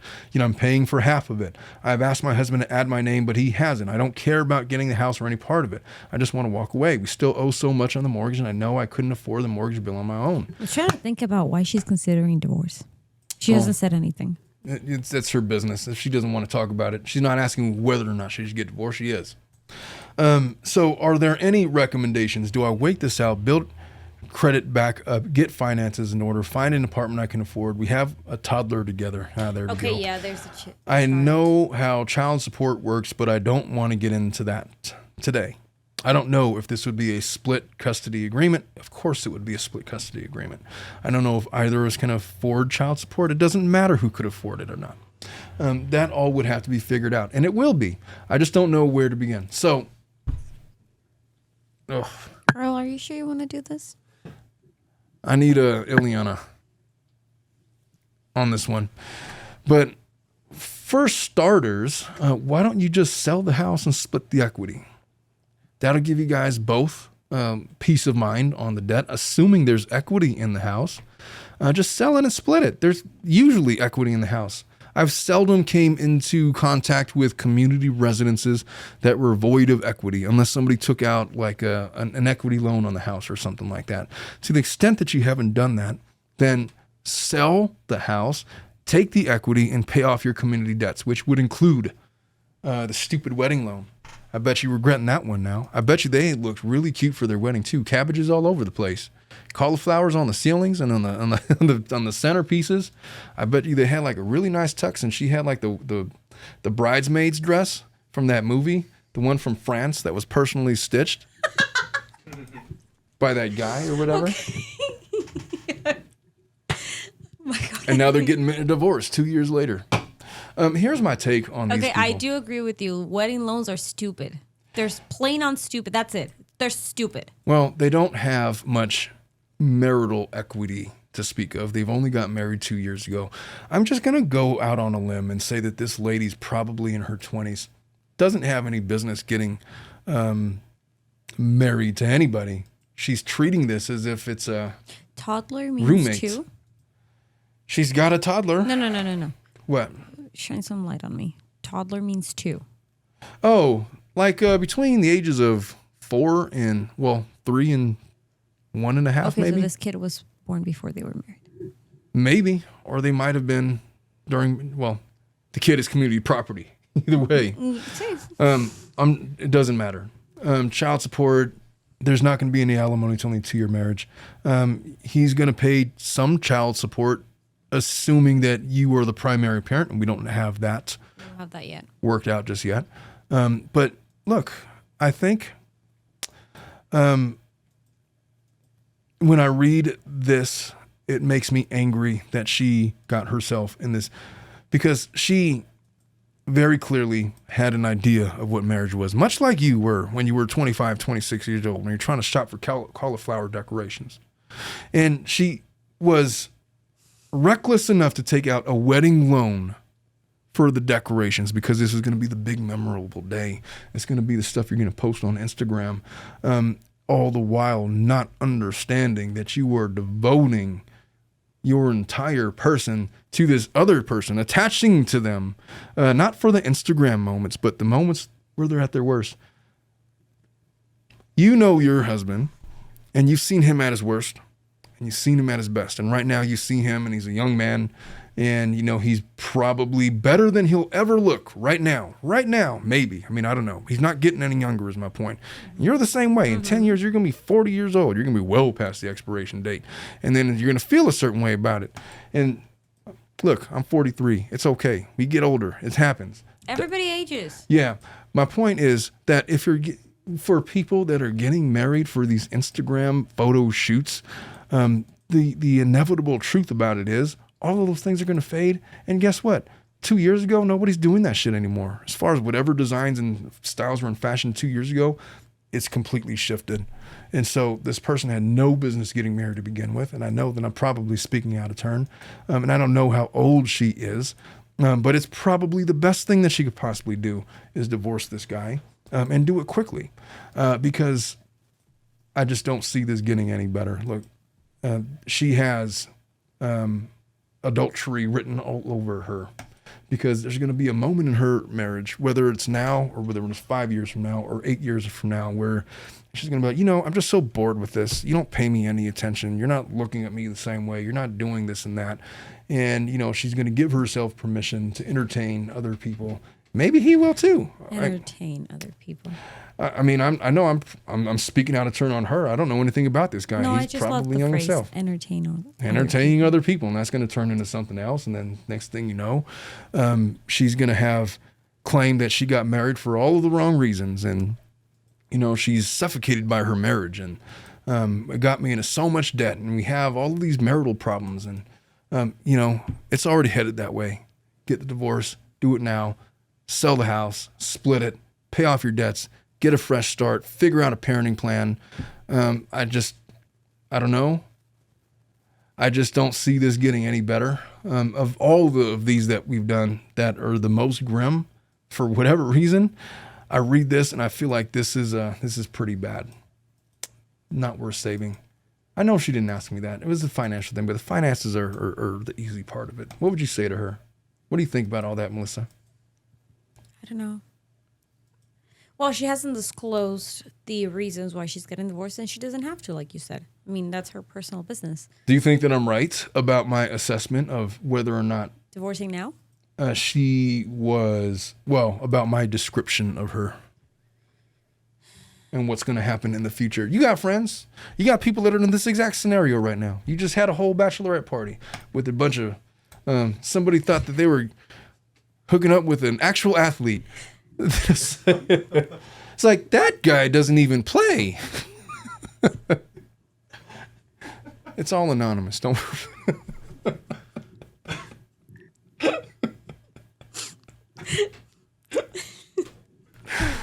Oh, my goodness gracious. I will take your silence as a sign to move on. Oh, I was using a hypothetical. I'm making fun of Melissa for lots of things. For going on a trip with my friends when he said I was super old to do that. It's like, what do you think you are, 20? Well, it wasn't that. It was like you're going on a bachelorette thing. Hey, my fiance went to his bachelorette last year. He went to Ireland 2 weeks. I just did 1 week. No, what's fair is fair. I get it. I get it. Sorry. There's nothing wrong with it. When he said he was going, I was like, okay, but now I have one on you. And you can't say no. And he didn't, to his credit. You got to give him a lot of credit for that. Mm-hmm. You let him go and he let you go. And so, all I'm saying is, I have, I've said too much. Let us move on. This is why I need Ileana in here. She keeps me in check. She don't let me go off on these tangents. Oh, how we doing in the chat, Dominic? We're good. We got a little mix of people. Some people are still behind watching the other The other case? Yeah. Well, that's a good thing. We have 2 more or 3 more? Yeah, this has been a long live stream. How long have we been on for? 4 hours and 22 Oh minutes. my God. I think this has been the longest. Has it? It has. It's already going to be 2:00. We're going to wrap this up. Yes. We have time for one more? Yeah, let's do one more. So I'm planning to leave my abusive husband without knowing him. Oh, without him knowing. Is it possible to get a divorce without ever having contact with him? The only assets we have together is a joint bank account. I'm wondering if I can just take myself off that account without his permission. I just want to leave and never have anything to do with him, like no contact at all. The answer to that is no. No. If it's that bad, you got to start with the restraining order. Yes and no. Make sure there's no contact. You got to serve him with the divorce. He's going to know about it regardless. And so if you think that that's going to cause an issue. All right. So to answer her question, he's going to have to get served with the divorce. Mm-hmm. That's going to set off things. I'd imagine this is what she's worried about. So she should just get the restraining order to protect herself. I would do the restraining order first. Well, yeah. And then file a divorce. Mm-hmm. But once you do that, there's going to be an automatic temporary restraining order against moving assets. So you can't just take money out of the account. There's some exceptions for necessities of life. To the extent that you're going to argue that, then fine.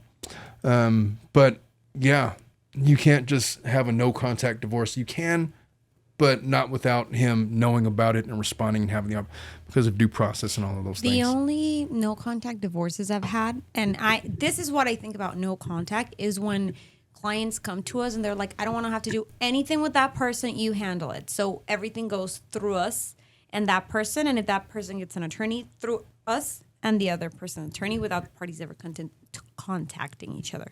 That's what I understand from a no contact. But like just disappearing and then getting divorced without him ever knowing, no. Yeah, no, he's going to honey, know no. that there's a divorce going on. Exactly, whether you like But it or no, not. you don't have to talk to him. No, you don't have to. Yeah, just you're going to have to file for the divorce. And with that, ladies and gentlemen, we've been going for 4.5 hours. This has been the longest. I think it's time to wrap up.